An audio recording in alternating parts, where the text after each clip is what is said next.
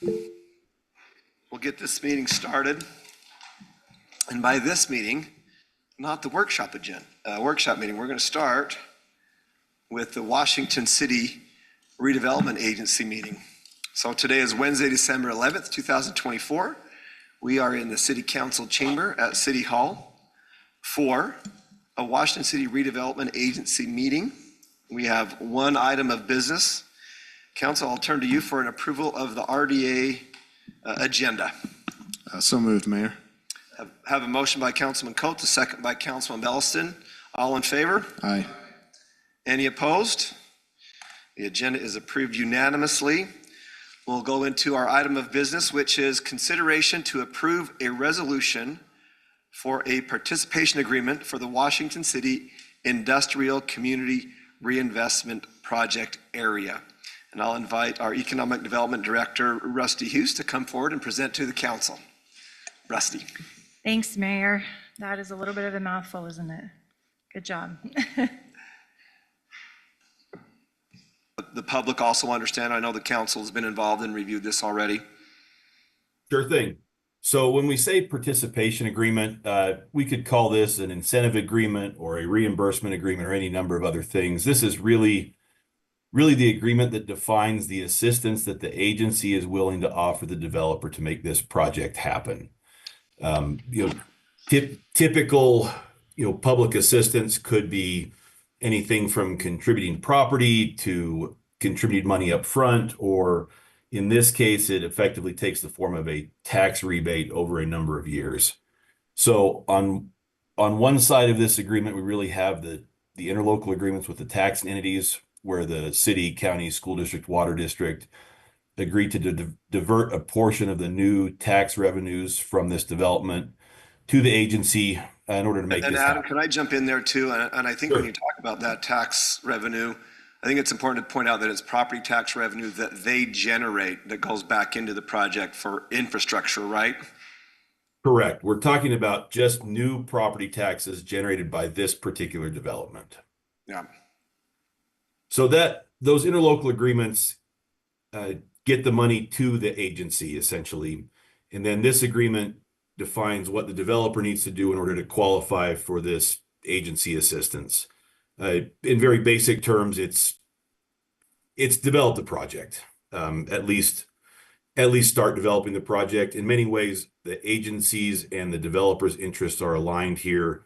Obviously, this tax increment doesn't exist unless that new taxable value gets created. The more taxable value gets created, obviously, the better the project is doing, which is good for the developer, and also the greater the amount of funds available for this reimbursement that the agency has. This agreement requires, essentially that the developer do certain things to qualify. At a basic level, it's build and operate the project. We have some initial thresholds to say, okay, you have skin in the game is probably a good way to put it. That's one of the terms we've used talking to the developer. Their requirements are to invest at least $5 million in soil mitigation and site improvements, build buildings and receive certificates of occupancy for those buildings totaling at least 150,000 square feet, and then operate the project. So we expect the total project to be significantly larger than that. This is, essentially making sure that the developer is doing what they promised to do and that the agency is getting its money's worth here. I'm happy to delve into specifics on any given point here. Councilman Belliston. Yeah, just because I wasn't here at the time, those interlocals are already done and signed with all the other taxing entities and in place, correct? That's correct. Okay. That's correct. And Councilman Belliston, I'll just give you a brief update for the rest of council. Those agreements received unanimous approval from all of the taxing entities, as well as the Utah Taxpayers Association endorsement, which they do scrutinize CRAs, but they felt that this was a very good use of the CRA and tax incentive.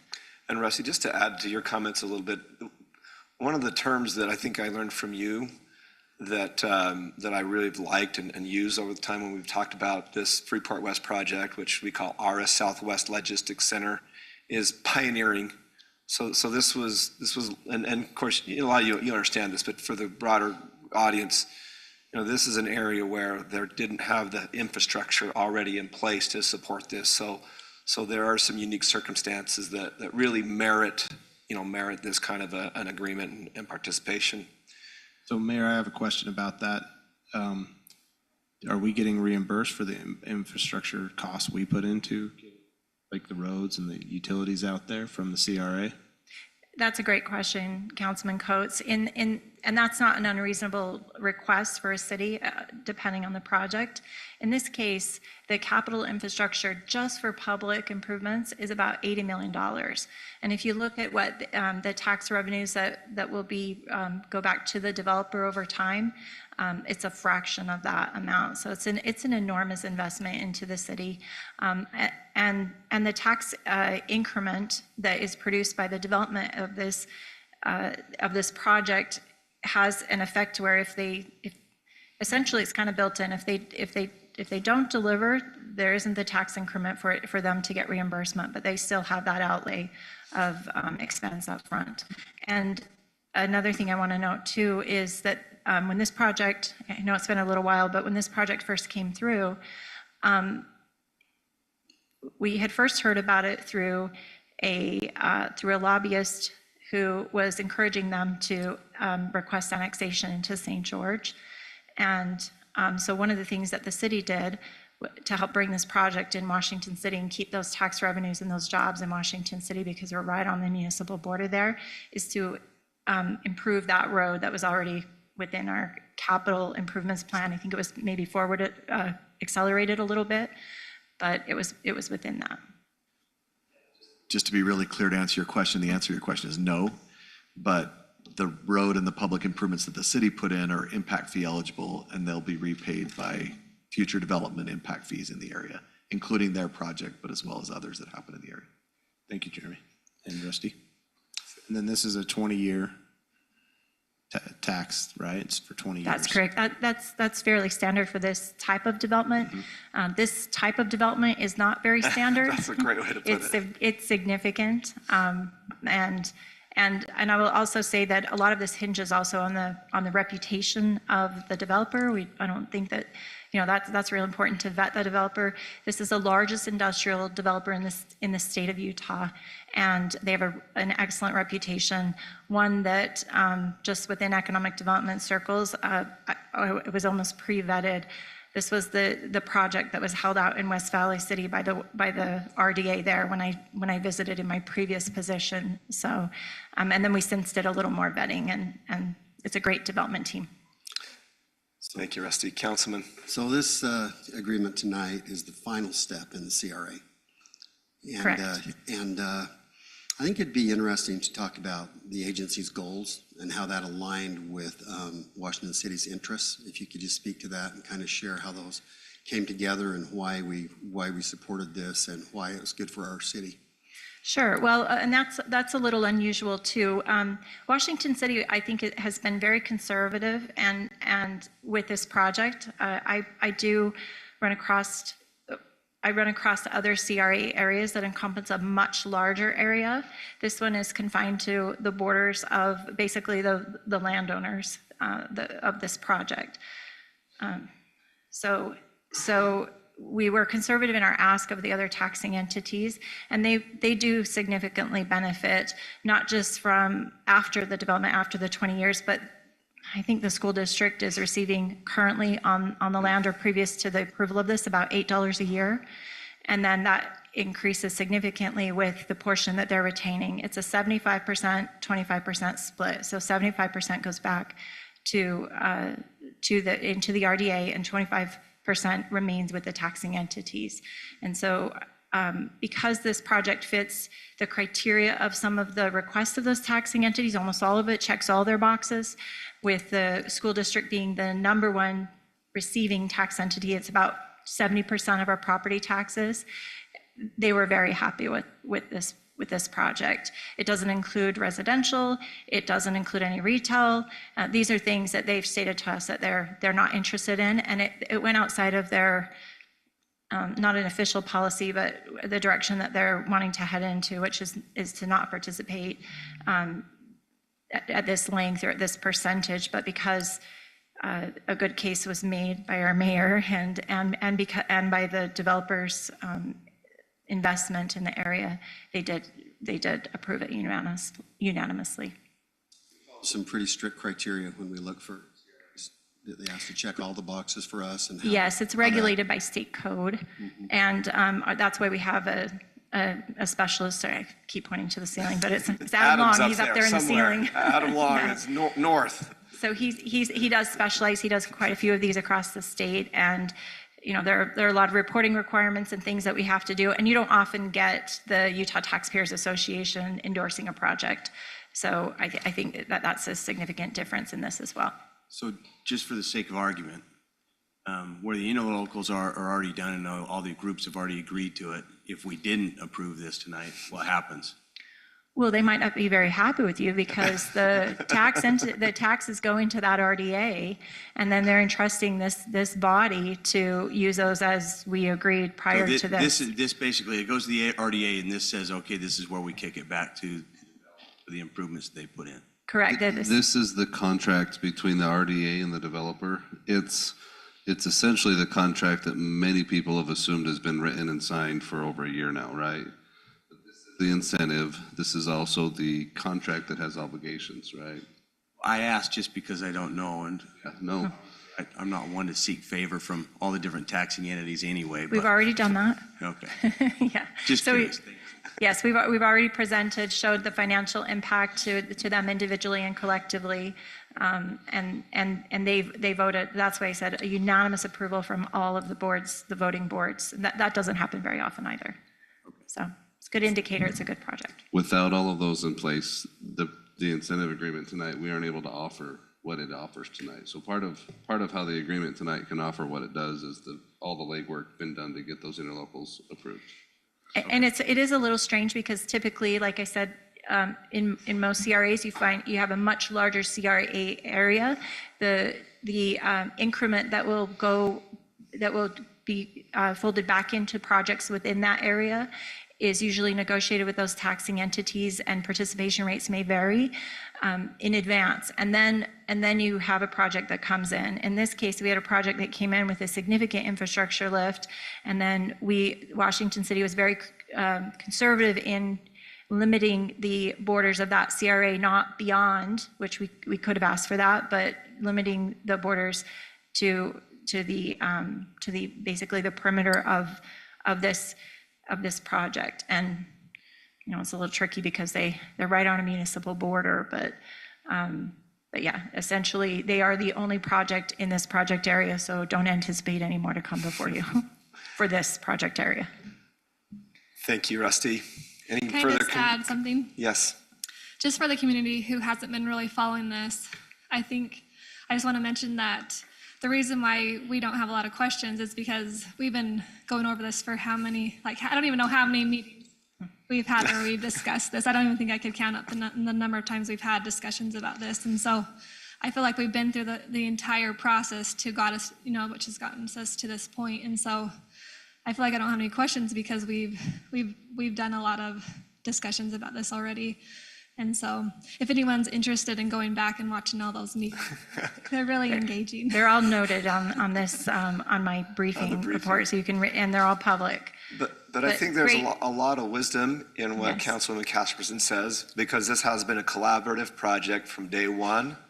And it's the kind of project that, the kind of partnership that we strive for. And so we're really proud of that. And you're spot on with those comments. I think what I'd like to do now, Council, is turn to you for a vote, after which I'd like to ask Brad Ross from Freeport West maybe just to give us an update on the status of the project and maybe a little bit of timeline on things to expect going down the road.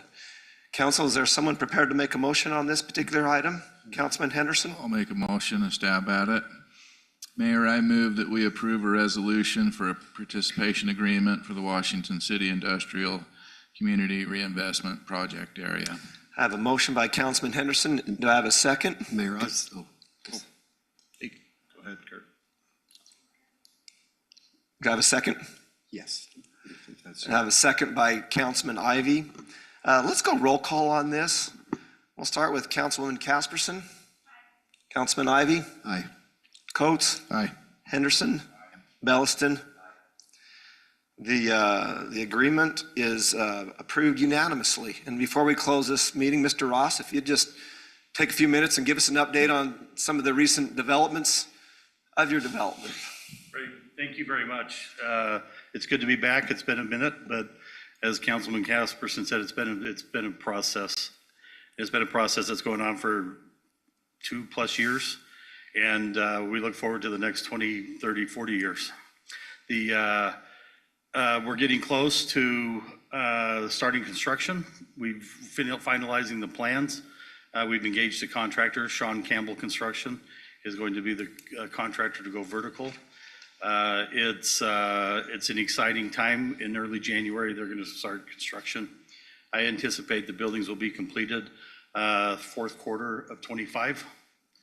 They're the first two buildings that are located right on the Ara Parkway and the overpass to nowhere. You're going to see two big buildings out there. So it's exciting. It's real, and it's here, and the activity has been phenomenal. We're getting a lot of inquiries from Southern California and along the West Coast about locating to St. George, Washington area. They're intrigued by it, as we are. I mean, that was kind of the vision we had moving forward, and that's what triggered the first meeting with the city. And what makes this project a success is the private-public partnership that we have with Washington City and with Jeremy and with Rusty and their staff. It's unbelievable the amount of work that they do and the commitment that they put into this project. So thank you. And if you have any questions, I'm happy to answer them, but we're excited, and it's real. So when you anticipate beginning construction on two buildings in January? That's the plan. We will start construction early January, and then stay tuned for an exciting announcement in the next few months. But and we anticipate those buildings be up and ready to occupy by fourth quarter of this year, or 25. Can you give us an idea of just kind of the scope or size of these first couple of buildings? There's two buildings. One building's 150,000 square feet. The other one's 200,000 square feet. And we're already working on the site plans and the architectural drawings on the third building, which is 500,000 square feet. A lot of the inquiries that we've had and the interest that we've had has actually been from large users, 500,000 feet and above. It's interesting that the communities are reaching out to us, like, what is going on, and they want to be part of it. So they will soon know what it's all about. They will know. When we toured your facility in Salt Lake, we went in a building that a cereal manufacturer had, and it was close to 1 million square feet. Yep, Post Cereal, they have And 900,000 square that feet. helped me to understand exactly what 1 million, well, closer to what 1 million really is. It was quite impressive. Yeah, it's exciting. We love Post Cereal. They've been a tenant of ours for 20+ years. And we hope to have tenants down here for 20+ years. And we'll be their landlord. As we've said over and over, we're not a developer that sells. We're not a merchant developer. It'll be in the family for a really long time, and the partnership will continue. So thank you. Fantastic. So Well, one we thank you. acre is 43,000 square feet, Mayor. Say that again? 1 acre is 43,000 square feet. Yeah. So even the small buildings, It sits on These are a the small buildings. 3+ acre pad. Yeah, and we'll have a total of about 6 million square feet when it's all said and done. Well, it's a fantastic undertaking, and we're honored to be partners with you and your entire team. And I see Nathan, Likewise. and Max, and Mark here, and your team up in Salt Lake. So Great. Thank you very much. thank you. Rusty, we appreciate your work. Final comments on this before we close the RDA meeting. Yeah, I just want to say one more thing. This product is also in very high demand in this area. We have industrial warehouse at less than 1% availability, so we're scraping the bottom. Healthy's around 10%, 5 to 10%. So this is a much needed project, which is why you're seeing so much interest. And also it's a testament to the area and what a great place it is and where we sit logistically. So Really happy about that. Thanks. Great. Council, I'll turn to you for a motion to adjourn the redevelopment agency meeting. So moved. I have a motion by Councilman Belliston, Second. second by Councilman Coates. All in favor? Aye. We are adjourned by unanimous vote.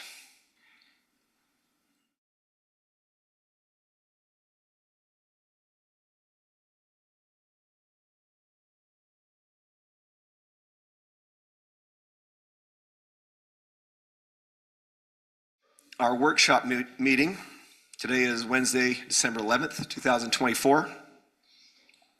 We are in the council chamber at City Hall. We have a couple of agenda items on our workshop meeting. I'll turn to the council for a motion to approve the agenda as outlined. So made, Mayor. I have a motion by Councilman Ivy, Second. second by Councilwoman Casperson. All in favor? Aye. The agenda is approved unanimously. We'll start off with the Assistant Leisure Services Director over Parks and Trails, Paul Walker, to give us an update on the progress on the historic Canal Trail. It's good to see you, Mr. Walker. Good afternoon. Happy to be here. Glad I can talk about the trail and the movement we've got on this project. There might only be one person more excited about this trail than you are, and surprisingly, it's not me. I think it's Councilman Coates who might be.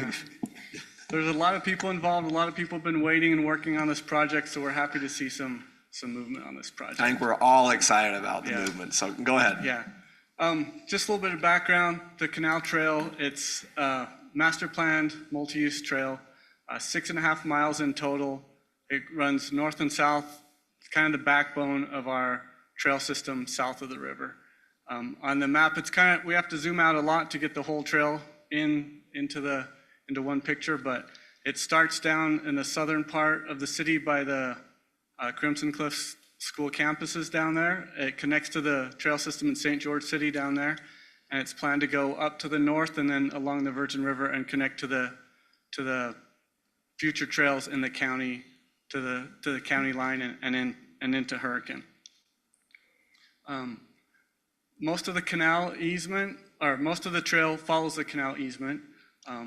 There historically is a canal that's been there for a long time, and the easement encompasses where the canal was and is now enclosed in a service road.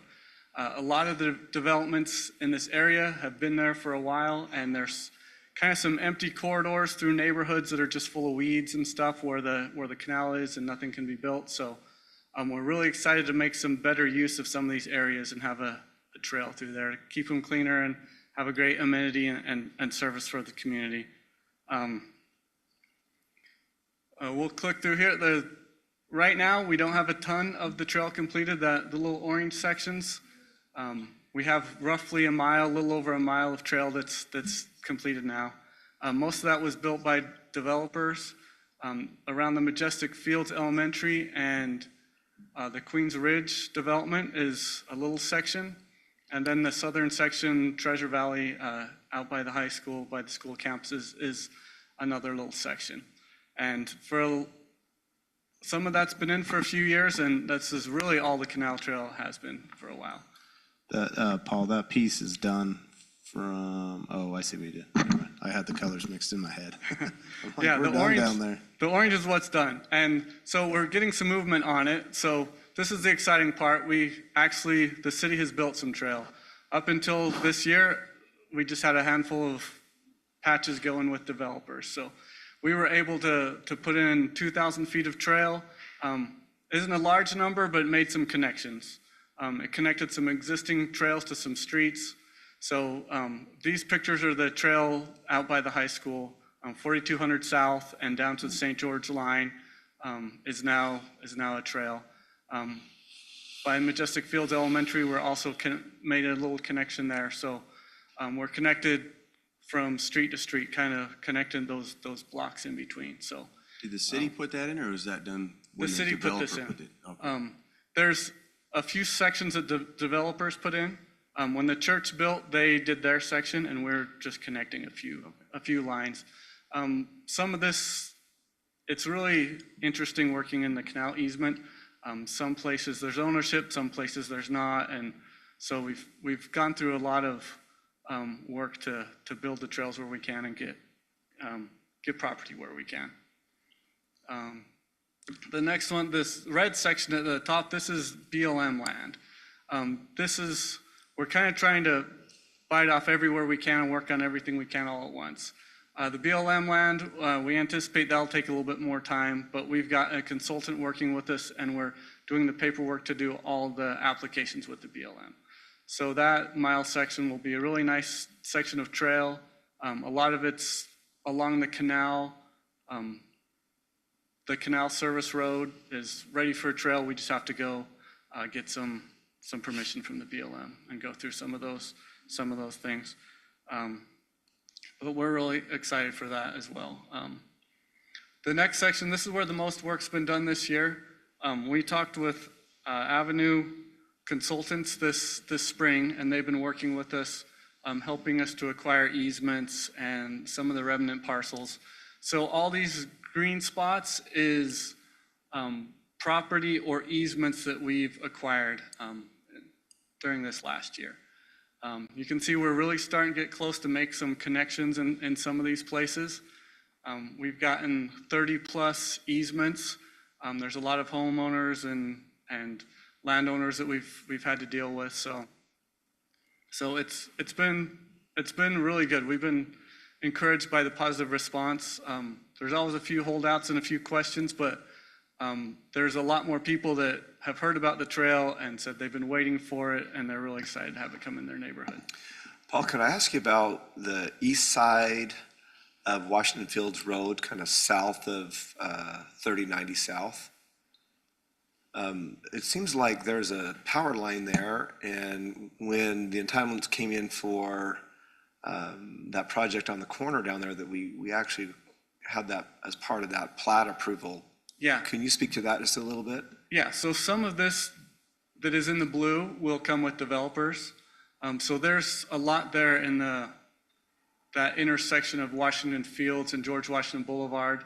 A lot of that is planned to come up. And 3090 South, between 3090 South and George Washington Boulevard will be built by developers. They've turned their plans in, that's in the process. So we're hoping in the next year to have a section of trail there as well. We're continuing to work with landowners and purchase easements. There's other sections that will come with development. Out of the 6 miles, it depends on how fast we're willing to move. We could have another mile or two that we can acquire. There's another mile or two that could be built by developers as they come in. So the goal that we've got is wherever we can, when we get enough easements and parcels, we're gonna build a trail and connect one block, connect some streets, connect those blocks.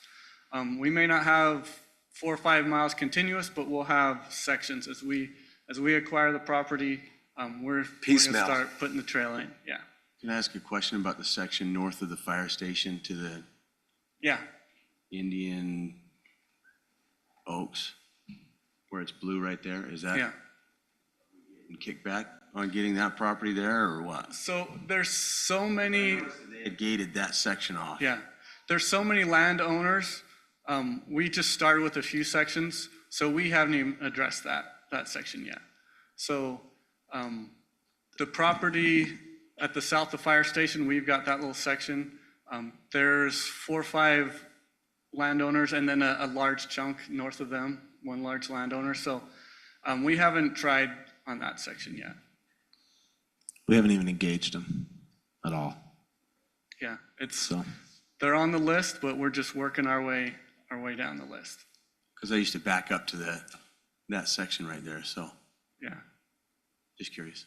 Yeah, so we will be talking with them and working more on that, but we're really excited to be able to fill in these gaps and get some sections of trail paved.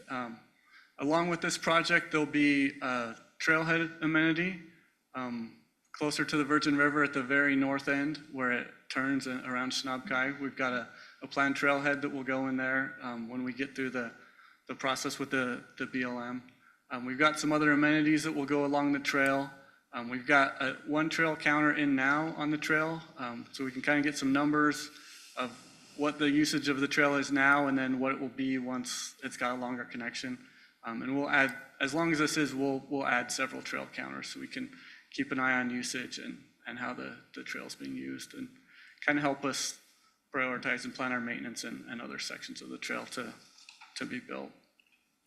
So really, Do you have an idea of how long the BLM application process will take? Because I know it's sometimes can be. I can't give you a really good answer on that. I know it can be a long process. We've been working on the process, so I don't really know how far in the process we are, but To 30 years. yeah. That's what And that's a real good estimate.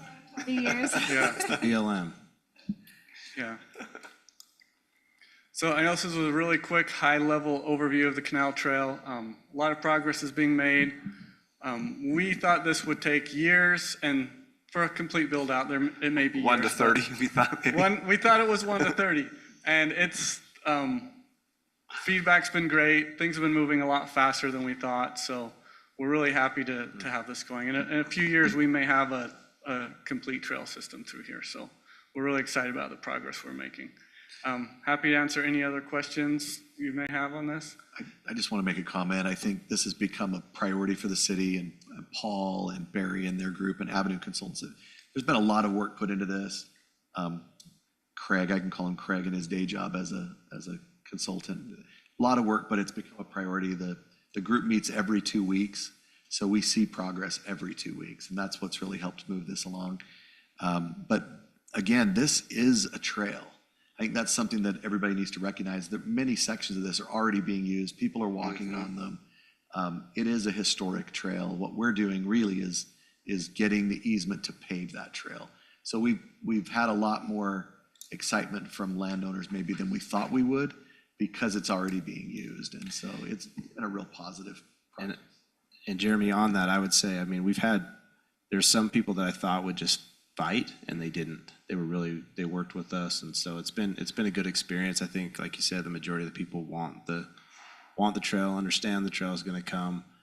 There's some that are not in love with it, but a lot of them understand where it's coming, and I think it's going to be a real good asset, especially for transportation with our children between these neighborhoods, and keep them off Fields Road and those type of areas, and keep them, I mean, the trail goes right by an elementary school, which I see people use it all the time. I'm so glad we got that connection finally, fully all the way through, so. So Paul, would you talk about the finances and funding for this, what it's looking and what we've done and what we're looking at? So these are impact fee funds for the park's impact fees. I believe for this entire project, we've got set aside $3 million earmarked for it. Next year's budget, we're asking for $1.5 million to go towards this next phase of it.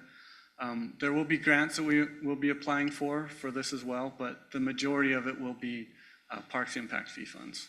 And of course, impact fees are paid by new homeowners. Yes, new home construction. For the impacts to the services and that. Yeah. And so the majority of the money to fund and pay for this comes from new development, new construction. Yeah, that's exactly right.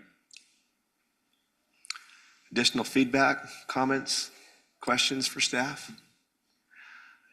Just go ahead, Councilman. No, I have none for staff. I just was going to say, any council members that want to get a deep dive, I'm more than welcome to explain where we're at on even a deeper dive with Paul, and we can show you what the cool things are and go from there.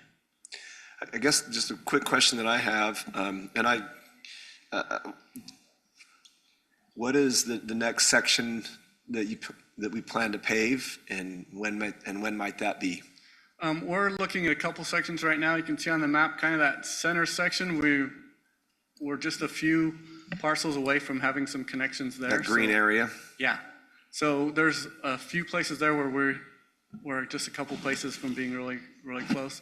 That northern area as well, kind of the Indian Hills area. There's some places there we could be really close to making some connections. There's two easements, and then we can proceed with that. So we're hoping in the spring, potentially when the weather warms up again, that we can pave some sections of trail. I liked city manager's comment when he used the term excitement, because what I've found, and I think we were almost a little bit surprised by how well received this project is by the community, even landowners who are coordinating with the city on us acquiring easement for the trail.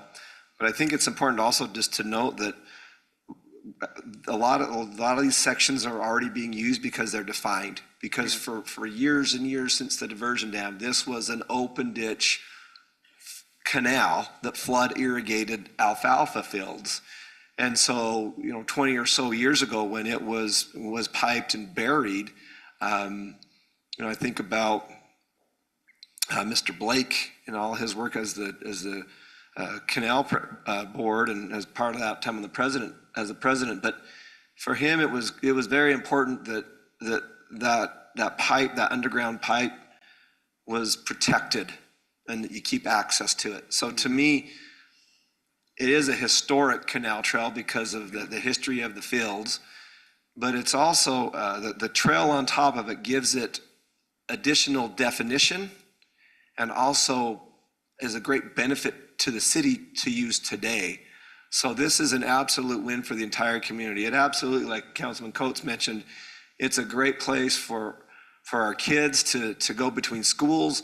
I look at this trail system in large part as kind of like spokes from these parks that serve as hubs, especially the regional parks. They're a little bit more spaced out south of the river or near the river. But the reality is, as people use these, this is part of the lifestyle that we have. And so it's just really exciting. It almost feels like we're on an accelerated timeline on a project that we thought might take 30 years, but man, it might take a lot less than that. Yeah, it's been going really, really quickly, and we've had great feedback. The sections we've paved, there's people on them the day we pave them. So there's a real demand for these trails. And it's great to have this historic canal. I'm not a Washington boy. I grew up in Santa Clara, You are Southern now. Utah. But when I was a kid, we'd come out here and float inner tubes down the canal. So it's great to have that experience. And now, 20, 30 years later, I can ride a bike up and down the canal. So we're excited for this. We would love to have the council out for a bike ride at some point when we get some sections of this paved. So we're really Some of these excited. guys prefer e-bikes. Can you accept E-bikes that? are great. We'll take e-bikes. Mayor, could I add just one thing? Go ahead, Councilman. I was thinking as we was looking at these maps that there's been a concern in the southern part of the fields getting children to Majestic Fields Elementary safely, with the George Washington Parkway building out and stuff. And this canal trail looks like it's going to be a real good answer for those kids to be able to access the elementary school there, be able to cross the light at Washington Fields and George Washington, and then have a nice, safe trail for them to travel north or south to their school there. So I like that about it as well. There's no doubt. Excellent presentation. Thank you for the update, Paul. Okay, thank you. Appreciate it. Our next item on the workshop agenda is a Washington City Streets Projects update. I'd like to invite our Public Works Director, Blake Fonsbeck, to present to the council on this. Good to see you, Mr. Fonsbeck. Yeah, it seems like I just saw you a little while ago. It's a good day to be in Public Works. It sure is. So yeah, we've got a lot of exciting things that we've been busy with this summer and continue to be busy with. The city's growing and it's we're feeling the pains and we have to make a lot of adjustments. I think a lot of the projects they're growth things. They're not so much adding new roads as they are just updating and making things better for everyone in the traffic. So we, see if I get the right, yep, I did. Wasn't sure which way on here. So we wanted to let you know that we did finally finish up. It took a little while to get it done. Restriping a roundabout is difficult when there's a lot of traffic going through it. So, but we were able to restripe that in their new configuration. And I think it's really helped with the flows. We had Paul get up there with his, well, he didn't get up there, but his drone got up there and took pictures. And he did a good job of getting us some good pictures. But you can see this new striping and clearly has the arrows kind of designating which lane you want to be in as to where you want to go. So I think it's helped a lot from what I've seen going through there. It seems like a lot less conflicts, especially at the one where you're coming off of the freeway and wanting to go to the Maverick or the other businesses over there. Seemed like that was a real mess where people were going double lane through there. So it's taken that down to one lane cutting through. And then just having the little, what they call shark's teeth, as stop bars, it really gets people's attention. And then the yellow striping to kind of keep people guided in those zones. So I think it's worked really well. Again, the study kind of showed that this should be able to work up to about 2032. And then it starts to get really crowded in 2042.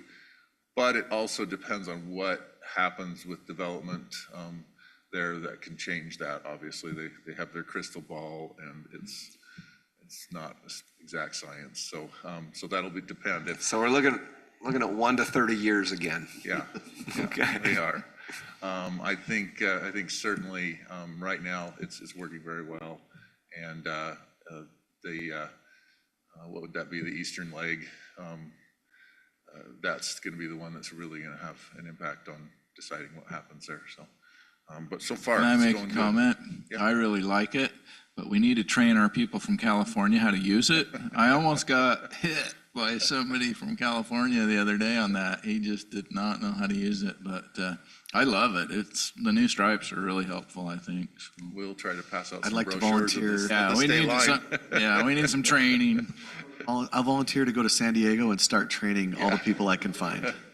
I think I'll avoid San Diego right now. I'm not Torrey really Pines ready to Golf go back Course and there. work my way back, training people. So that was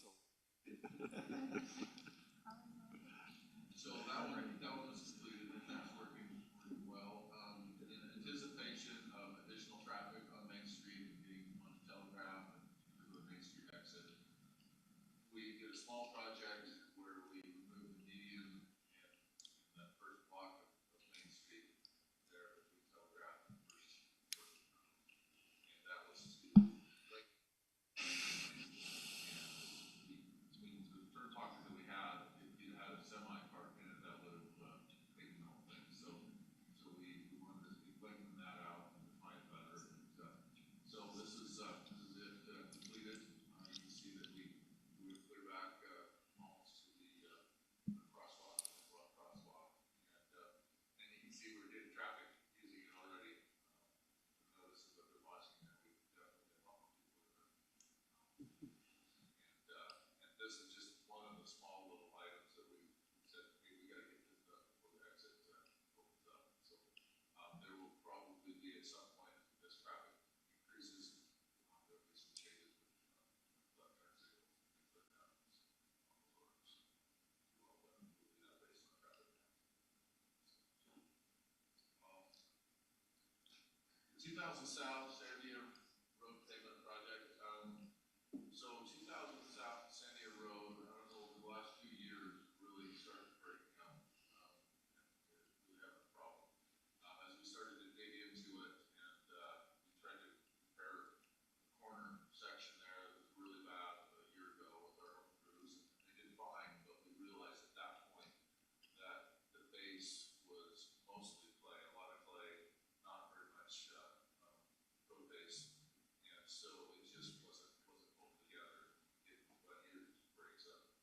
It's worse. Once you get cracked through it, all the rainy wet year, which we did 2 years ago, it really just made a mess of it. So we decided we had to reconstruct. And so this project is completely curb to curb, milling all of the asphalt out, also taking out 12 inches of material there, clay, and then putting fabric down.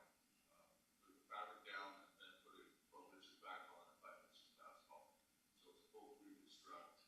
Should be a really good road. But that road has a lot of traffic on it. It's really an important road. So we've had JP Excavation. They've been doing a great job. We didn't have as much trouble as we had with the sewer project and having to narrow traffic down to one lane. We've been able to keep 2 lanes open the whole time. They've been really innovative in this project where they're just milling it off and hauling it away and bringing in new base right away at the same time. So being able to keep those 2 lanes has made a big difference. So this is the extent of it from 20 East all the way over to Merrill Road or close to Merrill Road there. And there's a little bit of section just at the end of Sandia Road that is in St. George. So it'll stop right there. And so right basically where the winery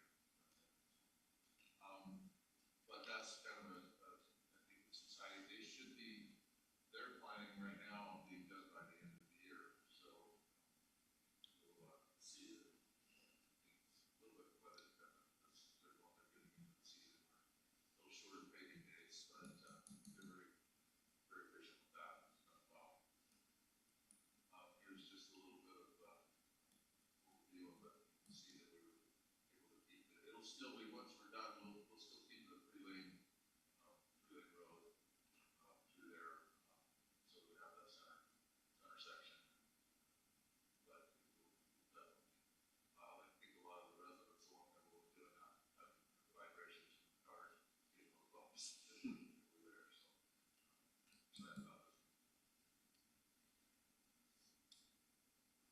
So then we're also in progress right now is the widening of the Red Hills Parkway from the Washington border to Green Spring, right? And Southern Mountain has that project, and we want to do with that. The project is basically widening it to the full 5 lanes.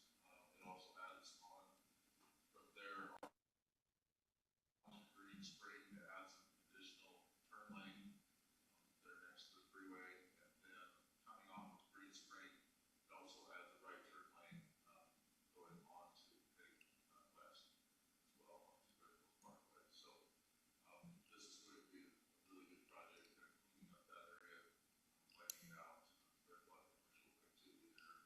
This is going to be really good that way.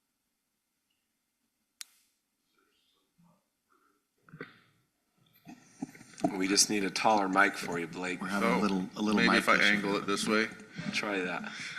I could crouch down for a little bit. Is that better? I think that's a little better. Okay. So anyway, this project's going along well. They are planning to be substantially complete right before President's Day. There may still be a little cleanup and things afterwards, but we wanted it to be fully open by that period of time. So that was going well. I think the power department's also joining in with this project and doing some needed power lines along the side there as well while we were doing it. So,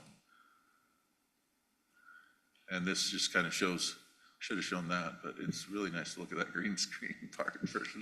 But anyway, this has been good. You know, this was one of those things that when we come to you, we came to about 2 years ago and said, hey, here's a list of projects that we think maybe we may need to do here in the future. Which ones are the council? Which ones would they prioritize? And this was one of the ones that it was taking out the median that had the palm trees in it on Green Spring, and then doing this widening, and that was one of the things that the council wanted to do. So I wanted you to just hear that in the sense that these projects take a lot of work, and they take a lot of planning and a lot of before you actually get to building them. So, but we do listen and we follow the council's direction in that, and really appreciate being engaged and providing us the support with those things. So, Blake, while you're on this Red Hills Parkway heading east as it intersects Green Spring, how will those lanes be configured? Will there be one left, 2 straight, and 1 right? Or do you know exactly how that? And it's something you don't have to answer right now if you don't know on the top of your head. If you're heading eastbound on Red heading Hills, so you east would go to towards Buena Vista Boulevard. Buena Vista, you will have a one left, then you'll have 2 straight through. 2 straight? And then a right turn. Okay. And then. Yeah, that'll be really nice. And then additionally, when you come down from Green Spring, you're going to have the 2 that go straight through currently, but you'll now have a right turn lane, so you won't have people that are kind of clogging that up, that are wanting to turn right. So we're adding those additional lanes. Right. Yes. Yep. Great. And here's a picture of the construction. One of the things that I get this question once in a while, because there might be a section of the project where they put up the traffic control and somebody will say, well, they're not working on that piece right now. Can they just take that traffic control down? When we do these projects, they hire a company to come in and do the traffic control, and every time they have them come do anything with it, it costs money. And so generally they set it up the way it is so they can go through and work on it. Sometimes there's a little piece that they have to do, or there's some staging equipment that they're using that space for.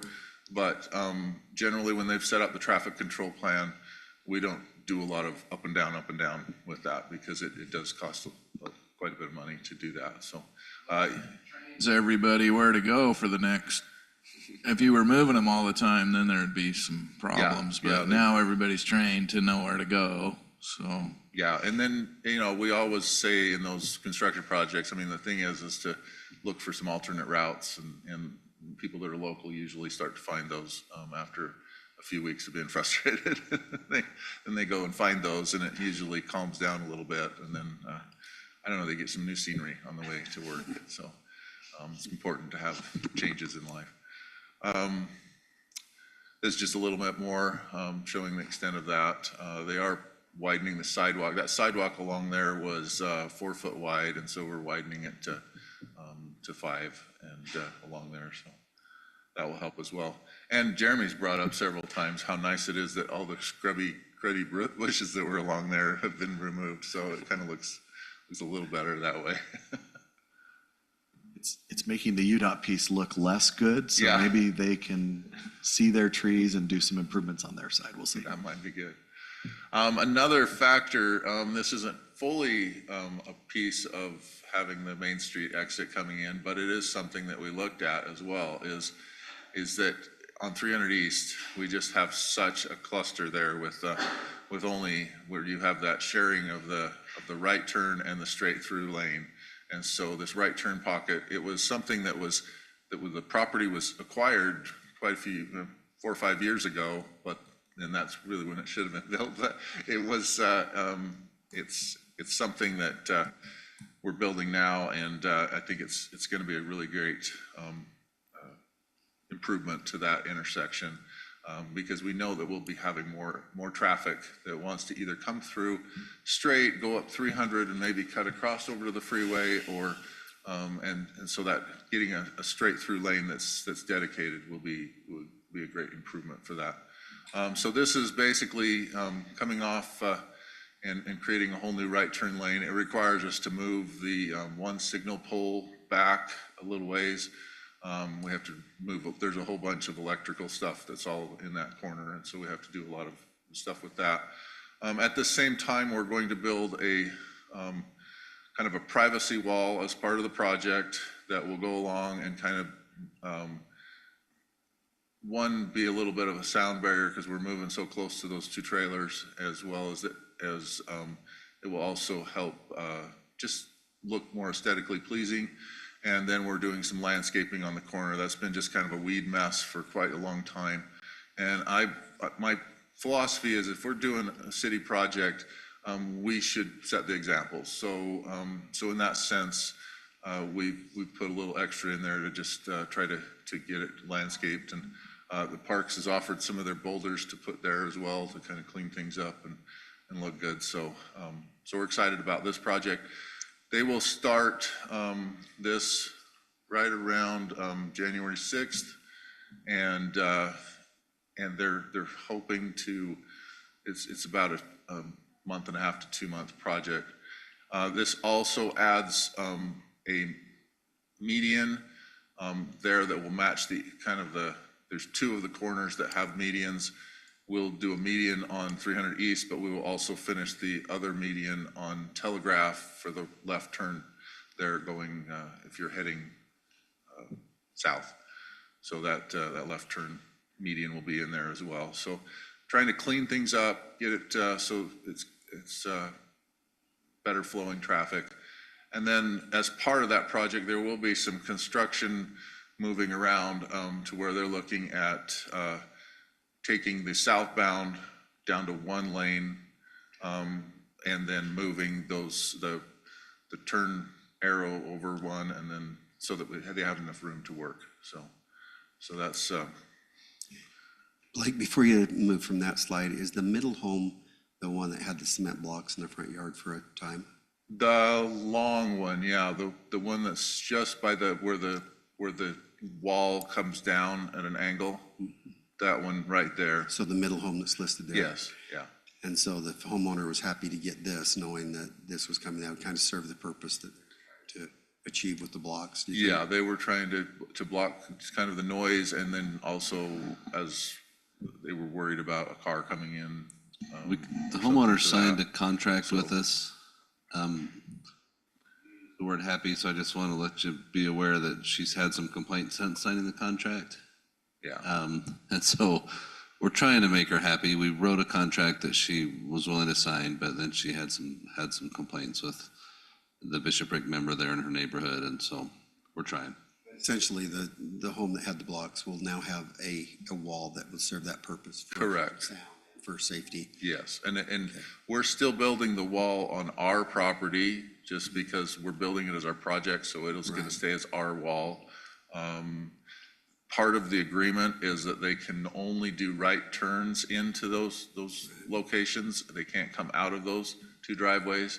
And so with the wall, since it's ours, we can put a sign on it that says no exit, something that, does it mean that I don't know, but that's about what we can do. We also, the block wall that she put up was on our property, and so we could have removed it right away with that. We said, hey, let's work together, and so we built something that will look aesthetically pleasing and will be nice, and it's gonna be a grouted wall, so it will be a little bit more sound with that. We'll blocked out the sound a little bit more. It'll be sturdier, so it's gonna be the gray block, and then it will have like one of the open-faced blocks leading along the couple blocks down across it. So, and then it will go around, and you see that landscaping on the corner. It's going to go around the property line basically, so that we have that whole landscaped area, so that you can't park errant vehicles or whatever out there and make a mess of that corner. So, any other questions on that one? And then lastly is the Main Street interchange is open. And I can tell you on Black Friday, it was a wonderful thing because we were stuck in the side over by Kohl's, and my wife's like, how are we gonna get out of this? It's gonna be forever. And I was like, watch this. And we went down towards Best Buy and then cut down by Del Taco, and one of the wonderful police officers was blocking so that people could get out of, because the parking lot was just packed, and was blocking so that you could make a right turn out of that. Made a right turn, went over, got on the freeway, and boom, I was right back on Main Street and out. She's like, wow, that was awesome. So it pays off sometimes to be a public works director, to know these things are happening. You were able to impress your wife. Yeah, I know, it's not very often, so it's good to have my moments, but keep me around for just a little longer, anyway. So this is just a picture of it. It's quite a change for that area. It's really gonna be good. We just met with UDOT and on where they're putting the Washington City signage that's going on each side, so that it'll say Washington City, and it's a brushed nickel, pretty nice looking sign. So they'll be putting those up in probably the next 2 or 3 weeks as well. What's the number on this exit? I think it's 11. It's 11? Yeah. There was talk of it being 12. That's 11, I don't know. Just see the sign came in at 12 and then they scratched it. Yeah. That's why I'm asking. What did they decide on?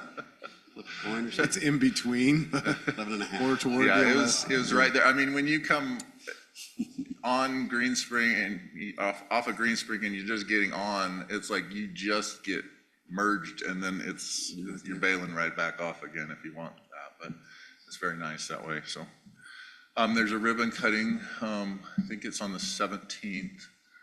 I think the time's been sent out. Yeah, the time is gonna be at 11 a.m. right there on site. It'll be on that corner right there that you see in this picture. So. And then just another picture. We like Paul's drone that does some good pictures for us to keep track of things and see how things turn out. But this whole area is going to be changing pretty quick, so it's kind of nice to be ahead of it. So I just have one thing we need to watch for is just when you get off heading and I know UDOT's looked at it, but the sight distance is Site distance is, really tight when you get off it, when you're heading westbound to turn left, like that's, I agree with that. it's like one car gets sight distance maybe. Yeah, I think, once we get the traffic in there, you'll probably end up with, meeting the warrants for, We might get a signal there sooner than. yeah, Just because of the sight distance, so we just need to watch that and yeah, I'm sure UDOT's aware of it, and I'm sure it barely met yeah.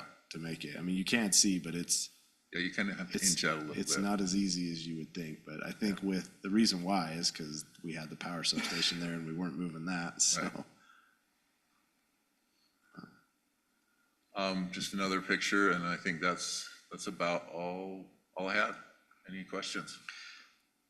I was gonna say on this, it seems like it's getting used a little bit more every day. People are starting to discover it and, nice little shortcut it is to keep away from Green Springs area. So Yeah. it's nice. Yeah, it is nice that way, and I started seeing the semi trucks coming down it, which I haven't seen that for. So starting to see that. We do have in the works as far as how do we then, kind of as we see traffic grow, we'll be monitoring that very closely and looking at how do we bring traffic down towards the fields without having to do a jog over. So we are looking at some alternatives there, working on some projects with that. So bring those in the future. And then, yeah, that's what we have for streets going on. That's the surface level. We have water and sewer and other things that I'll probably have to come back and give you an update on some of those, because we've been doing a lot The of road things. surface area. I think Jeremy said that some of our staff's been like, wow, there's a lot of projects. And it's just the tip of the iceberg. We'll be doing this for quite a while. Everything's just speeding up. These are a lot of projects, and they've done a great job to keep them moving and to, it looks like a lot of construction, and when you're finished, you have better roads, and then we move on to other roads. So Yeah, it's it's just the way it is in a growing city. It is. Excellent presentation. Thank you for the update, Blake. Any further comment or question for our Public Works Director? Thank you. Thank you. All right, that is the last item on our agenda.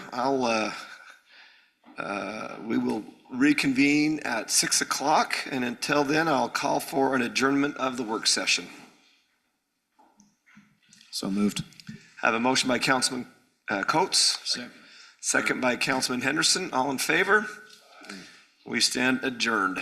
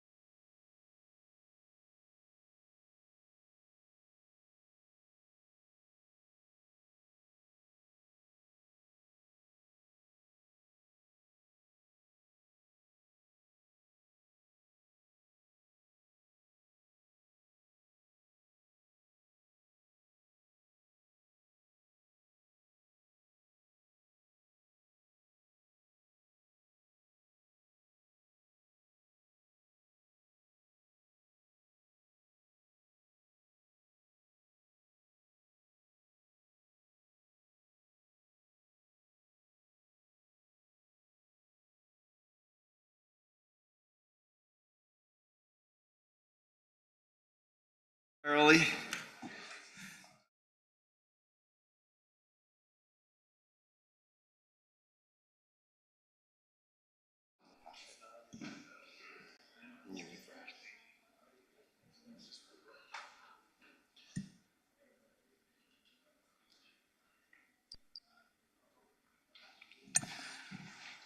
Okay. Today is Wednesday, December 11th, 2024. We are in the Washington City Hall in the council chamber for our regular meeting. This is the meeting where the council conducts the city's business by vote, and we conduct our business in an open, transparent way. So our discussions and presentations are always done in the public. They are also available for viewing live and for viewing later on our YouTube station, washingtoncity.org/meetings. We really appreciate the Interfaith Council and their involvement with our city. This evening, I'd like to welcome Marina Anderson with the Center for Spiritual Living to come forward and start our meeting off the right way. Marina, yes, right there at the mic. Pull that down a little bit so we can hear you. Okay, thank you, Mayor Staley and council members. Again, my name is Marina Anderson, and I'm representing the Interfaith Council, and I'm a member of the Center for Spiritual Living St. George. It's an honor to be here. This is my first time with you guys. Okay, I just invite us all to sit firmly in our chairs and take a nice deep breath and just really be here in this moment together and recognize that the very air we breathe is a divine gift and the life that lives and swirls through all of us, and it enables us to be the hands and feet and voices of God here on earth.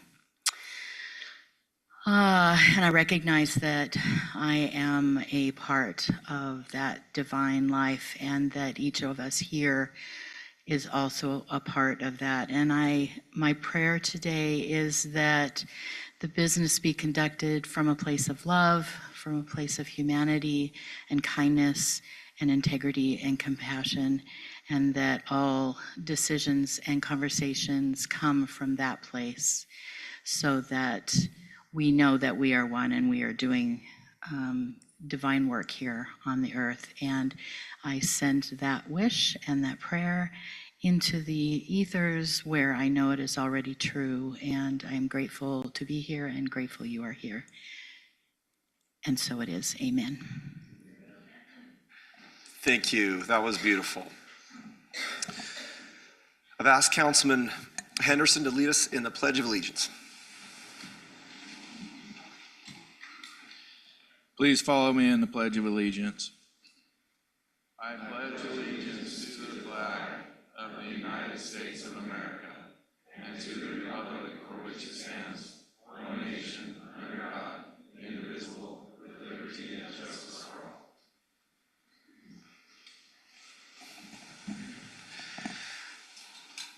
Council, we do not have need to go to closed session this evening. So at this time, I'll turn to you for a motion to approve the agenda as outlined. So made. I have a motion by Councilman Belliston, Second. second by Councilman Coates. All in favor? Aye. The agenda is approved unanimously. Announcements. We had two great events this last week in our city.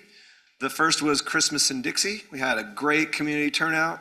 The choirs were singing, and we lit up the park. We had hot chocolate and donuts, and we had wagons pulled by tractors up to the Covington home where you could see Santa or the Grinch or both. So it was a wonderful night. And then on a more somber note, we on December 7th, which is Pearl Harbor Day, our city is leading out in remembering what we call the forgotten ship of World War II, which is the USS Utah. So I want to thank that committee and the staff that put that second annual USS Utah Remembrance Day event. It was very well done. When you leave this evening, if you take just a moment, and you'll see in the lobby there's a flag that was gifted to us last year. It was a flag that flew on the USS Utah before it was sunk at Pearl Harbor. It was among the first ships to be hit. And incidentally, that ship is still underwater.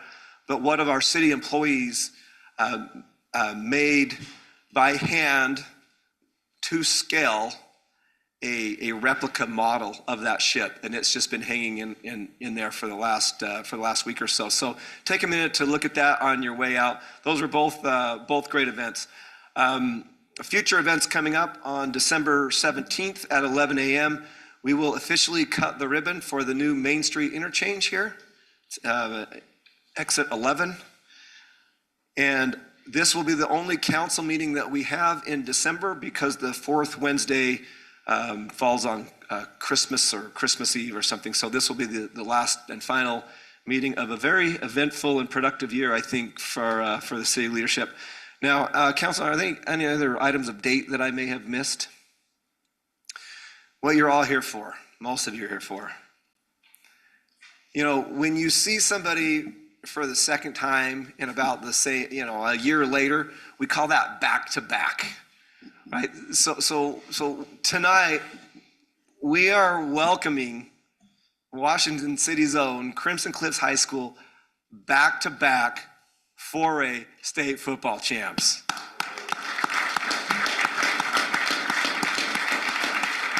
Now I'm going to invite Coach up here in a second, and I'm going to have him invite his players up. That's his job, to invite his players up. But hey, Ted, can you put up that picture number 1? Okay. All right. So some of us that thought it was too far and too cold to drive up to Rice Eccles, some of us sat at home and watched this on TV, on our streaming.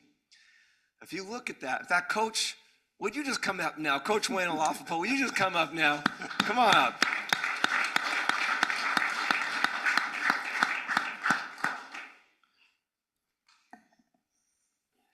So this is one of 4 pictures I'm going to show you, all right? Awesome. Fourth quarter, 4 minutes, 45 seconds left in the ball game. Spanish Forks doubled your score, 42-21. What's going through your mind at this point? Honestly, at this point, it's funny, they cut it on TV, but I was looking up at the sky and was more so just apologizing out loud to myself for these young men that I felt like I failed them in that moment. But what was interesting is right after I looked up to the sky and spoke, I looked to the sideline, and you just saw a bunch of young men that just continued to just be positive, didn't have their heads down, and continued to believe. So I looked at myself and said, all right, we're going to just keep going. So it was an interesting moment for sure. So we're not going to rush this tonight, all right? We can get to our other stuff later. So that hope, I know, Coach, that you're more interested in building character and helping these young men, build the best versions of themselves and be part of a community. But where do you think that hope, that confidence came from? I mean, these are pretty daunting odds right here. Yeah, for sure. I'm a firm believer that a lot of that starts in their homes. I'm a firm believer that action starts in the homes. It starts with the parents and how they raise their young men. It's something we believe in our program that I tell them all the time. There's no more important 4 walls in this world than the walls of their homes. And I'm so grateful for moms and dads who raise such great young men, that hold them accountable, that let them do hard things. Football's hard. It requires a lot. There's a lot of commitment, sacrifice, effort, time, and these young men and their parents buy in and they believe, and I think it starts in the home first and foremost, for sure. All right, we got 3 more pictures. Who's this big kid on the front, number 72 or something? I mean, I saw him in the first half on the O-line, and I saw him on both sides of the line the second half. Talk to us about this kid and what it was like going against him. That's number 79. He's about 6'8", 310. He's committed to USC to play football there. He decommitted from Utah about a week before this game, ended up committing to USC. A really talented team, a well-coached team, very talented. It was definitely, the odds were stacked against us, for sure. Okay. All right, next slide. Now, just quickly bring us up to speed. Because this is after the fourth quarter. All of a sudden, it's 21 points in less than 5 minutes. What happened? What happened? And really, should you have got that onside kick? From my living room, it looked like you should have got that onside kick. Yeah, two of them we definitely didn't get. We touched early one of them, the other one went out of bounds. From my angle, it went 13 yards, untouched. We should have gotten it, but again, testament to these young men to continue to play. You know, I talked to the head coach of Spanish Fork. He's a good friend, Dustin Smith. He runs a really good elite program. He runs a really good nonprofit program called Especially for Youth. He does it for Eyes Up, Do the Work type model.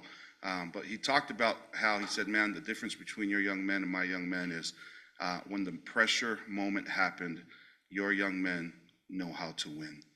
And he's like, you could tell. I mean, these young men have been part of 3 state championships. Their freshman year, they lost in the state semifinal.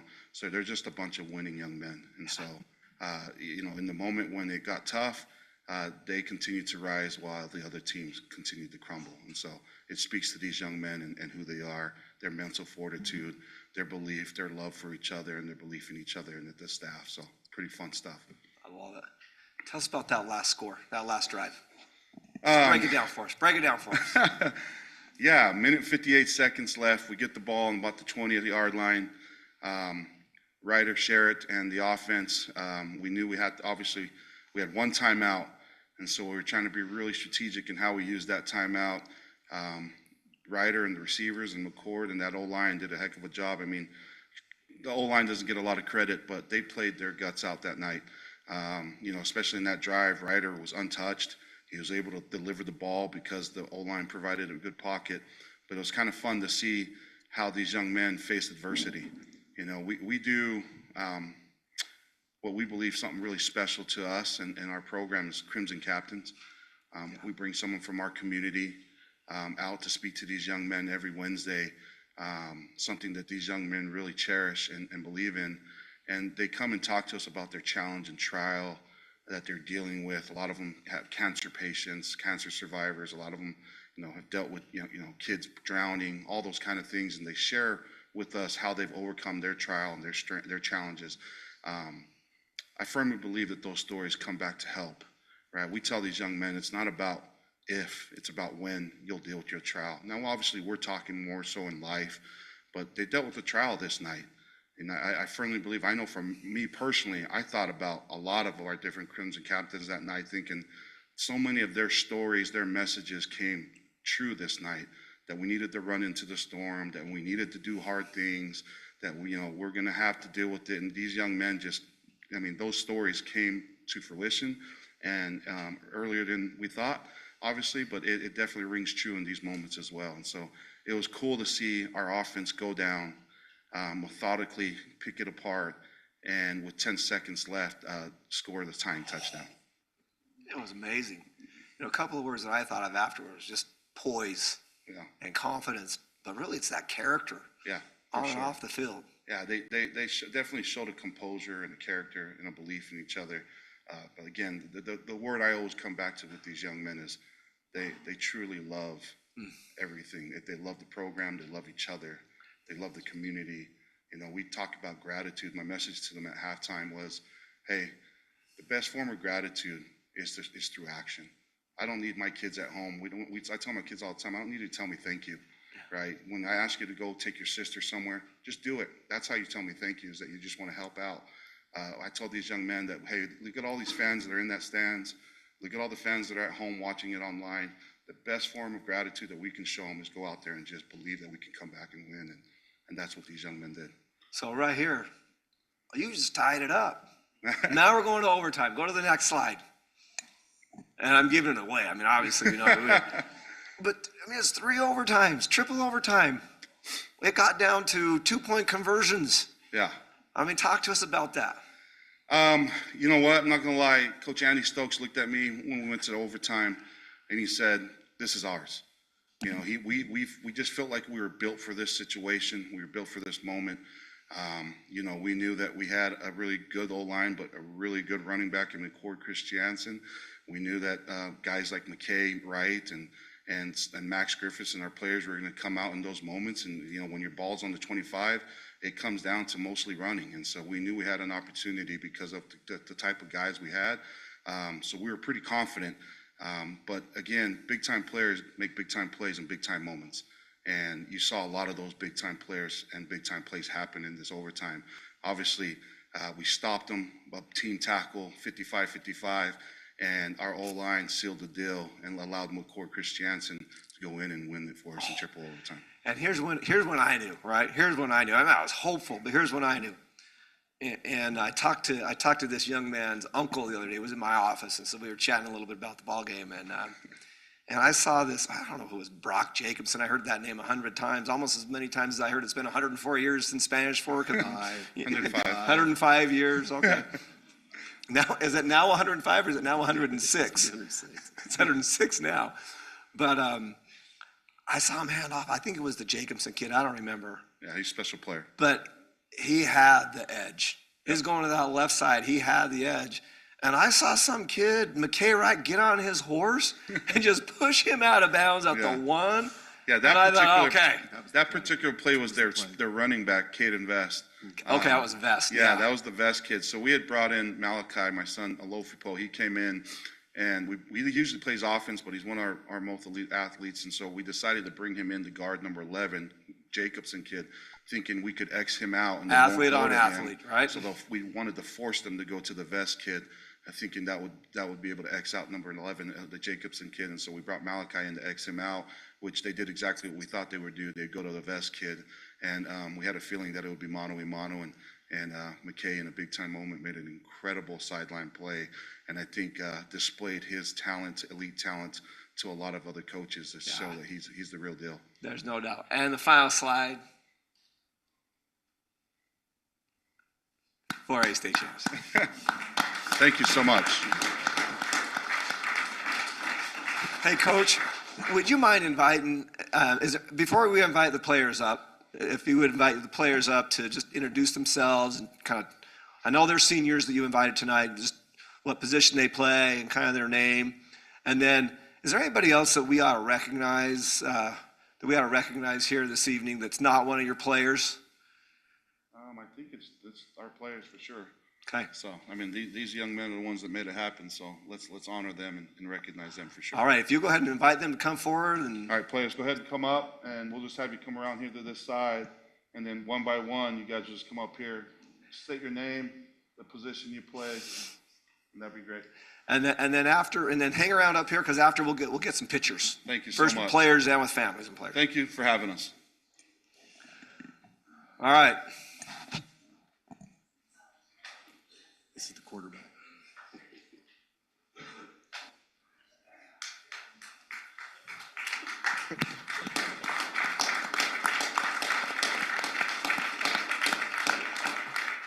I'm Ryder Sherritt. I play quarterback. All right, before you leave, Ryder, who has a question for the quarterback? You know, I talked to Ryder before, and I stood on the sidelines. I told you this.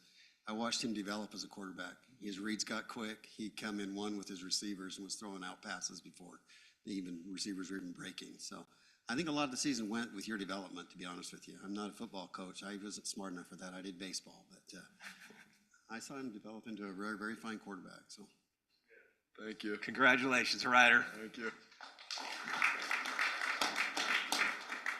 I'm Easton Webster. I play center. Easton Webster, man. So you're right there. You're calling it, snapping the ball. I wasn't in for the playoffs. I got hurt right after region. He is our starting center, but he tore his knee right. Oh, dang. So next man up. Yeah. Well, congratulations. Thank you. My name's Kason Cuff. I play D-end. All right, Kason, well done. Hey, Kason, before you go, what did that mean to you, this win? What did this state championship mean to you? So my brother played 4 years ago, and he ended up losing in the semifinals.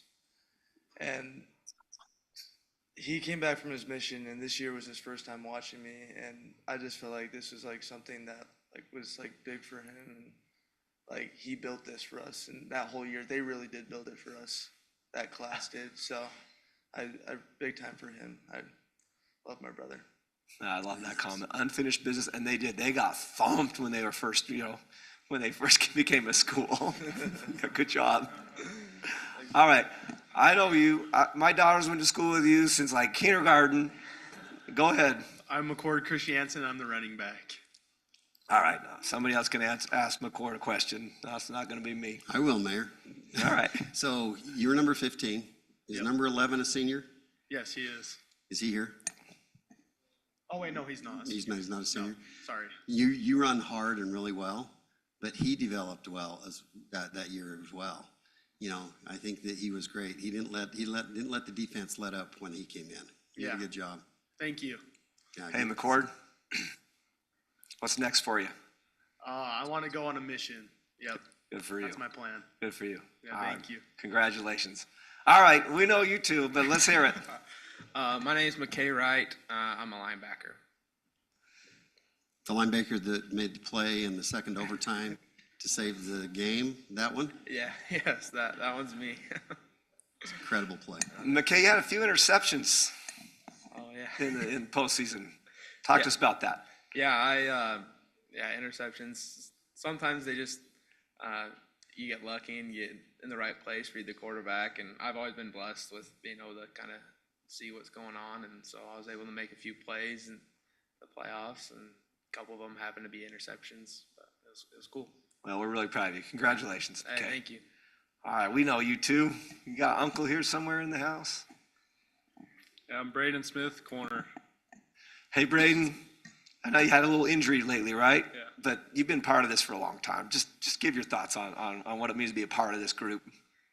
For me, even though I got injured, it was still huge for me to be on the sideline helping out my team in any way possible and just trying to keep them all like have a good morale on when we got down, and it was just fun helping the coach and stuff. It's awesome. Yeah. Congratulations, Braden. Thank you. I'm Max Griffiths and I play linebacker. Max Griffiths. All right. Yeah. All right. So you run 4 linebackers? Yes. So you got you and McKay and Alvy. Alvy, and then we got Bryce Strickland. Okay. He's a junior. So you're another at least second generation Crimson Cliffs football player, right?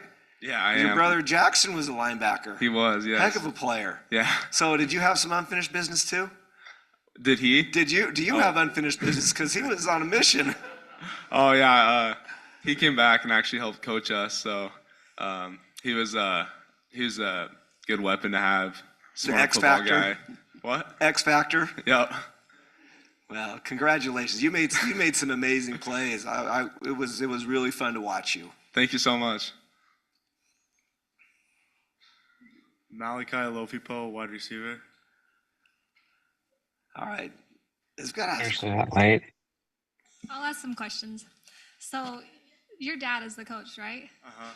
What's it like at home being raised by him? Because I feel like his influence has not only impacted like Crimson, but I feel like it's influenced the community. And so, Yeah, I mean, it's fun having him coach us and just teach us like all the lessons that he brings to the football team and everything. But yeah, he treats us all the same on the field and everything. But yeah, I love him. He's the best. and I kind of heard when you guys were down that like the team was just positive, like you guys were just like, oh, we got this still. Like when even that that mark, and even though a lot of people thought the game was over, like you guys still believe that it wasn't. Like what was going on the sideline at that point? Yeah, I mean, we made a lot of mistakes and stuff, but I mean, there's a bunch of guys just picking you up if you made a mistake and keeping your head straight, and some coaches, and we were all just believing, and we knew we could win the game. So what's next for you? You're number 4, right? Yeah, I am. So what's next for you? I'm going to serve a mission for my church and then go play college football somewhere. Hey, congratulations. Thank you. I'm Caden Garcia Casey, and I play slot receiver. Caden Garcia Casey. What was the highlight of your year, of your season, not just state, but the highlight of your season? What's like that moment you're like, okay, this was my catch and run, this was my moment? Probably the Snow Canyon game, my first game back.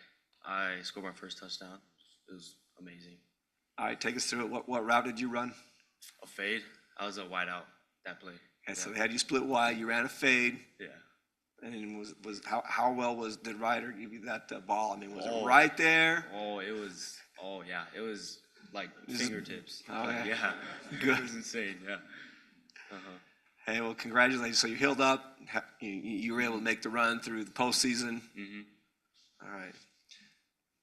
Well, we're proud of you. Congratulations. Thank you. I'm Keegan Barrow, and I play nose guard. Oh, my heck. This is the guy right in the middle. Hey, why did you let Green Canyon come back so much in the? I mean, you know the game. It was the home game. You know, it was really tough because they kept getting on the goal line, and we put in our goal line package, and they just used that big 79 to blow us up. But I think No, we're Green Canyon. Green Canyon. Green Canyon. Sorry. Remember, you guys were up like 3 scores. Yeah. I don't know. Yeah, okay, that was coach. That's a good answer. Hey, well, thanks for being in the trenches. Somebody's got to be in the trenches and look good doing it. Yep. Thank you. Well done. All right.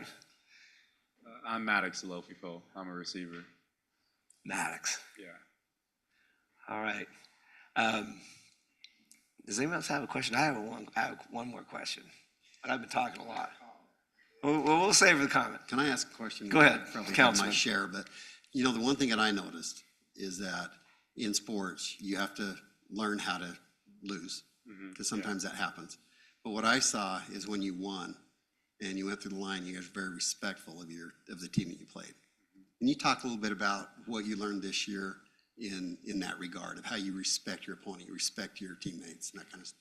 Yeah, I feel like respecting your opponents a lot, like just having a lot of respect for the game because we all love it, and we're all out here doing it for the right reason, and they're putting in work too. So just gotta respect, even though they're not your enemy, they're your opponent. I love that. That's great. So Councilwoman Casperson asked a great question. I'm going to kind of build off hers. She asked what it's like being in the home with Coach Wayne. I'm going to ask, what's it like being in the home with your mom? Yeah. Talk to us about that. Yeah, she's my mom's into it. She's on the side. She was on the sideline this game. I don't know how she got down there. They had security, but I just saw her celebrating with us, just cheering us on, and she believed in us the whole time. And yeah, at home it's the same way. She's making sure we're working hard at practice and not slacking off or anything. And yeah, she wants us to succeed as much as anyone else. It's awesome. Congratulations. Mayor, should we give her a chance to talk? Yeah, I think we should. I think we should. Come on.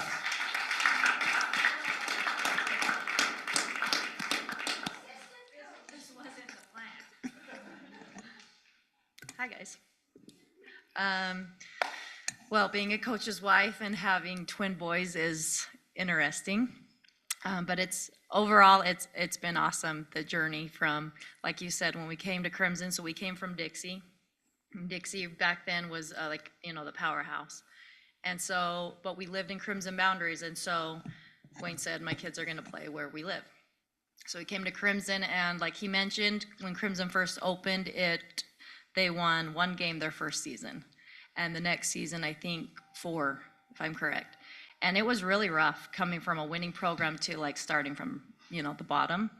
And kind of rough for Wayne. He kind of questioned himself, man, did I make the right decision? Am I even a good coach? Things like that. So kind of went through it, but stuck it out, and you kind of see the fruits of, the labor of what they had to do. We didn't just come into success, just the hard work. And I get to see, the background, the back scenes of it all, of watching, the 6 a.m. lifts, and they practice early morning Thursdays, and just everything that they've done. It's amazing to have, back to back is the best way to go out for the seniors, So a question for you. Yeah. I mean, you had a large senior class last year. Yeah.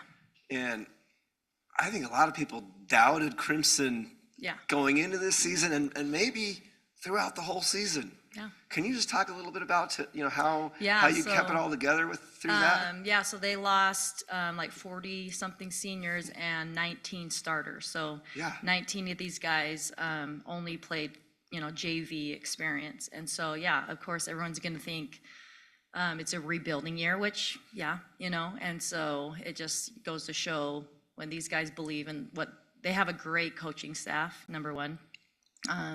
Great men, great leaders, and so you pair that with these guys who believe in the culture that is at Crimson, and this is what you get, They lost the first 2 games, and lots of people thought, yeah, it's definitely a rebuilding year, but for them to come together and each week just progressed and got better, and it was awesome to watch. And finish, how you finish. Yes, exactly. Not how you start, that's how you finish. So cool. Yeah. Well said. Yeah, Well said. Hey, Coach, can you join your players over? Let's get a picture with the players and the council, and then we'll invite some family up. Just spread out right in the middle. We'll come down and stand behind you.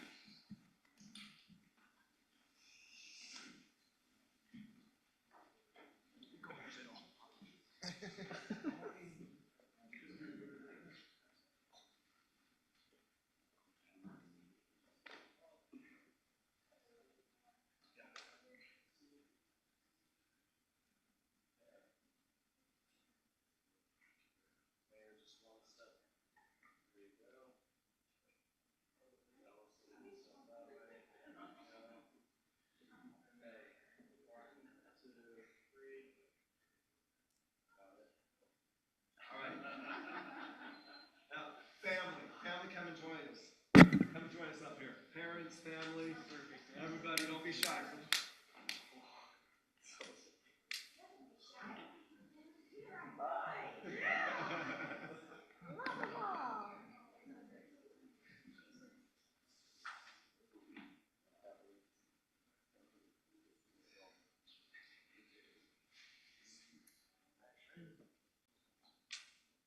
You gotta come represent the superstar. Come on. Yeah. Let's go, Chief. Come on, you're bound. Come on this side, Chief. Bounce it out a little bit.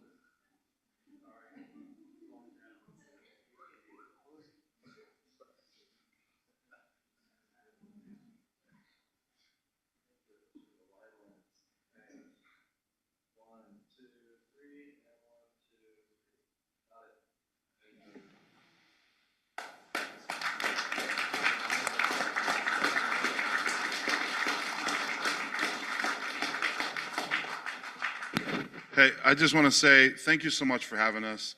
We take a lot of pride in representing Washington City. Grateful for the people that you guys are. Thank you for this opportunity. Thank you for honoring our young men. Thank you so much.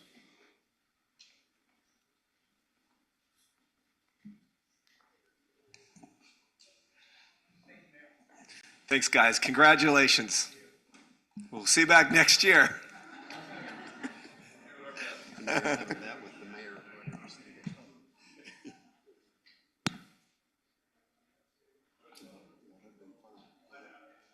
Next year.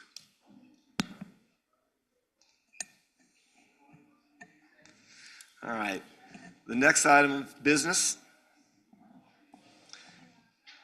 is asking the council if there are any declarations of abstentions and or conflicts on the agenda this evening.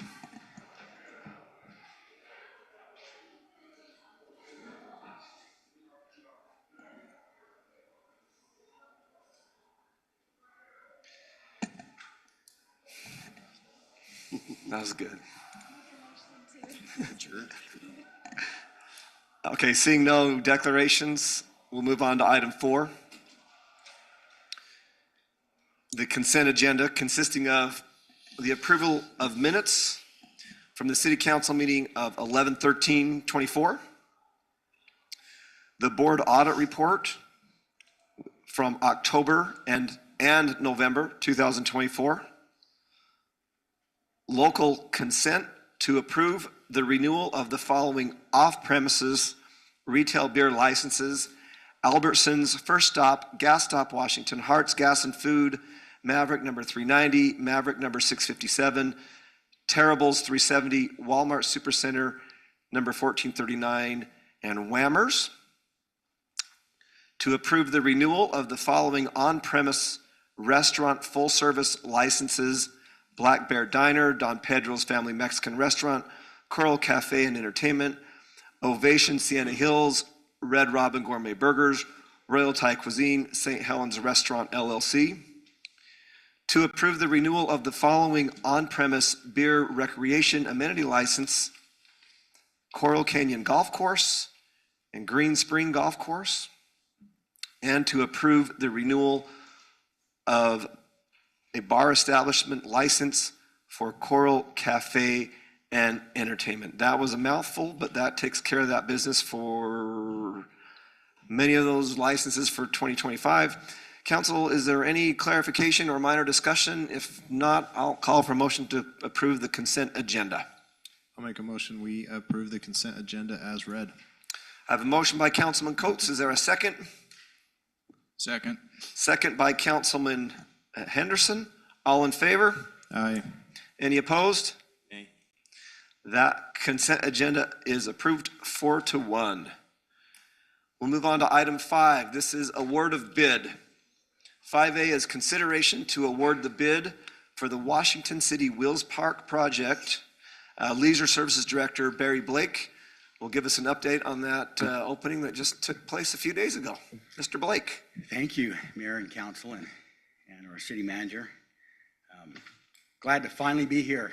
A lot of work has gone into this, and we finished all the bid documents and all the other things for construction that are going to take place here in a little while, and had a bid opening. This project will provide final grading, cement, flat work, 2 restroom facilities, landscaping, all the utilities work and connections, which is a whole lot going in there. Parking lot, and then a 50-foot wide street that we have to bring down in there. So I know that's an expensive part of it too, that goes into this project. We had a total of 4 bids that we received on this project, and we opened them on December 5th. The staff recommends award of the contract to Whitaker Construction. They were the lowest responsible bidder in the amount of $3,984,659.35. Okay, council, questions for the Leisure Services Director? So, Barry, because this isn't the overall project, so what portion does this cover and what other portions are coming forward? Yeah, so this covers just what I just read. So it covers all the utilities coming in, the road that's coming in, the parking lot, all the other cement work, flat work. Bathrooms and. Yeah, bathrooms, all those things that are, the electrical, the plumbing, all those kind of things that are coming in. Some of the final grading. So this is the construction that we'll have to coordinate with all the other people we come in. We have a separate contract with Spawn Ranch that's doing all our skate elements and all that kind of stuff, the BMX. So Spawn Ranch is going to be coming in? Yeah, Spawn Ranch is that contract was done a long time ago. They helped us also with all the development of all this. We have a Great Western is doing some work with some amenities and splash pad.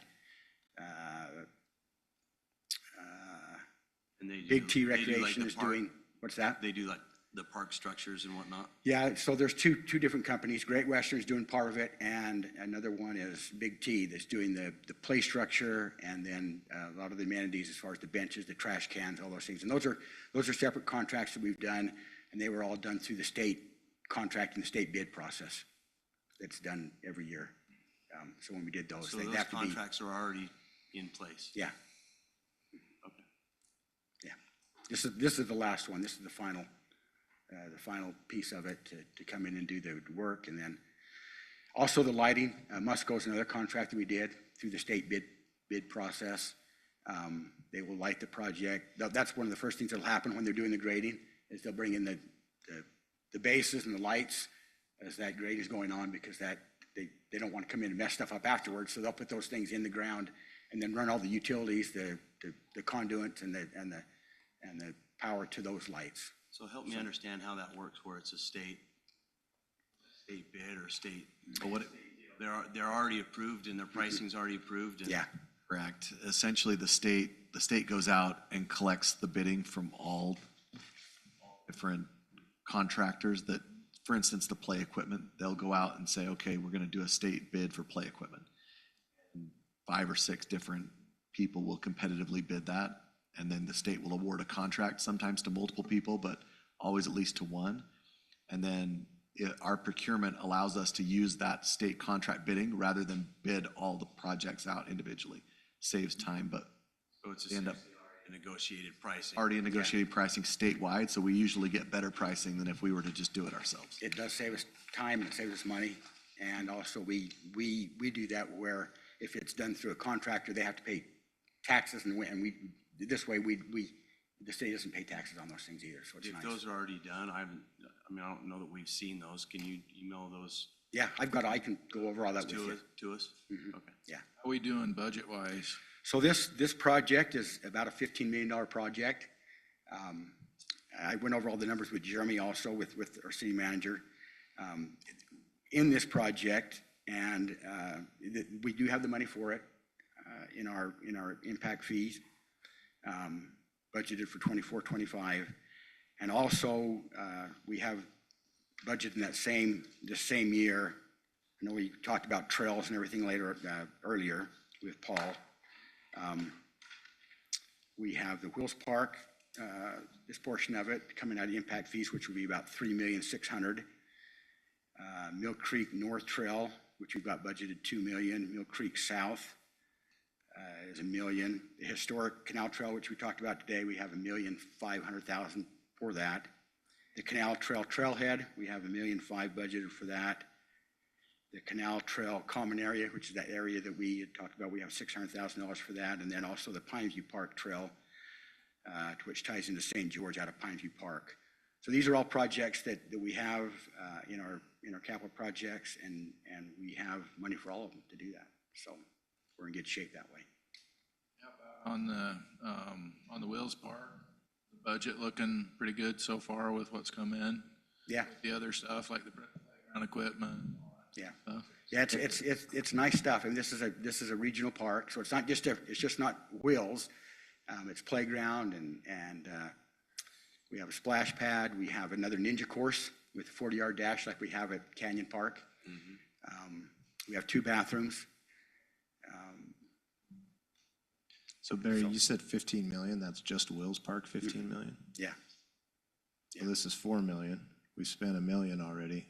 Yeah, so we've got, Where else? in the over $6 million for the skate elements and all that kind of stuff through Spawn Ranch, with all the play elements, splash pad, all of the pavilions. We have four pavilions in there. The bathrooms alone were $900,000 for 2 bathrooms.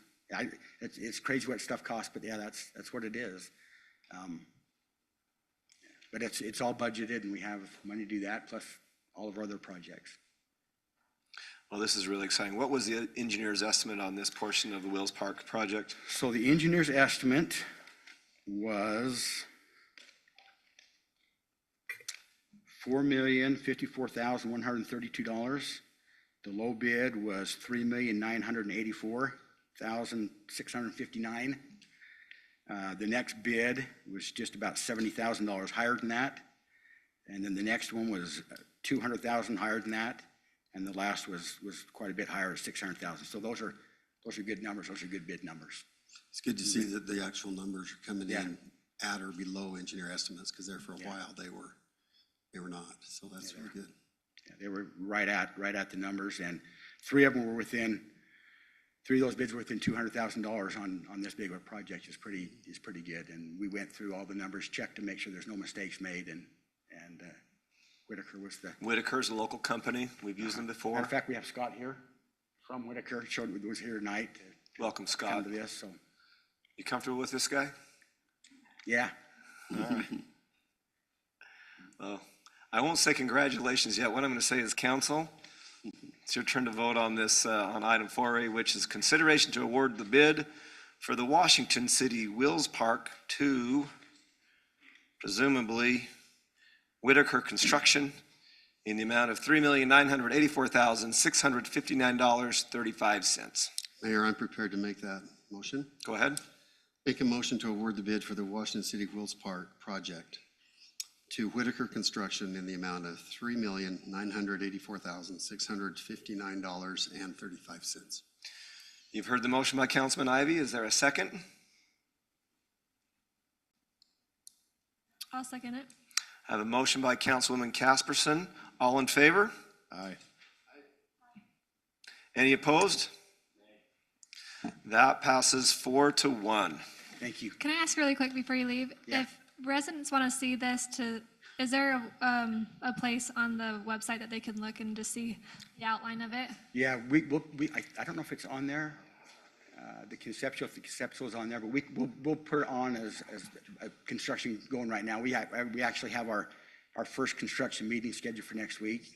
And so we'll try to get a schedule up there as soon as we can, and we'll keep that updated. We'll put it on there and then keep it updated. All right, thank you. Thank you. Can I ask a question? Yeah. On the rest of the, like skate park and stuff like that, you said there was $6 million, or plus or whatever. Yeah. Is that something we're gonna be able to talk about and approve and, take a look at it as well? So we brought those conceptual, plans right in at first. Yeah. That's what it is. That's a contract that was already Yeah, approved by this. we did body. that. We did that. Already approved? Yeah, we Okay. did that a long time All ago. right. That contract with Spawn Ranch. Okay, thanks. But I think just kind of for the record too, and you explained this, but as I'm kind of visualizing that site plan again, I think it's important to recognize that there is access road element to it. There is a parking element to this bid. And it really makes that expandable to the rest of that BLM ground. So we're getting a lot of that. I mean, we talk about regional park. This is certainly a regional park. And while we do have some very nice parks south of the river, we have a disproportionate number to the current and growing population there. So while we call this the Washington Wills Park, and certainly it is a Wills themed park, it is a regional park with all the other amenities that will allow a large and growing population to really enjoy that area. And certainly we have quite a few more parks north of the river. Yeah, so you're correct. This is a regional park, and it's planned to be even bigger. It did cost us a little bit more money up front because of all the work we have to do and all the utilities and everything we have to bring in. We are still working with the BLM on easements and property down below. So all that, we already put storm drains and everything in for future also, and did a lot of grading. So we plan on having this a lot bigger regional park down the road. And on that record, how much did we pay for the 14 or so acres that we're putting this park on? Runs my mind. It was donated. We did do some. I think we gave some credit, tax credit stuff. But yeah, we wrote a letter and said it was donated. But yeah, so that was my point. Is it's all built on donated land, and future phases of this area would be in partnership with the BLM in one fashion or another. So that's a big part of what we're doing, is we're building this on basically free or extremely inexpensive land. So. And that's kind of been the challenge down there. Thank you, Barry. You got your work cut out for you in 2025. We're start construction in January. So you rev up the engine and get the wheels turning, buddy. Ready to roll. Thank you. Okay. Next item. We've got 2 public hearings. Is anybody here for the public hearings tonight? I don't think I recognize anybody that was here for public hearing. Item 6A, this is a public hearing and consideration to approve an ordinance for the Washington City Sewer Master Plan. Assistant Public Works Director Lester Dalton is here, and I recognize Aaron Anderson also with Bowman Collins is backup who did this, did the work on this plan in conjunction with our very talented, skilled staff. Mr. Dalton. Thank you, Mayor. Good evening, Council. This is, I'm sure everybody remembers, brought this before council in a workshop session back in October. Kind of just a brief overview on it. All we're doing tonight is adoption of the sewer master plan. It does not include any of the impact fees, user rate analysis, any of them components. We'll be doing that at a later date. This is kind of just, in a nutshell, the guiding document of these are the needs based upon the growth that we anticipate to see. Overall, our sewer system is in pretty good shape. And as we're growing, we're going to be expanding it pretty heavily. It's the one part of public works that kind of gets, everybody just wants it to be taken care of. And just to kind of reassure council, it's it's being taken care of, and this continues that process. So Aaron's got a slideshow prepared if we want to go through it again. It's very, very similar to the previous slideshow. About the only thing that's changed, we had some typographical stuff. We had one unit cost that was a little bit off. Other than that, everything's pretty much identical to how it was in October. With that, I'll bring up Aaron, and he'll be happy to go through the slideshow with you and kind of give everybody back up to speed and make sure everybody's on the up and up. And I'll kind of hang around up here and have the master plan available for him if he needs to reference it. Thanks, Lester. Mr. Anderson, welcome. It's good to see you. Likewise, good evening. I feel a little bit, it's hard coming off that high of the Crimson Cliffs championship, and now we're going into the dregs of the sewer system. So it's Councilwoman Couch said we should just stop the meeting now. It doesn't get any better. Quite the contrast there, but like Lester said, this presentation is essentially the same as the one that was given a couple months ago. I'm happy to go through it to any extent you would like. If you have questions, so I'll just, as a council, if you want to go through the presentation, I'm here for that. If you don't want to go through it again, that's up to you as well. So thoughts, council? Looking for your. I've been through it. I'm comfortable with what you've done. So, Councilman Belliston. No, I've been through it, and I appreciate it. And I actually sat down with Lester today and peppered him with a bunch of questions that I had, and so I'm content with where we're going with this. So on this side, and I appreciate all the work that you guys have put into it. I mean, it's a pretty comprehensive document for the city with regard to current demand and future needs. So appreciate it. Councilwoman Casperson, Councilman Ivy. I'm good. Okay. Aaron, it's just nice to see you, man. That was easy. Likewise, good to see you. Right. Any last questions? Any other questions, comments? Okay, I'll let you guys sit Very down. And this time I will open up the public hearing for anyone who would like to speak to this Washington City Sewer Master Plan. The public hearing is open. Seeing no one come forward, I'm going to go ahead and close the public hearing and turn to the council for further discussion and/or motion. Mayor, I'm ready to make a motion if you're ready to hear it. Yes, go ahead. Make a motion that we approve an ordinance for the Washington City Sewer Master Plan as prepared by Bowen and Collins. Second. I have a motion by Councilman Belliston, a second by Councilman Coates. This is an ordinance, so let's go roll call, starting with Councilmember Belliston. Aye. Henderson. Aye. Coates. Aye. Ivy. Casperson. Aye. That is approved unanimously. Thank you, Lester. And Aaron, you don't have to hang around for the rest of the meeting. All right. See ya. 6B. This is a public hearing and consideration to approve a resolution opening and amending the 2024-2025 fiscal year budget. Finance Director Brian Brown, if you'll present to the council. Mr. Brown. Hey, Steve, will you change it to the budget amendment? And Brian, if you'll just pull that mic up, I know you're, and then just kind of talking as loud as you can. Thank you. So we're asking for a budget amendment, and this budget amendment is for, the current budget is 132 million. It would amend it to 137 million. That's an increase of 4.9 million. What this budget increases the Christmas gift, and then also transfers from the capital projects funds back to the general fund. So we're basically, what we're doing is transferring. Back in June of 22, we transferred some money out to the capital projects, and now we're just what we're effectively doing is transferring back. Jeremy, can you give some context to that? Let me speak to this just a little bit. The state allows us, at the time in 2022, they allowed us to hold 25% in unrestricted fund balance. And at that point, we had exceeded that 25%. And so we took some excess fund balance and we parked it essentially in the capital projects fund, knowing that we had some things that we wanted to do with it at a future date. Now the state has since allowed us to, they've changed the rules, allowed us to keep 35%.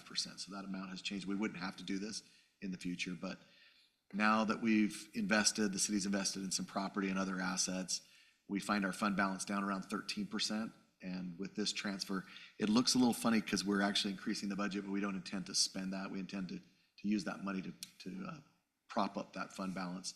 And with this transfer, it would bring it up to about 19%. You're essentially moving it from Why does one it look pocket. like an expenditure and not an offset to a credit? Transfers With out a of the credit. capital project are considered expenses, so we have to record them as They're expenses. considered an expense to Brian. To you and I, They're we transfers. feel like they're not an expense unless you spend the money, but to a government accountant, they're considered an So expense. They should book back as an increase on the other. So in the general Fund. fund, they transfer, they come in as a revenue. So the transfers enter revenues. Because it already went out as an expense when we moved it to the capital, is that why? To the capital projects So account? originally when they went in, they came in as revenue, and now when they're coming back out, they're coming out as expenses. Okay. to the Jeremy, what do we typically like to, like as a city, do we have a percentage we like to keep around fund balance? I know, I mean, obviously, we're an extension of the state. The state allows a local elected body to spend the taxpayers' money prudently for things that benefit the community. Do we have a kind of a goal or a We do. target that we like to? There was a time years ago when the city ran that quite low. We were down around 3% long before I got here, but the city council at that point set a target of 15% as a minimum to keep into the unrestricted fund balance. So this transfer gets us back up to 19%. Gets us into the range. that- Close to 20, that The okay. council has approved, yeah. Gets us to 19 for this fiscal year. You know, I just might point out that legislation that you referred to, Jeremy, that was actually brought about by Washington City because at that time, we wanted to be able to save more than what was allowed. And so that was a good moment for us to be able to go in and work with our legislators to give cities that option. And very valuable during the COVID years. That was a good move. I think it's funny we say, through the COVID years, we initiated it because we were afraid things were going to get really, really bad. Opposite. And so we had excess money too. And it was like, we wanted to save. So we're like, hey, can we put away more money just in case we have a bad couple years? And then, so I was glad we got the legislature to move forward with that. But, I want to see us closer to 25 if we can. I think that's a good, that protects us for long range. I know we've had some big things we've had to do these last couple of years because of the growth, but I'd like to get it higher than 19. I agree.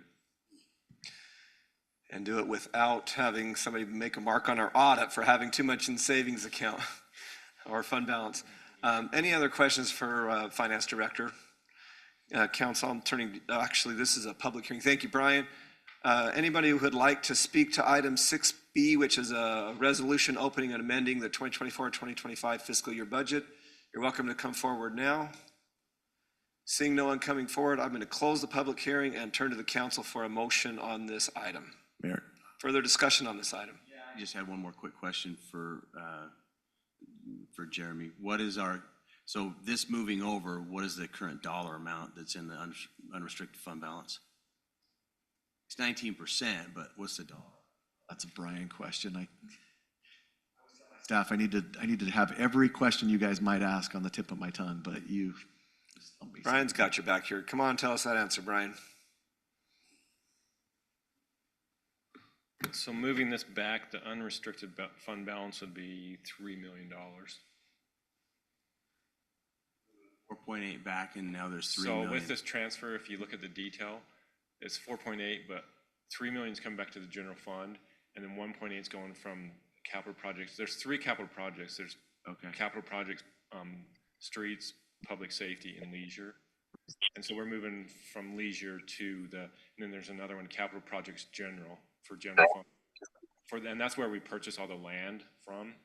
So with land purchases, we needed an additional amount in there for a land purchase. I think what the councilman's asking, correct me if I'm wrong, Councilman Belliston, but he wants to put a dollar figure to the 19% fund balance. So the amount coming to the general Just fund? no, the total amount of fund balance right now. The with general 19 fund's $3 million. So just the fund, what's our savings, our fund balance savings? All of it, all the funds. Oh, all the funds? If you look at all the funds, it's 106 million. Balance?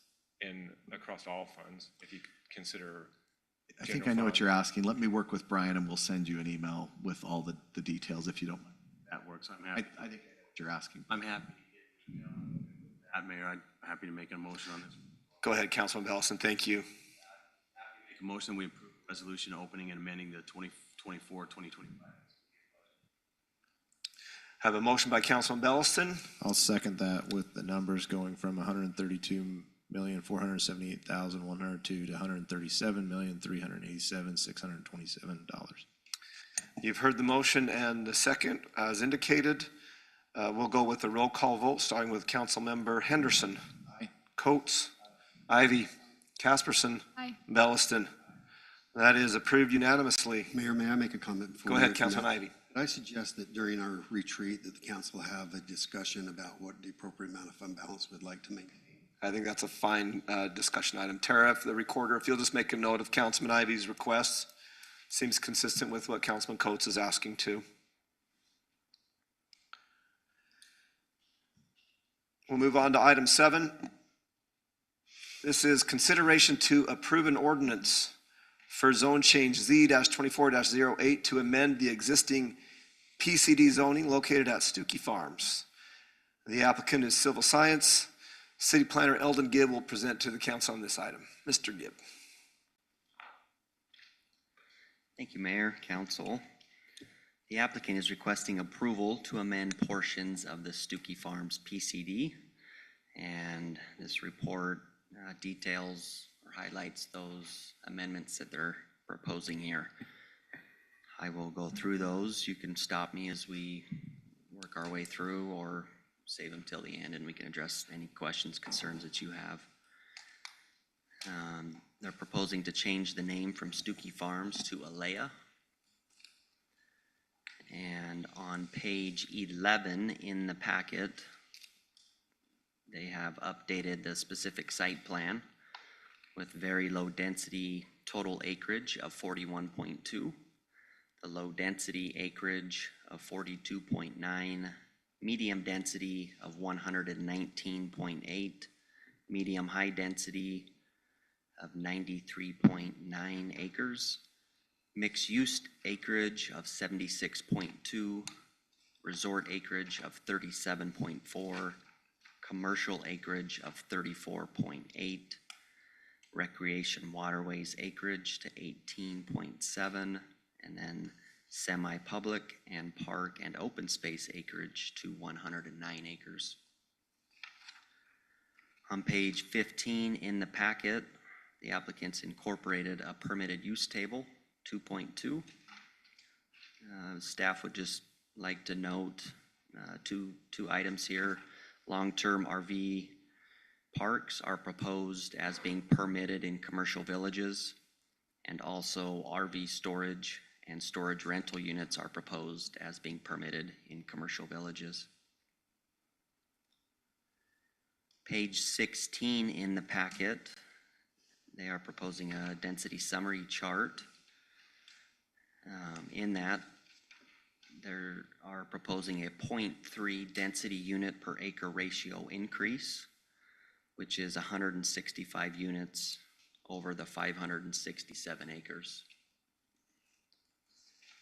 They're proposing to remove nightly rentals from Village 12A and move these nightly rentals to Village 4, Village 12, Village 12B, Village 13, and Village 27 for a total nightly rental unit count of 259.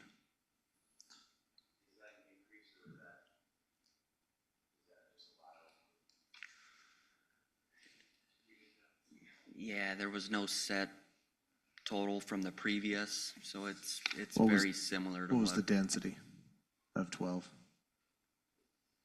It was medium high density. And what's the range for that? Acres is it?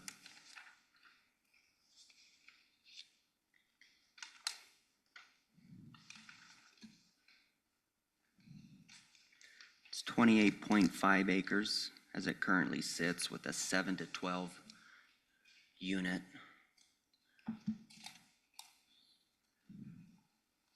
So they could have up to 342. Yeah, on the low end, 199, on the high end, 342.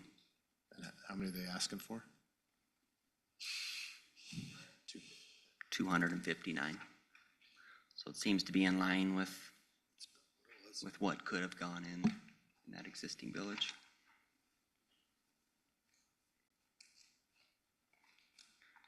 On page 19 in the packet, they've updated the zoning comparison chart. The mixed-use zone, the hotel height is proposing to be 60 feet, and the semi-public use height increased from 35 to 45 feet. Page 21 in the packet, the design guidelines, section 3.0. They are proposing a 48-foot private street cross-section. They've also removed drainage ditches along major roads and replaced with curb and gutter. Page 23 in the packet, they've incorporated a grading concept plan. Page 25 in the packet, they've incorporated a utility plan. And way down at the end, page 176 in the packet is the landscape plan. We'll just go through these amenities here.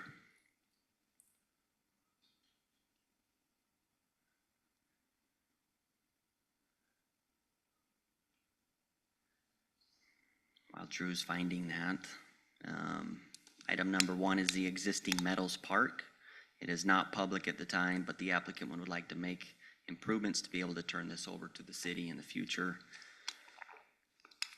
Area 2 is open to Stuckey Farm homeowners and available to Washington City residents to pay to play mini golf, lazy pool, and access the large event center. It's the farmhouse there.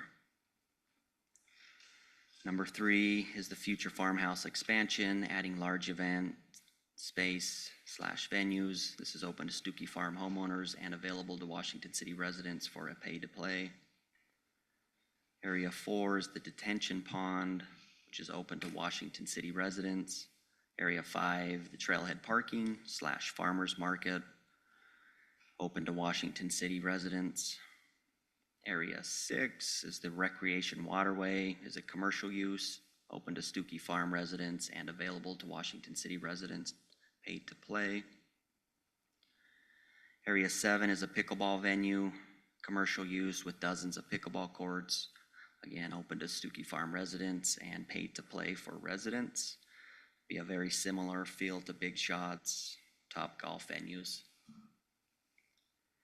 Area 8 is a picnic, promenade, pavilion area, open to Washington City residents. Area 9 is a city public park, open to Washington City residents. Area 10 is a resort clubhouse and a commercial use, open to Stuckey Farm residents and available to pay to play.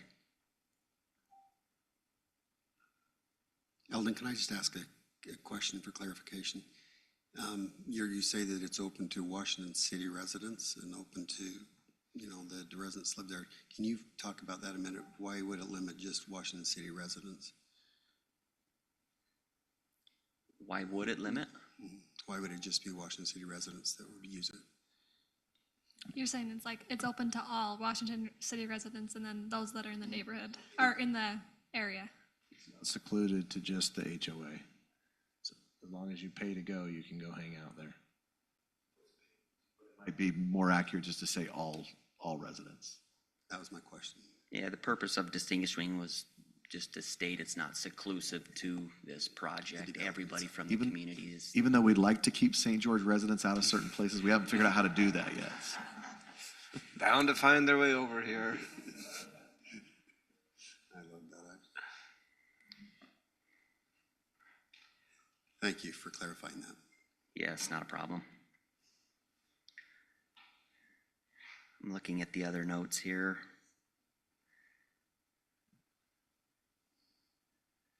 That completes the highlights here.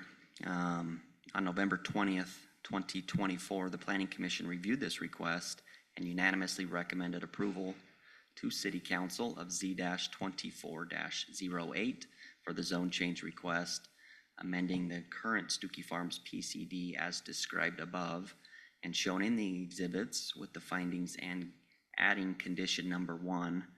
And the condition 1 that was added was on or before the approval of the first plat. The following items will be satisfactory to the Public Works Department. And those items were Washington Fields Road and the adjacent concrete sidewalks, cracks and humps in the sidewalks, detention pond and weeds are to be cleaned up. And I'm happy to. Eldon, those have not been completed, correct? Entirely, no. They have been aggressively attacking those. If you've driven down there this last week, you should have significantly noticed the weed removal.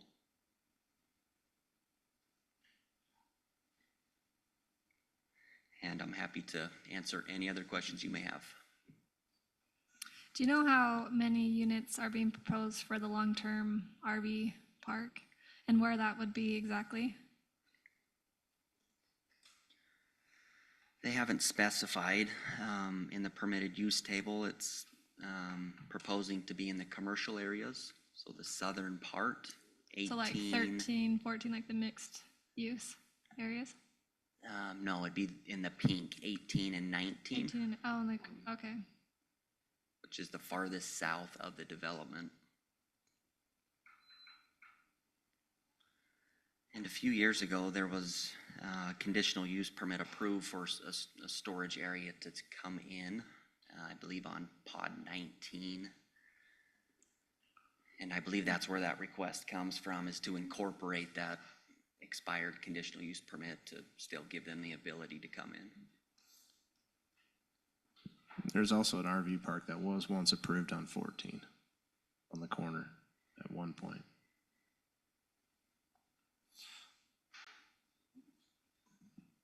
Do you have any more questions, Councilwoman?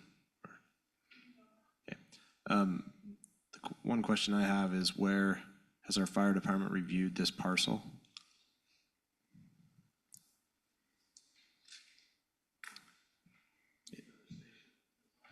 It just looks small and triangle, and We've had the discussion with our fire chief, yes. It does.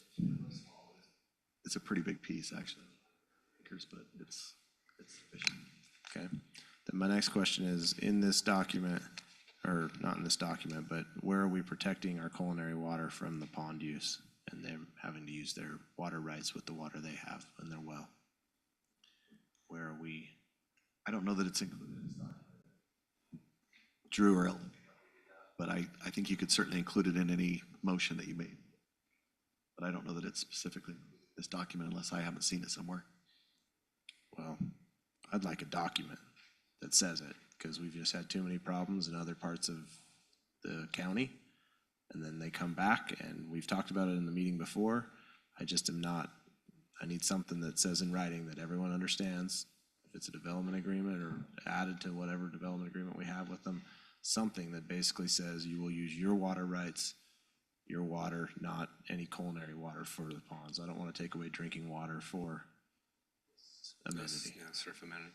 Talk to the applicants about that, but we've been clear about that from the beginning, and that's been the understanding, but I don't think it would have any problem or us putting it in a document. Councilman, maybe a document that says something along the lines of approval condition, the pools not being compliant with the current city code for water. Something, but I'm gonna. Therefore, needing a document that indicates that we fill our sources. Something like that, but I'm not gonna move forward until I have something a part of our packet. I've had too many instances in the past with other developers. I'm not saying these guys are the same, just they say, yeah, that's great, we'll agree to it, and then we never hear from them again until they need something. So that's kind of where I'm at, is I'm concerned about the lakes and the water usage and us having it in writing and how it's being maintained. So I have a question on the fire station. Just want to make sure I understand that the location is for the very, just below 18 and 19. That's been carved out as a fire station. Is that property that is the way it's set right now, is that the city will be paying, will be paying for that? Or is this part of a, or where is that at exactly on that? I don't know. Is the fire station parcel lot, is it a donated parcel? For the land, yeah, I'm not sure the specifics on that. I can talk to the developers. We'll make a note on both the water and the fire station. What other questions, council, do you have for staff before I invite the representative from the applicant to come forward, or the applicant? Thanks, Eldon. You do a great job. We appreciate your thoroughness. This is a large amendment to a large development. We know you, we recognize you. Who would like to represent? Is there an applicant, one of the applicants want to come forward, or a representative? McKay, if you come forward and just state your name for the record. McKay Christensen, I represent the applicant. Welcome, McKay. You've heard the council comment on the water, your water versus the culinary system, and the question about the fire station and then a little bit of the zoning. Would you just address those and then maybe field any other questions the council has for you? Sure. So as far as the water goes, we are happy to stipulate to any part of the motion that it be completely restricted to our private water and have that incorporated into some kind of document. So, McKay, maybe I didn't say it.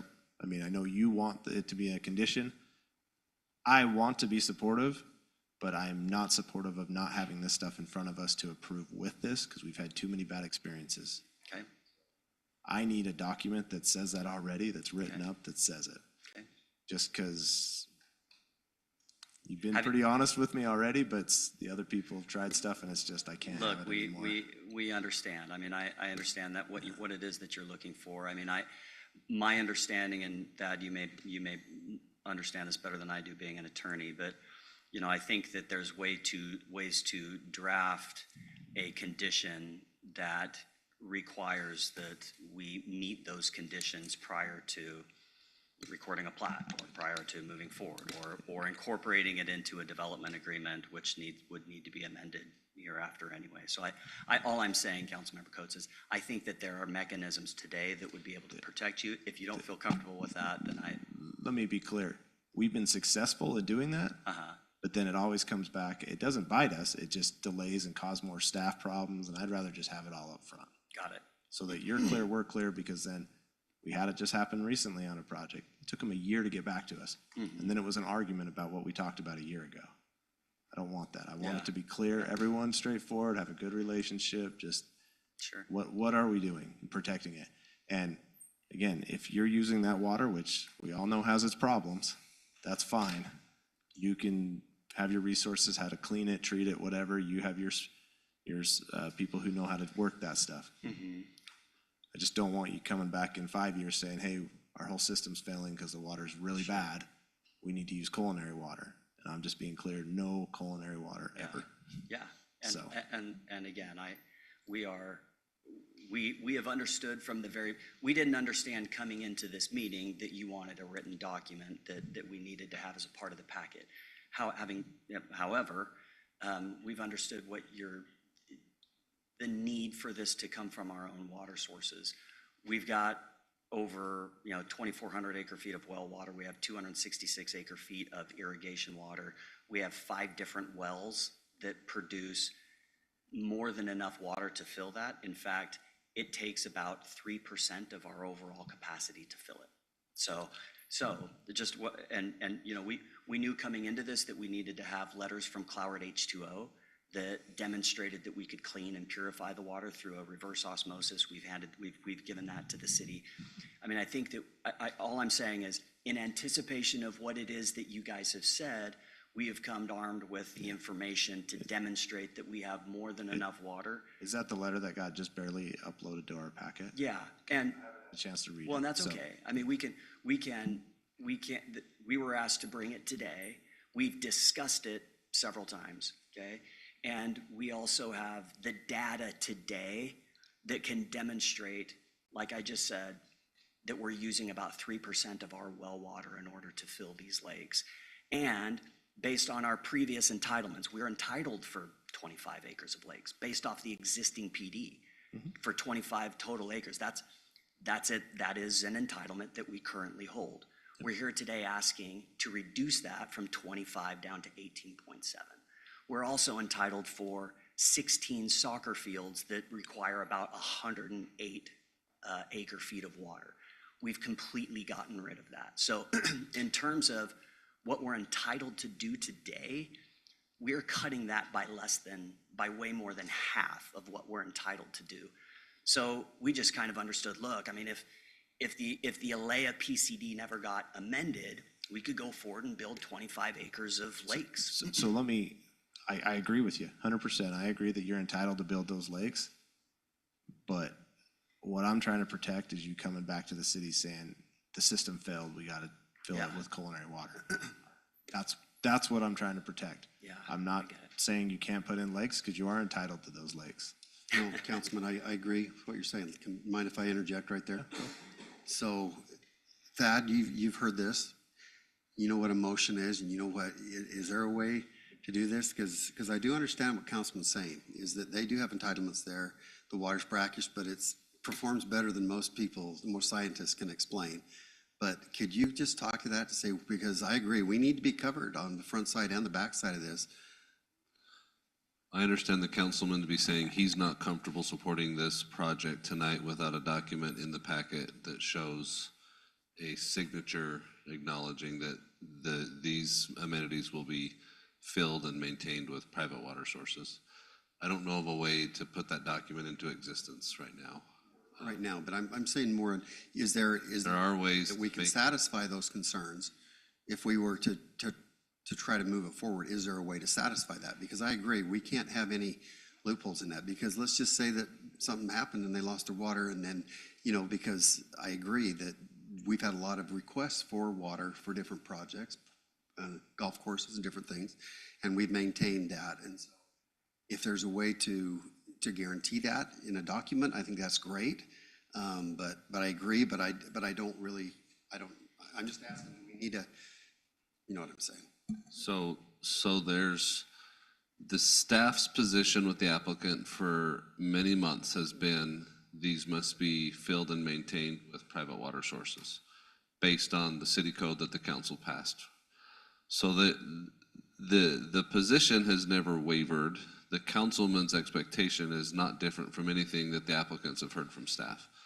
What I'm hearing is his vote is not ready without a document in place to do that. Now, I'm not going to speak for him, but I believe his concern is related to other projects that have had similar sized water amenities that end up being filled and maintained with culinary water sources from the regional water system.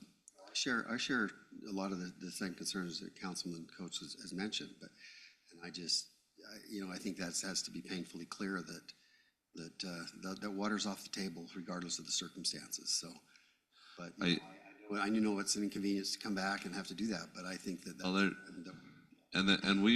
we're limited a little bit. We're just a retail end water supplier of the larger wholesale water supplier in the county, and in at least one of the circumstances of other facilities, it was the wholesaler that's created the provision of culinary type water to that facility, right? And so it wasn't an action that went through the city customer of the wholesaler, and so I don't know that we're going to be able to ever perfectly protect and defend that water source will always be their private one. But I understand what the councilman's saying, and I think that we could put it together pretty quickly. The applicant's attorneys have been prompt and responsive, and the city's worked with them for months and months and months now because of the process they went through to acquire development rights and now to amend the PCD. So I think we could get that put together pretty quickly. Councilman Bills. Yeah, if I can step in, I got a concern with the lakes and ponds from a different perspective, right? I get that it was approved and entitled years ago, Years ago, it was a little bit different time too, right? So the county's changed perspective and the community have changed perspective, and we're moving forward with secondary water system. And, you know, Desert Color has a 2.5 acre lagoon. This is, help me with the math, 10 times that overall, almost 10 times that. And so from an optics standpoint, and a community buy-in. I mean, Desert Colors received enough community kickback and pushback. It's like we're asking everybody to conserve wherever they possibly can. And, you know, the optics of this in my book, I don't feel real comfortable with, right? You know, Councilman Henderson and I build homes, right? So we're doing tankless water heaters and recirc pumps and not putting grass in, drip-only systems, and doing everything that we can do to save water. And I'm not doing that to create another resort. I'm doing that to help my kids have an opportunity in this community, right? And I get it, right? It's well water that you have and can't be used otherwise, but, you know, we're collecting or we're preparing source water for, you know, 20, 30 years down the road. It may not be able to be used today. It may be able to be used 20, 30 years from now. So do we develop out as much as we possibly can, or do we look at, you know, scaling that back quite a bit, get a little bit more of a community buy-in, rather than say, hey, this is another resort that we're pitching to people from outside the area that, you know, like, don't take this the wrong way, I'm kind of over the resort in southern Utah phase of my life where I look and say, I just doesn't ring my bell more than, you know, what does a community build? You know, what does this project contribute to my community? What does this project create for opportunities for our kids, create for opportunities for, you know, families, create for opportunities for somebody to, you know, build a small business. And I appreciate you have some commercial in this that helps in that regard. So from an optics perspective on the water, I think I'd like to see it scaled back. I think one of the other challenges I've had, you know, with discussing, you know, this project amongst ourselves and with, you know, whatnot is when you guys came in before,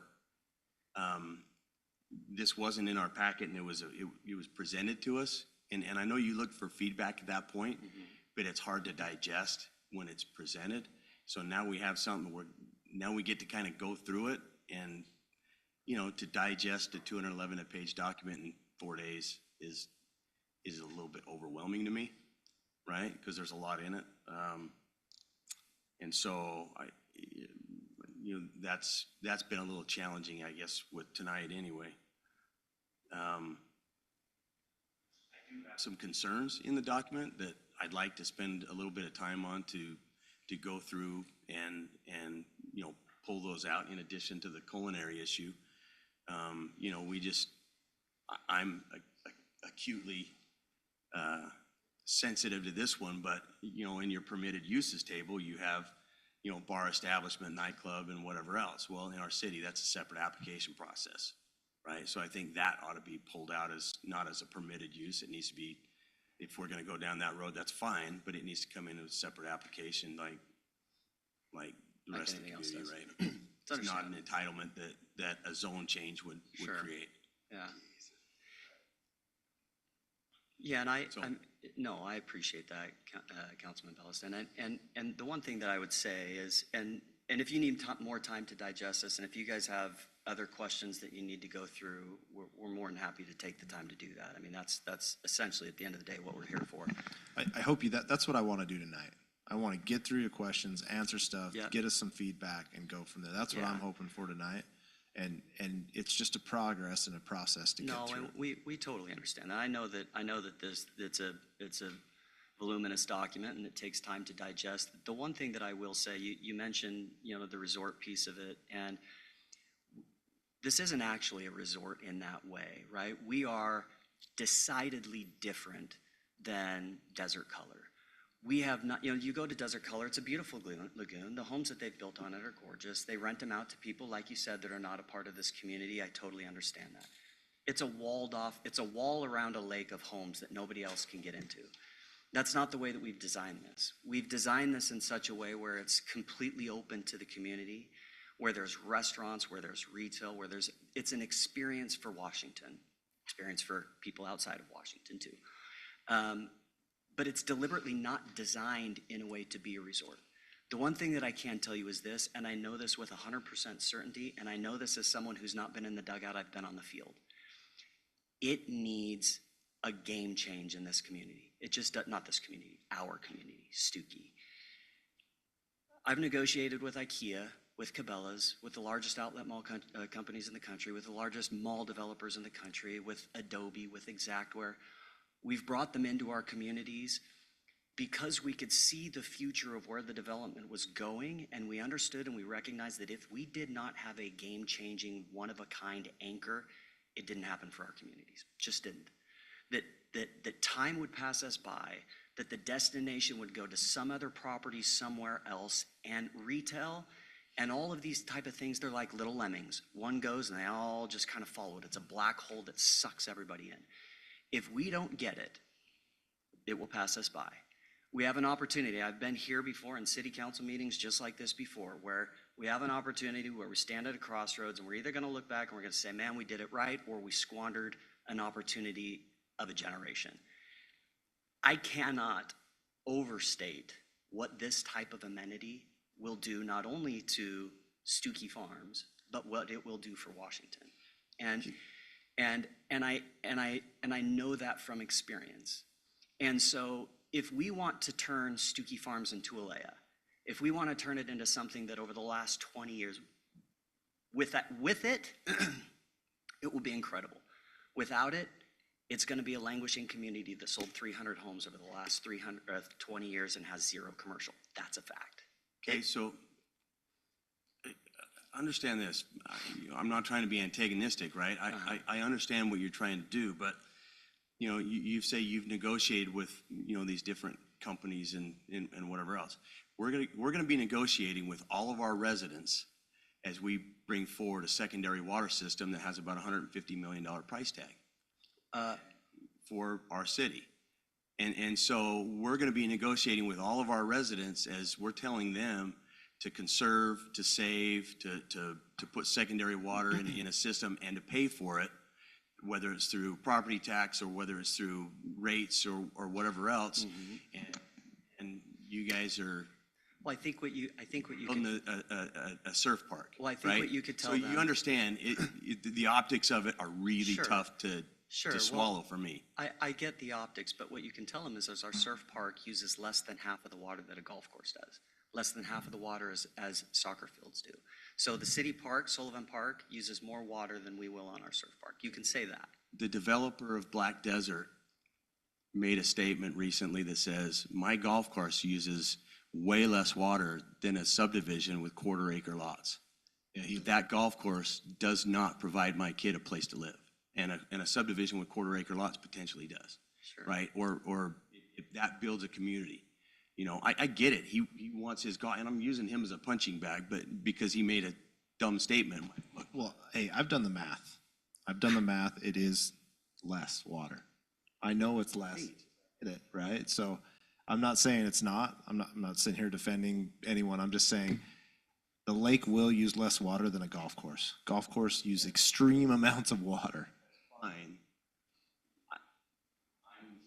In my book, I'm looking at whether or not we're putting water into a home that can support a family, or whether or not we're putting home into an amenity. Right? So I agree, but let me say this one thing. This water we couldn't put in a home. Today, we couldn't put it in a home.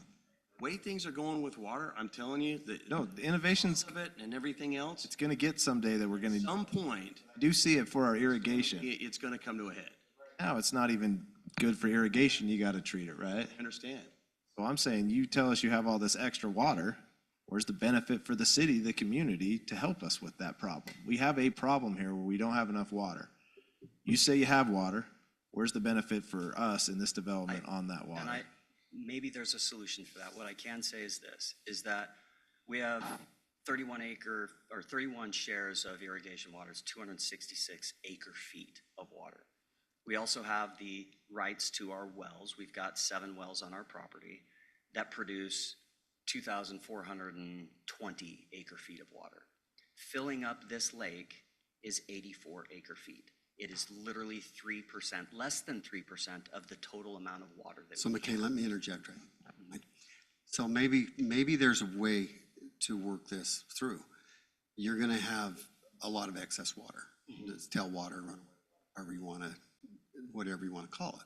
If there was a way to put that back into the city where it wouldn't cost you, but it would benefit us if we wanted to treat it and blend it with culinary grade, that could increase our yield, then that might be a productive conversation to have, and that might be able to move things forward where you've got a resort there. I mean, sure, water, I get that. But the public is hyperly aware of water, but it is your water, and it's not culinary grade, and I think those are important topics. But if there's a way at some point that we could bring some of that water back into the city system and utilize it, it might be a win-win if that's something that would be considered. I think my partners and I would be open to something like that. Do you agree? I think that we're willing to talk about that. To your first point, Councilmember Coates, we want to make sure that we don't fail, right? We know that we have more than enough water. Brandy's done a fantastic job looping our system between our irrigation water and 4 different wells, right? So it's a completely looped system with 5 wells producing 2,400 acre feet plus the 266 acre feet of irrigation water. If we all want to sit down and say, hey, with the excess water that you have, can we work out some kind of deal? We're 100% open to something like that. So, Councilman, none of these water sources, the wells or the canal water, are even close to culinary quality. A good example of that is for a few years now, they've been watering the park with a culinary water line because the well water was killing the park, right? And so I want to just call your attention to the Clausen study because they did incur some expense to get this. Right there on page 2, number 5, water quality, the consultant just boils down in really good language to let you know what the water quality concern is.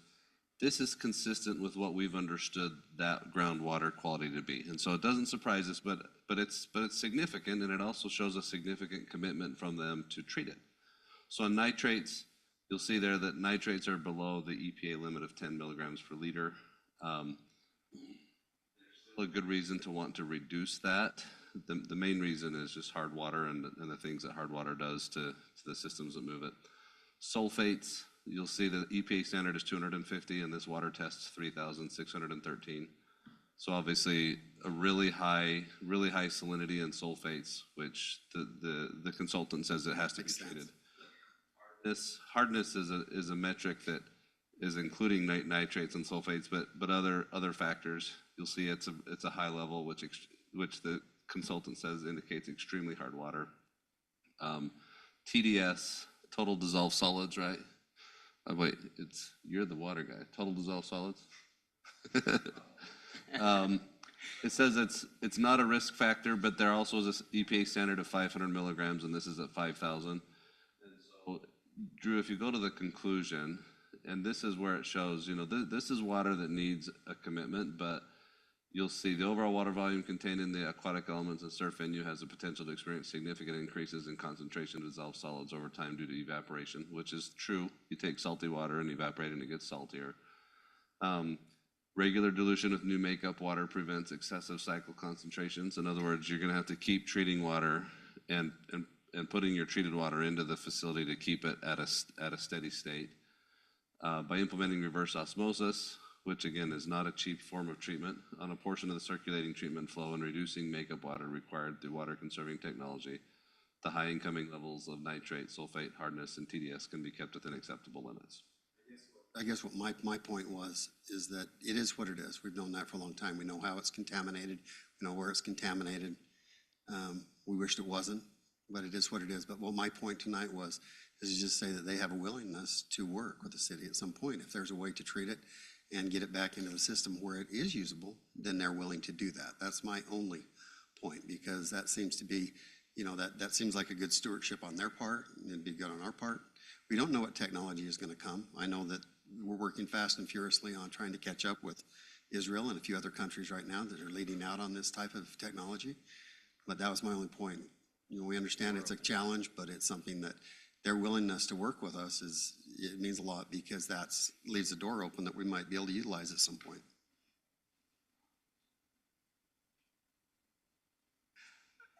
What about the fire station site?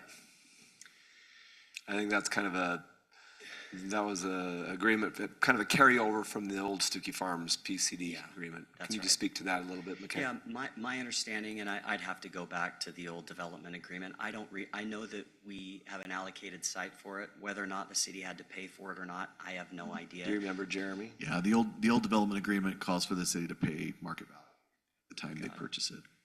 That's what the old agreement. And to be honest, again, I'm speaking off the cuff, but I know we're doing a little bit of horse trading. Yeah. But, you know, that's something that we would be open to if the city says, look, in consideration of these things, we're open to deeding the property to the city. Like in consideration of density. I mean, if that creates a win-win, then, you know, the truth is, we need doors, we need rooftops. We understand that. You know, we wish that this fit really closely with affordable housing, but the truth is, you know, that it just, in this case, it's probably going to be a challenge to do that. But, you know, what you see tonight is council members that love their community, working very hard to protect it, and some harsh experiences taught us that we have to be very careful with these things. But what I'm hearing from you folks, and I've noticed this every time you've been in here, is that you're willing to consider anything that's good for the community and makes the project better, makes the city better. And I think that if we continue with that kind of conversation, I think we can reach that. You know, I'm not going to put the cart before the horse, but, you know, that kind of horse trading, I see that work all the time with density, with being able to keep taxpayers' monies in the bank and not pay for a fire station site that would help us with our public safety, you know, and, you know, that's a challenge for us as a city where, you know, we have to receive sales tax, property tax to pay for those things. So anyway, that's just my thought on it. I think there's a good dialogue here, and I think that we can get there, but I do appreciate the document. I'm one of those nerds that probably gave myself a headache last night trying to get through it all, but, you know, anyway. Can I ask a question about number 7, parcel 7? Yep. In the original PCD, it was commercial, now it's medium-high density. 7 is, yeah. That's not what it says? It was never commercial.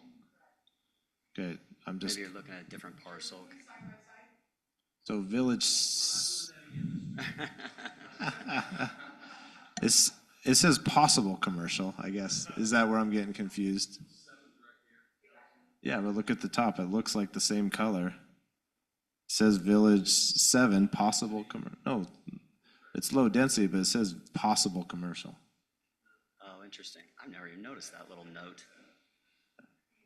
You know. That's what I read. Here, when it comes to the commercial, and I apologize. You're supposed to just say that was a typo, and then we'll move on.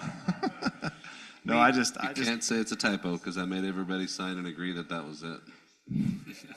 It just caught my eye that we were switching from commercial to high density. Again, it's just because we're right next to the airport. I think I'm comfortable with the stuff that is already, you know, vested before I was here. I think it's just, I don't know. I know it's not exactly over the flight zone, but it definitely has. Just to, you know, let you know, as staff, I've been with this thing from almost its conception. I've always thought of number 7 was going to be a residential. You know, even though that's in there, I probably never noticed the possible commercial. I've always expected it to come in as a residential for years, so worth for you, just that's, we always looked at it, so. Right. One of the things, Councilmember Belliston, I hope I didn't sound like I was being a bloviated idiot, but the only reason I mentioned the anchors is because, you know, when we bought this property, over the last 20 years, they've only developed 300 homes and 0 commercial.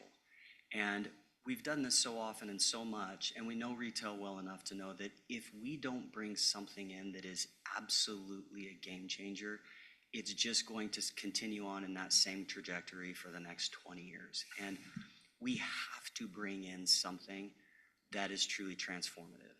The surf lakes, the pools that we're developing, it's an $80 million investment. Of all of the stuff, and we've developed master plan communities all over the place, we are constantly going after, whether it's Cabela's, whether it's an outlet mall, I would trade all of them for this.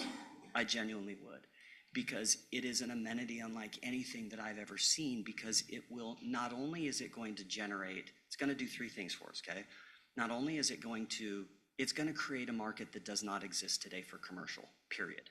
Today, if we were to develop that going on into the future, it would be a strip mall in the middle of America, Ace Hardware, H&R Block, a dry cleaning place, and so on and so forth. By bringing in this amenity, it will generate a market that doesn't exist. We'll get food, we will get entertainment, we will get other things that we otherwise would not get. Number two, it's going to accelerate the development of that without question. Without question, you know this, you're in real estate. Where retailers go, they all follow.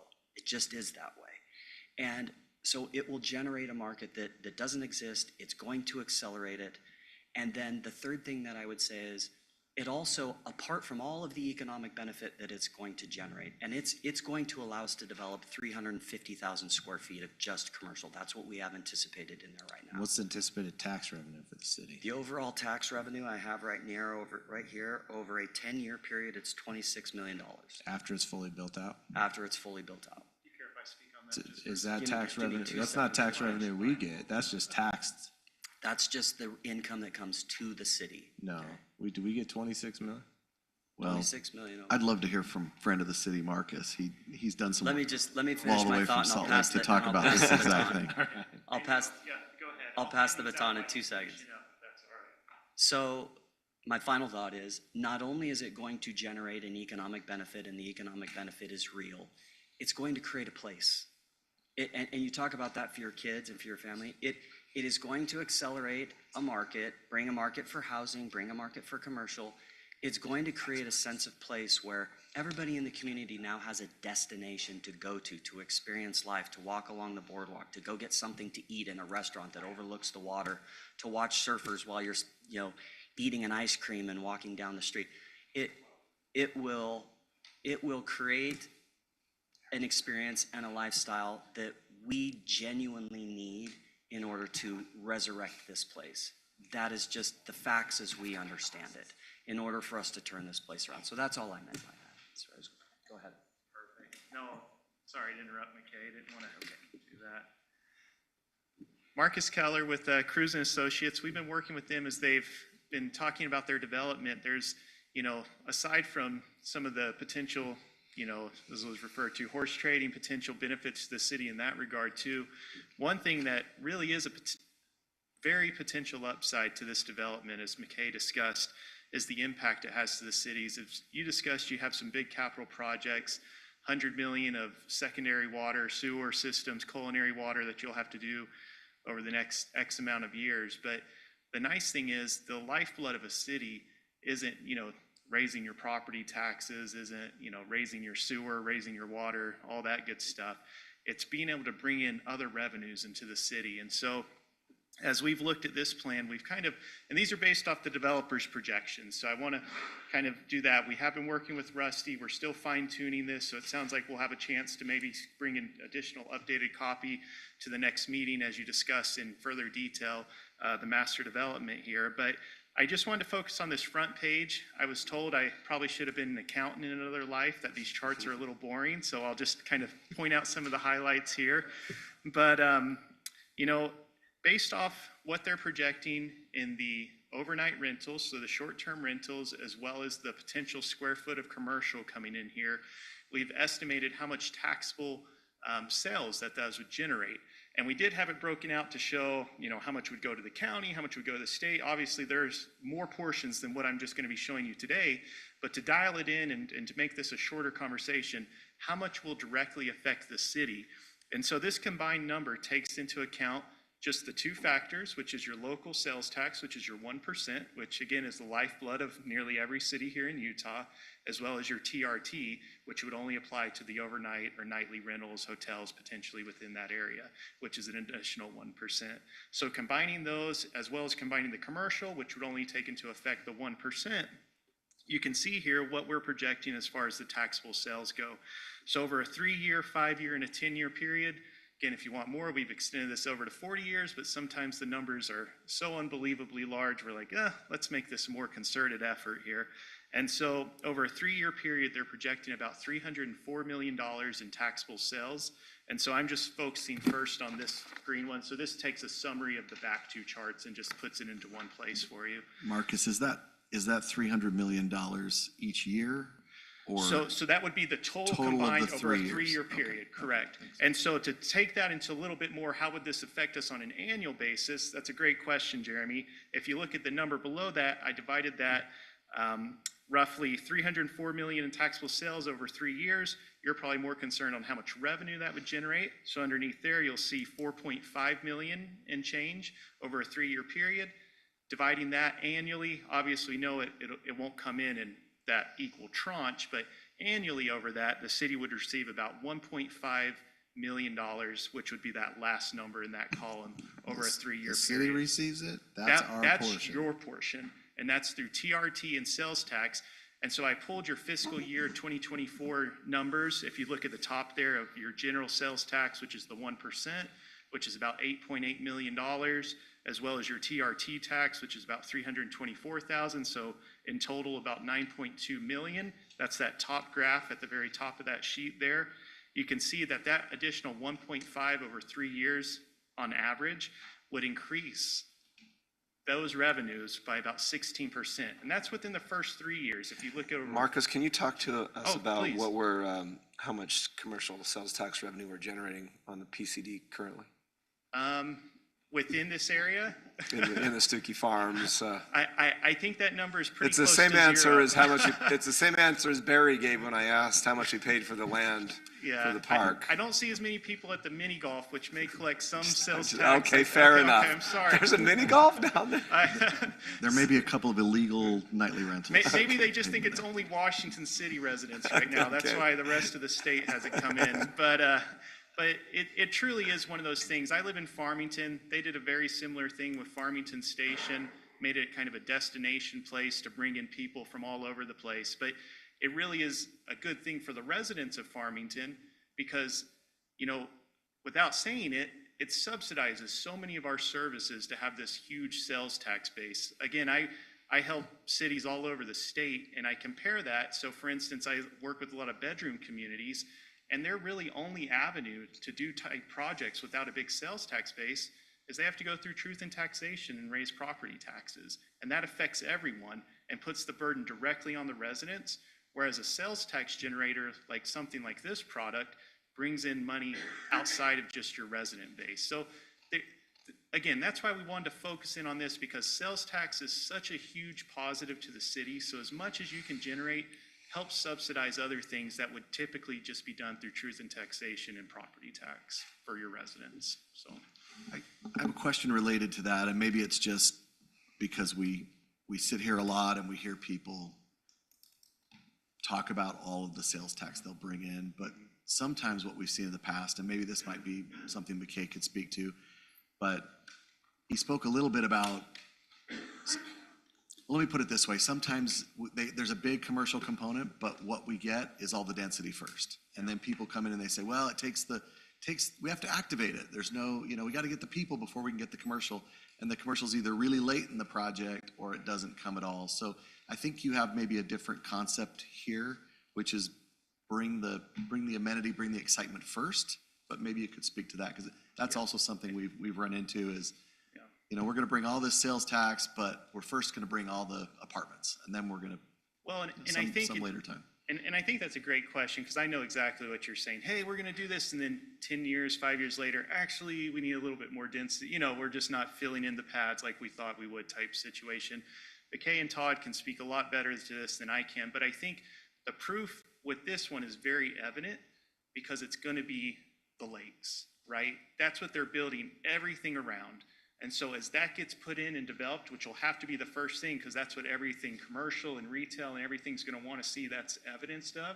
So that's going to be, at least for your guys' point of view, as they're making that $80 million investment, that's going to be what draws everything else and makes this work. But I'll turn it over to Todd. I'll just quickly address And that, just Jeremy. Todd Ambery, just Todd state. Ambery, sorry. Water expert, just nod. Why'd you set me up? Not pregnant. Yeah, that's a planning commission joke. Yeah. Yeah, Todd Ambery, part of the development team. A couple things I'll just address. One, Jeremy, great question. And that is, the typical MO for the developer, like, hey, we need our residential first, which, I'll defend. It is kind of true, like commercial does look for rooftops.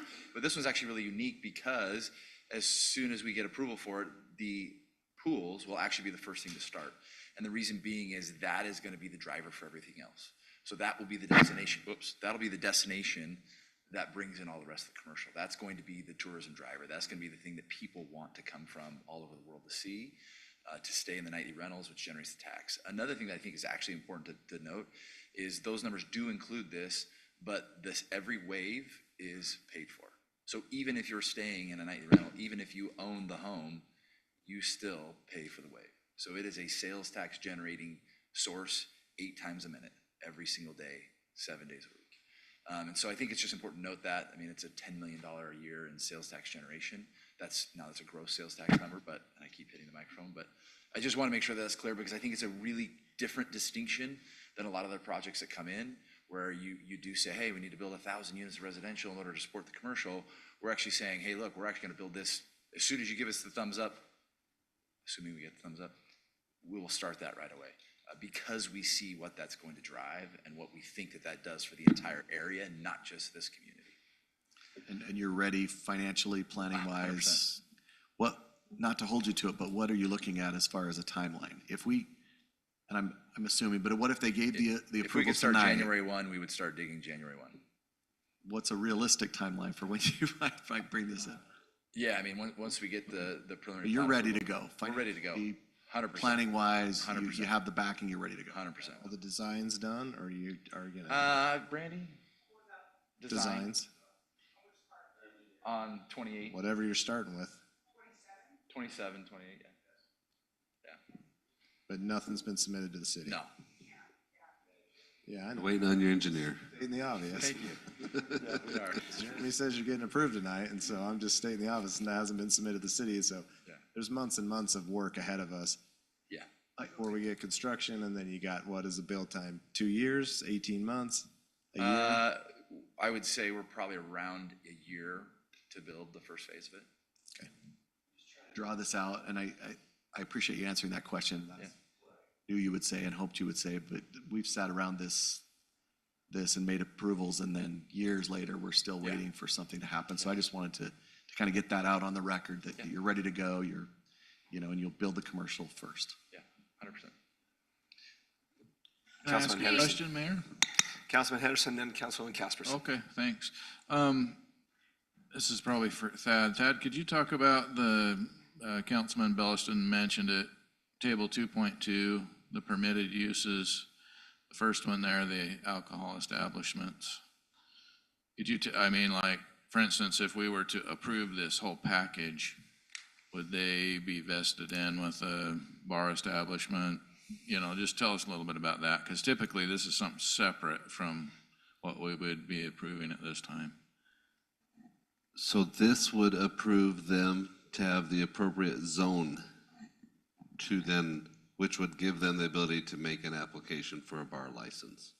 And so this would not issue them a bar license, but it would give them a commercial zoning that would allow them to request a bar license at a future time. And so recently we had a proceeding where the request was to get the bar overlay zone approved. That wouldn't have issued a license, but that would have given the applicant the right to operate within that area per the zoning have been used for a license application at the state. So this essentially would be kind of like a bar overlay zone. This is this would give them zoning rights. Does that mean that they would be able to meet all the elements for a bar license? I don't know, right? It would depend on where the churches are, where the schools are, all the other details that go into the state of Utah's regime for bar licenses. So with that, I think we need to know where those are in this plan then, if that's what they're requesting. It's not just. To know where those. Right now, it says resort, mixed use, and commercial. That's the remainder of the project, right? Like, I would like to see an area that says, okay, if there's a bar, it's in this, if it's that parcel 27 on the call to commercial, that's it, right? Something like that, I don't know. Okay, so typically we get that detail when the plats come. We don't usually require that at zoning. We usually just say, yeah, this area is zoned for these uses. I agree. Typically, that's when we see it. I'm sitting here going back to our last discussion, and we had an overlay. And if we could narrow it down to the area we're talking about, not just that it's permitted. I don't know, or we just need to put in there that it's approved through the standard city process of we'll have to come back for a bar overlay and go through that when the time's needed. I don't know how they need that in this, or if they're scratching that as a permitted use, and they could come back later and ask if they wanted to, but that's. So, I mean, primarily for restaurants, there's one use in Village 1314 that would be, it's a pickleball concept that does have a restaurant attached to it that does serve alcohol. And then we're also talking to 2 restaurants, one of which we own. Restaurant alcohol is permitted. I'm talking bar. Yeah. Which, talking bar, I'm not talking We're not restaurant. trying to open a bar. Remove the bar as a bar establishment. Yeah, I mean, I guess it depends on the definition of bar. Like Chicken and Pickle has a restaurant and they serve alcohol. I don't know. Utah, I'm very aware of all that stuff. I'm just saying, it's the Utah. It's written today. 8% alcohol. Yeah, Your total. So. Come on up. Yeah, I mean, I think it's just a question of, we'd have to do the math. Like, the intention is not to open up a bar. The intention is that, like, again, we keep using the example of Chicken and Pickle. It's a pickleball concept, pickleball courts, food is served, they do serve alcohol there. Yeah. I just don't know the percentage of it. So if you look at like a Big Shots, they're Same thing. a restaurant. Yeah. They bill so much amenities that their alcohol is below 30%. Yeah. Stop doesn't, and they are over that percentage. And Yeah, and see, that's the thing. I want to be candid. I don't know the answer. I don't know all the answers either. I just know right now it says bar establishment, Yeah. and No, it's fair enough. approved in everything. Yeah, fair enough. I mean, the other thing, we own a restaurant. We're bringing it down here. We're talking to another restaurant that would go in the resort village on the Boardwalk. And at least one of those will serve alcohol. Now, granted, it is significant. It's like 1% of sales. So Yeah. I know that our restaurant would meet it, but There's a difference between a restaurant and a bar establishment. If you'd be willing to remove bar establishment as a permitted use, you could still come and ask for it. It's just not an automatically permitted use within that zone. yeah, I think we're fine with that. With striking it. Yeah, Strike them. yeah, we're fine with it. As long as the restaurant is permitted, I think that's Councilman Henderson, did you have anything else this time? Councilwoman Casperson. I know that at this point, this is an answer that you maybe do not know, but I discounted, and it seems for your, like just from this handout that you gave, it seems like there's about 657 units that will be essentially short-term rental units, according to this paper. So like that would include like your resort zones, your short-term rental villages. Does that sound about right? McKay, do you know the exact? Marcus. Oh, yeah, that does include a hotel. Yeah, so yeah, it has on there too, like the hotel, condos. Do you know approximate how many homes like that would be available for sale for residents here? And then, like it's not clear on, You're saying of the overall number? yeah, like for what would be available for home ownership in this entire project, like if they're, the townhomes that you have and in the other villages, what does that look like? I was trying to look through everything and I couldn't. Yeah, most of it is condotel, hotel, typical type of stuff. So you've got. She's asking for the for sale piece. I did the math on it just a few minutes ago, just from your numbers, and I think there's a total of 2,601 units. Out of those, 904 are apartments, 259 are nightly rentals. So the math I did, you'd have 1,438 for sale and 1,163 rentals, whether it's apartments or nightly. So, But a bunch of those are already sold. Yeah, the vast majority of the apartments are in like Village 14 and 13, right? Where it's market rate stuff that Right. really is kind of the affordable, a lot of the more affordable housing type of stuff. It's not a nightly rental use. But I think that number sounds accurate. We could add it up just to confirm. But Yeah, so I mean, out of the 2,601 units, about a little over half are for sale, 1,438, so. And maybe kind of from a broader perspective, what I remember when you presented at the workshop and you heard from Councilman Henderson and Councilwoman Casperson, I think what they were generally asking is, are there areas within this PCD or the amendment to this PCD where regular folks can buy homes? Oh. I think that's what maybe we'd like you to just address a little bit. Well, and I wanted to clarify, Councilman Ivy, you mentioned, hey, this may be not a place for affordable housing. They're actually, we have anticipated that there. Speak into that mic a little bit. Sorry, there will be I keep hitting it if I get too close. There will be a percentage of the housing that will meet, an AMI requirement. And we've anticipated that both on the for rent and on the for sale side. And that's part of, some of this additional density allows you to get that land price down, get the cost down so that you can meet some of those And requirements. I think this was kind of what the council's trying to reconcile is there's this exciting amenity that draws commercial, that brings an attractive sales tax revenue that was explained very well. But I think what we're trying to find is where's that balance between just community activities and then community where regular folks can live and If you maybe pull up the. And speak into that mic, just Yeah, kind of share sorry. that. If you pull up the other plan that shows more of the concept, how everything is laid out, it might be a little bit easier with the numbers on it. Yep. One thing, can I ask you a question? Maybe you can think about it and explain it as you're going. So what I went through this a couple days ago, and what I was trying to find, and I compared what was already, the old stuff that was approved from Stuckey Farms and then the new approval stuff.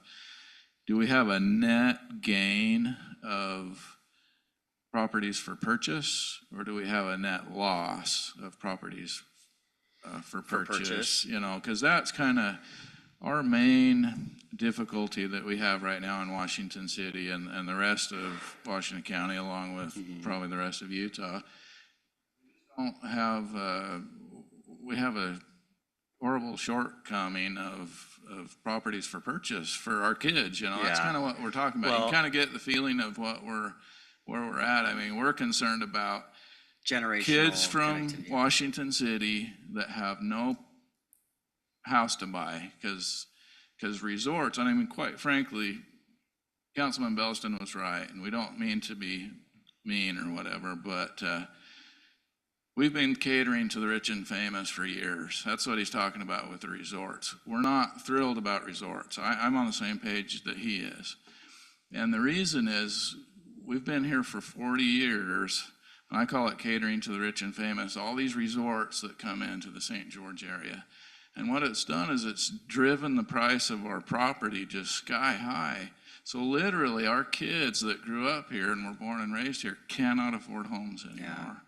And so when I look at a big project like this, it's pretty neat. I don't have a problem with you guys using your water and treating it for your lakes and stuff. And I don't have a problem with the commercial, but and I know this kind of commercial development and the resort's going to attract high-end homes and things like that, and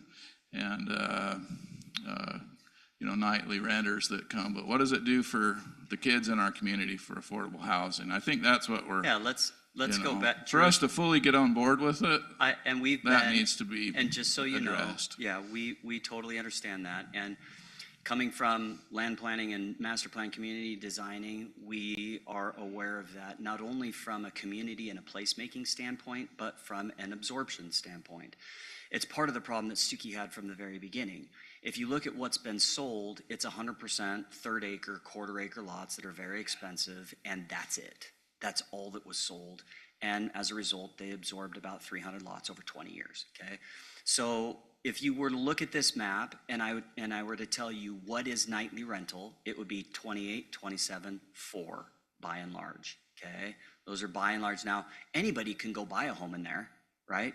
Anyone, if they want to have a home that's right on the water, go buy a home and just don't nightly rental it, right? Like you can do that, of course. But When you talk about everything that is just a for sale product, if we're starting at the bottom, 17, 9, 10, 5. Now, those are by and large the same kind of lots that we've had in Stuckey Farms for decades, right? In fact, 9 is slightly bigger. Those are third acre to half acre lots. Everything that doesn't have a number is already built, okay? So when we came into this, we're like, we are a one product town. We're a one, what do they call it? We're not a horse of many colors. We're one, well, one horse town, that's what I'm looking for. And we recognized that we needed a variety of different products. So you start at the bottom, 17, 9, 5, 8. All of 8 and 6, that whole middle section is all for sale. That is a far more affordable product, what Visionaries is building. All of those townhomes are also Affordable, because we don't say affordable, we say attainable, well, right? right. So what's attainable? I'll get to that, because affordable is a problem, obviously, right? Buying a townhome at the low 300s the high, maybe mid 300s to low 400s will be a townhome that you can purchase here. As you go in, and that's all 7, 6, 8, and that's basically all single family homes and townhomes that is all for sale. Now, as you move over into 14 and 13, we've tried to, again, we're designing this in such a way where not only we are delivering a marketable product, but we're doing it in such a way that has a wonderful living village mixed use experience. We're trying to give everybody an experience. And so in 14 and 13, where it's closer to the highway, it's got a lot of the commercial in there. We've designed that in such a way where it's totally walkable, but that's where the bulk of our apartments are, in there. And you could go in and you can rent a place for probably $1,200 a month. And so your kids, if you're looking for something that's affordable, they can go rent a place, and they could do it in a place where they can just walk right down the street, go to the gym, go eat.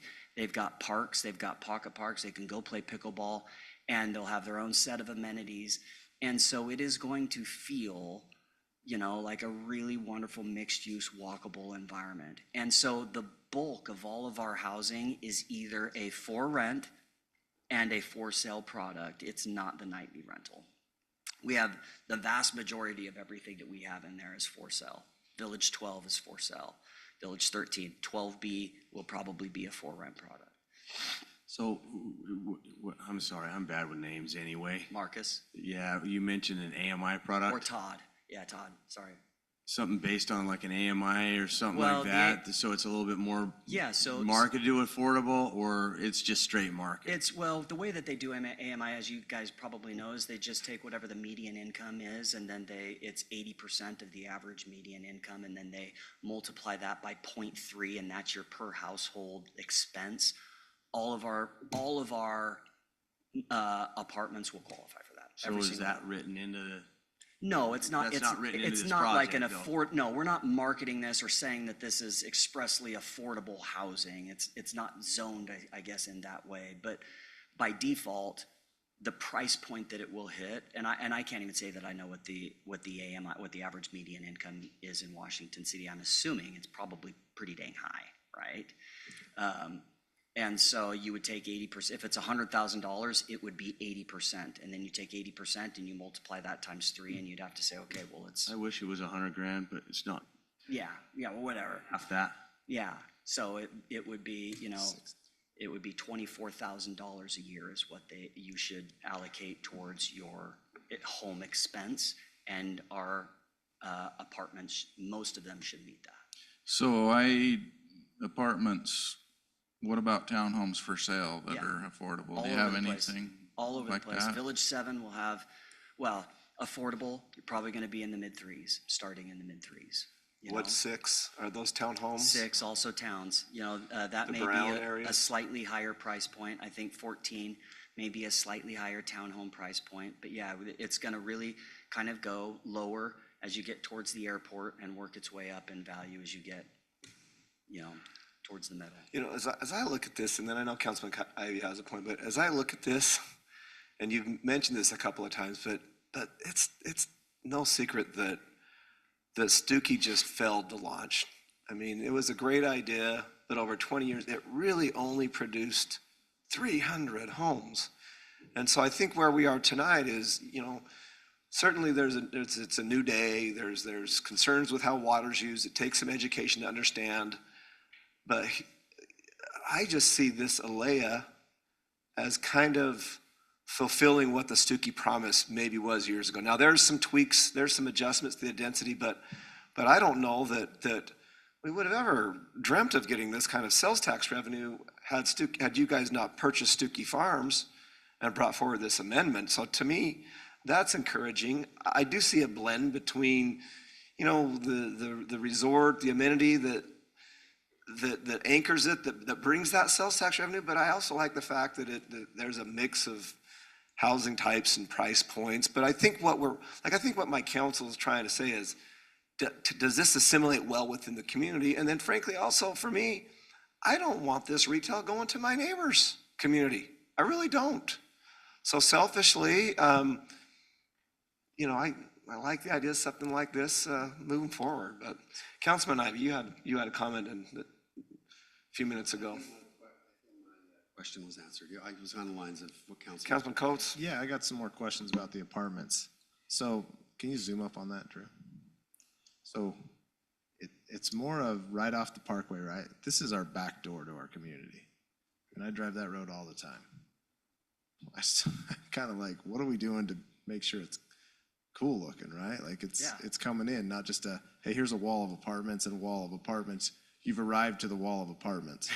Like that's what I feel looking at that box. Now I know you probably haven't gone into detail, but what are we gonna do to, yeah. The pink is retail. Pink is commercial, right? The pink is, Commercial? yeah, the pink What are the is apartments then? I'm confused. the orange. Oh, see?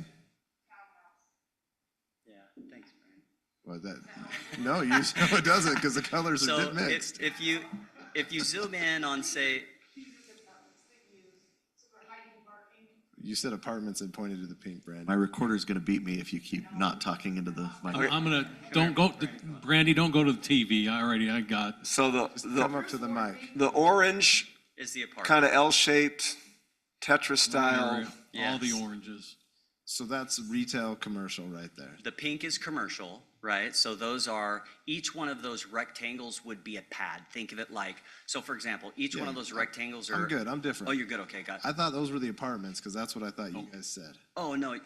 Like there's a sea of apartments as your entrance that doesn't look very good. So yeah, that's why I was. You'll come in off Warner Valley Road and you can't really see, but see the four little squares on each corner of the intersection down there between Washington Fields, and that is going to be coming off, lined with palm trees, big, beautiful monuments. Palm trees? Yep, we're going palms, man. Big, beautiful monuments as you come on in, and it will. I have a thing about palms. I'm not a fan. That's right. Yeah, you got a lot of typos to fix in the next Todd, aren't you a palm tree expert? Palm trees. It's water and palms. Yes. What if the palms are crossing? Yeah, that's right. No, that means in and out, so. Flamingos, it'll all be there. No, anyway, point is, that's our arrival experience. We want it to be beautiful. And so and what Brandy was getting at is each one of our little Tetris building, like if you scroll to the right, Drew, on our apartments over there, we purposefully design those so as you drive into these communities, you see really pretty architecture, all the parking is hid.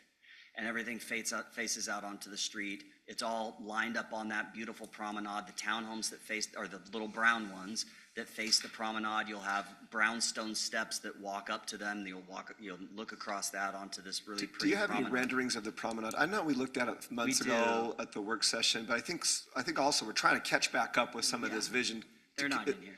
They're not in there. Okay. No, but we can email that stuff to you so you can catch. It's just volume blocks, but it really does convey the image of how walkable. You got the pool on one end, the promenade, and then it connects all the way with these paseos down to the pickleball, through the pickleball into the commercial.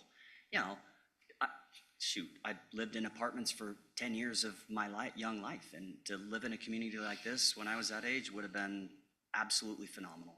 Been right up my alley. Todd and I do a lot of this. We know exactly what these young kids want, and this touches on every bit of it. So, Mayor. Councilman Henderson. Should we make a list of the items our concerns so that they can be addressed. So I agree with Councilman Coates. There needs to be something in writing signed about the culinary water. Let me give you my list of what I looked at. Let's come Brandy, up with a I see you list. got your big pen out. You ready? Councilman Henderson, can you share those numbers again that you went over? I just want to compare to see if my numbers match with what you. Or at least the page I looked at said 2,601 total. 904 of those are apartments for rent. 259 are nightly rentals. So that leaves 438 for sale. That's what I came up with from what was given to us in our packet. One thing that those numbers don't include is all the resort units that you came up with. And so the numbers that you, right? Because you had just the apartments 904 and then 259 for the nightly rentals, but then there's a lot of units that are in the resort zone. So then the actual number that is available for sale is. I'll just touch on that. I purposely did because we don't count. It's like when I drive down my commercial zones and I have hotels in them. We don't count those particular rooms. They're a commercial, use. So I purposely took them out because they are on a commercial night to night. They're not a nightly rental, but the resort is a hotel. Hotels we treat as a commercial entity and use pretty much in zoning. So that's why we don't count them as a livable unit. They're just there as a come and stay at the night and enjoy the area type thing. Can I, Mayor? Councilman, go ahead, Councilman Bellison. I'm ready to make a motion, but can I make a suggestion? I mean, we got this a couple days ago. I think we've had a good discussion here that's on record. They can go back and watch and hear our concerns. But I need some time to go through and, there's a little too much hair on this dog for me. I would like to go through and get my thoughts and put them in an email form and send them out, right? Yeah, and I think you're on the same page as I'm hearing from Councilman Henderson too, which is let's make a list. And that way, if it sounds like the council is leaning towards a table to what would be the January 8th meeting. And in that case, I think that list would be helpful for all parties involved to kind of clarify where we are. Am I reading you right down on this end of the table? Should we put together a list and have Jeremy send it to him? I Work as a council, our list, and then he can send them our concerns. And I think whether it goes through Jeremy or whether it goes through Eldon and planning and zoning, I think, if we each have concerns, send an email in with those concerns. Yeah, let's get a few of those on the record, and we'll let Jeremy decide how he wants to direct his staff, and then we'll. It sounds like the council is leaning towards the table for right now. Why don't we start with you? What are your thoughts and concerns there, Councilman Ellison, that you'd want to have addressed before you see this again? I want to spend some time going through the document and put it together in an email format. That would be my fair preference. Enough. Okay, Councilman Henderson, what are some of your thoughts? So I think I'm generally okay with it for the most part. The bar thing, I think we should pull out of there and go through normal processes. Concerned that we're losing a net amount of properties for sale, but the conversation we had kind of helped me though. I can see you've got some townhomes and stuff for sale, which is good. And then the water thing, I think we need something signed. I don't have a problem with you using your water for that. And I know it's gone from 25 acres that was approved before to 18, right? One thing I'm curious about is if your reverse osmosis machine, is that running continually, or is that just when you fill it up, or can you reverse osmosis some of your water source and sell it? Sell it to the district? I don't know that I know I think that we get it to a place where it's probably like swimmable. I don't know if it's. Did you ask the water expert? Yeah, Todd, why don't you come be your Cloward H2O. Don't look at Sean.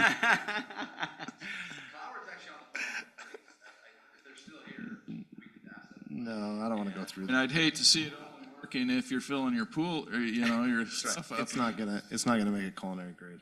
Yeah. Okay. There's no way they can't. I mean, the current technology But can't it make is a culinary we grade. are continually flushing and filling. So It it's runs, like working. there's a rejuvenation process from our wells basically every single day because we're having evaporation, right? And then there's both filling it for the evaporation and then also flushing it to just keep the water fresh. So it's kind of like a pool filler, It's just running. right? It's got to constantly be filling. But do you keep a little bit of that salt water so it feels like the ocean? I mean, if we're surfing on it, shouldn't you have a little bit of? So we go float. Don't want to feel like the Great Salt Lake. Councilman Henderson, did you kind of get your comments there for? Yeah, so take the I time don't you have need. a lot of concerns with it, just, you know, what Councilman Coates was talking about. I think we need to have a good legal document in place so that we all know that no culinary water is going to be used in the future. And then the bar thing, you know, we need to kind of figure that out. But other than that, I think it's great, so. Councilman Coates. Thanks, Yeah, so Councilman Henderson. Henderson brought the water, we got that. I want to see what you're willing to help with our future water needs as well with your current water rights. I'd like to see that, and then I want to discuss the fire station on what we're going to do with that. You know, I mean, you're asking for additional density. We need land for fire. Let's work something out. So I need to get that figured out. And then one of the things I want to see is I want a timeline of when you're going to have Fields Road fixed with the landscaping sidewalk. I need a definite timeline when it'll be done. So. Thanks, Councilman Coates. Councilman Ivy. So my list is a lot the same, but I don't want to be redundant, but I think it's important to mention them. First of all, I think that the financial benefit to our community is sound. I think there's benefits, you know, we've raised some good concerns tonight because those are what that's where society is right now for a lot of us. There's a lot of people that can't afford to live here.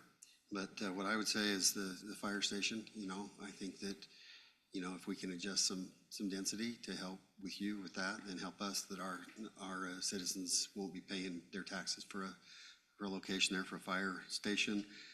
We mentioned converting the park to a public park. We've actually worked on that with Carl before, and you know, it was just too big of a lift for them.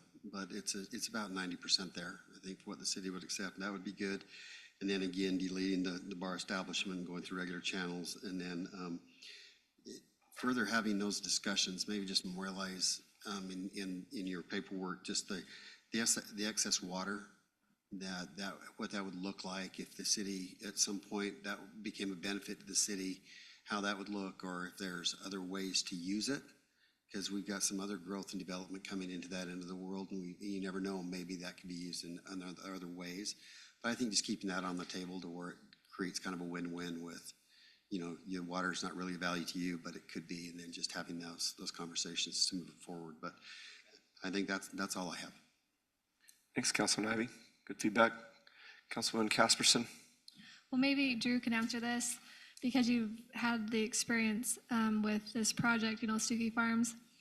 Do you know the difference between, you know, what the proposed units are versus what was in the Stookie Farms as far as the availability for units for sale then versus now? Or is that a number that is really hard to know?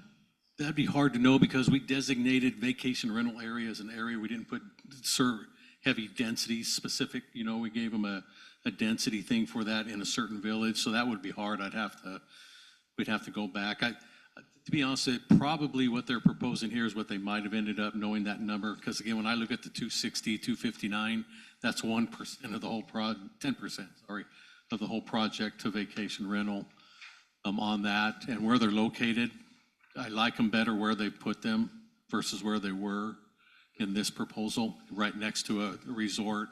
Village 4 being out, you know, with the lakes around it, more fitting for that than the other places where they were. They, you know, would have been more of a challenge for regular residential compared to where they are now. But again, the overall went up. You know, again, the whole number of units total. I think we figured was how much? 200 and something units, and it was only, you know, for the whole project isn't too bad for when you're talking the acreage that we're doing and how they're doing it. Because again, I like it because there's more townhomes in this than in the current approved plan, which helps. I'm just making it's kind of affordable stuff May not be our happiest solution, but it's better than trying to stuff some, 10,000 or Blowing it out 9,000 supply. lots. We get more units available. So I've kind of looked that over, and I think it's a good, I don't really want to call it a wash, but that's about as best a word I can use for the overall proposal, what they're bringing in. What I really like about this one is more is I see where the commercial is, and it's an increase compared to what was, I think, provided for in the current one, and knowing how the direction they were going, I don't know if we would have even got all that. So I like how they've put it here, spelled it out, especially over on the intersection of Washington Fields and Warner Valley. I really like what they've done there compared to what the current plan had. So I think that's been a great benefit. I think I like this much better because of some of those key points. I hope that helps in your. Thanks. Do you think you guys would be willing to do less apartments and do more townhomes to make it so there's more availability for those residents who live here? If you look at our total plan, Village 12A has 206 townhomes. Village 7 has, what was it, Sean, 73? 65 townhomes. Village 6 has, I don't know if I know that, is it 200 townhomes. Just a sec, can you say that one more time? Yeah, so 206 plus 65. Okay. Plus, I want to say Village 6 is close to 200. Is that what it is, Todd? 190. And then Village 14, I want to say, is somewhere in the 68 range there. So you've got over 500. Yeah, so almost 600 townhomes. Yeah, so we've That's got good. a lot to absorb through, and the nice thing is that we've kind of varied the different types of townhomes. Some are narrower and some are wider, and some have more bedrooms than others. I know what Visionary is doing is totally different than what's going on Village 7. So, and we feel like we've got a really good unit mix there. We spent a ton of time going through that. So, knowing that number, hopefully that makes you feel a lot more comfortable. 500 units is a pretty decent amount of townhomes. And then can you talk more just like what you envision or what you guys have talked about with the long-term RV park and what that would look like? And Sure. So that's kind of, it was either Drew or Thad, maybe, or Jeremy, I can't remember who touched on it before, but it's a bit of a carryover from when we purchased the property. There was a conditional use on that little kind of faint square, which was identified as the Todd Gardner property, right? Oh, yeah, there it is. And so he entered into an agreement with Carl just before selling the property to us that our attorneys are looking at, and we just want to make sure it's accounted for. We don't want to be in a situation, we just want to make sure that if there was a commitment there, if we have to honor it, then we need to try to honor it. We don't know I can't say that we know 100% certain. Thad, you may be able to speak to it better over what the actual zoning was.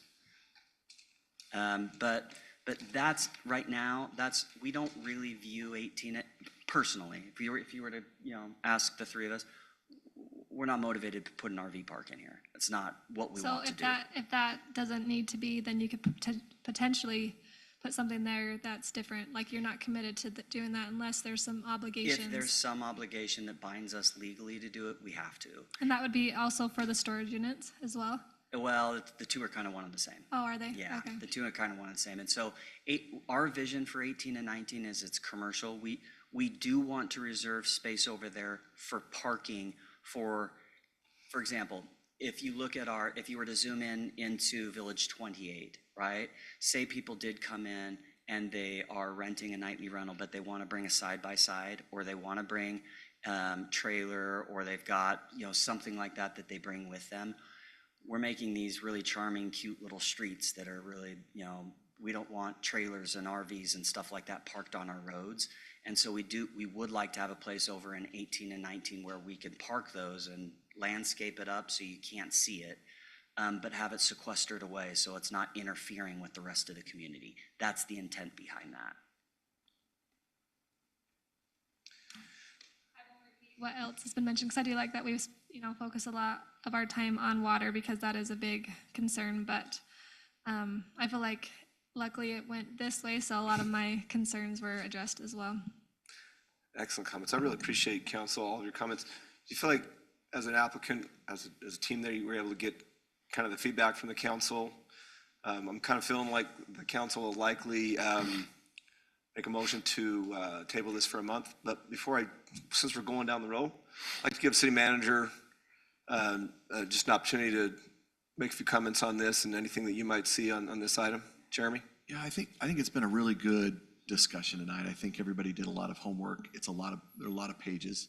So I think everybody wants to take a little bit of time from the comments and digest it. But I just want to reiterate again, I know we get focused on a lot of different things, and we get focused on housing, we get focused on water, and rightfully so. I just want to look back, from my perspective and what we talked about earlier with Brian and our fund balance. I'd love to see it higher, and the best way to refill that is with sales tax, so that we're not raising taxes on our property taxes on our residents, because that makes it unaffordable to live here as well. So I respect what they've done here. They're willing to take a big swing. I want to see them try to make that swing. And honestly, even if we ended up with half of the projections that they've put on here, that helps us pay for the services that all of our residents need to continue to survive here. So I just wanted to make that comment, and that's all I really had, Mayor. Thank you. Okay, is there anything you'd like to add before I turn to the council for a motion on this? No, I think we're great. Thank you all. We appreciate your time. Thanks. Councilman Coates, do you have something on this? You're Just gonna make a motion when you're ready. You guys are gonna have arm wrestle down there, because I have three of you talking about making motions. So whoever wants to go, go. I'm gonna make them. Oh, you got something? Well, I was gonna make a motion. I'm gonna make a motion. You can Go ahead.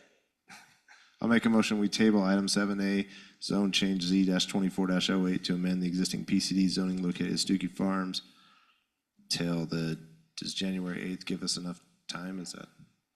My suggestion would be February 12th, and hear me out on this one. So I'd like to go through and chew through the whole document and put my thoughts in an email and put it together, but we've got the holidays. If we get additional information back to these guys in the first of, say, January, there still has to be a period of time where it's 211 pages. If they need to amend it, and maybe they come back and say, we're not going to amend it, we're just going to resubmit it the same way it is and not change anything. But if they need to do work on their end, January 8th isn't going to be enough time. I'd like to hear from the applicant. Todd, do you want to address that? Yeah, January 8th is plenty of time. We don't have any concerns with any of the things that you guys have addressed. We're ready to commit to those and make, whatever necessary documentation available immediately. We've been working great with staff. We're not concerned about any of the things that have been addressed. If you'd run into a snag, then you could come in February. Well, maybe we split the difference then, because Councilman Bellison's asking for a little more time. I'm with him. I plan on spending time with my family this next couple of weeks, and so I want to get you your questions so you can make And your we answer. respect that. So We I'm totally just thinking respect maybe that. it's the second meeting in January. It's your motion. Well, I'll make a motion, we make it to the second meeting in January. I don't know what date that is. January 22nd. January 22nd. Okay, any discussion on this? Otherwise, we have I'm gonna just say that I hate to put someone off, and so I'm voting nay in that. I understand we need a table, but I just hate to extend it for a longer period of time just for our conveniences, so. I think that if they're prepared, I think we need to make ourselves prepared, is my opinion. Okay, well, I have a motion, a second, so we're gonna go roll call on the vote to table to the second meeting or the fourth meeting in January, which is January 22nd. So I'll start this, an aye vote is to table until January 22nd. Councilmember Coates? Ivy? Nay. Casperson? Nay. Belliston? I would say aye, and I'll say it with this thing. I don't know that I would vote to approve this on January 8th with additional time. So I'd rather vote to give them an extra couple of weeks with a potential than a nay vote. Appreciate it. Henderson? Nay. Okay, so that motion is denied 3-2. Would somebody else like to take a stab at a motion? A motion that we table, find my spot here. We table an ordinance for zone change Z-24-08, amend existing PCD zoning located at Stuckey Farms to the January 8th that the right day? regular council meeting. Have a motion by Councilman Ivy. Is there a second? I'll second it. Have a second by Councilman Casperson. We'll go roll call on this. An aye vote is to table this item until January 8th. Councilmember Ivy? Aye. Casperson? Aye. Belliston? Aye. Henderson? Aye. Coates? We're back to your original motion. What should I do? You should vote aye. Aye. We're just back to your original motion. I know, I just, But, you know, let me Something just, for a let me just tell you what I like about this.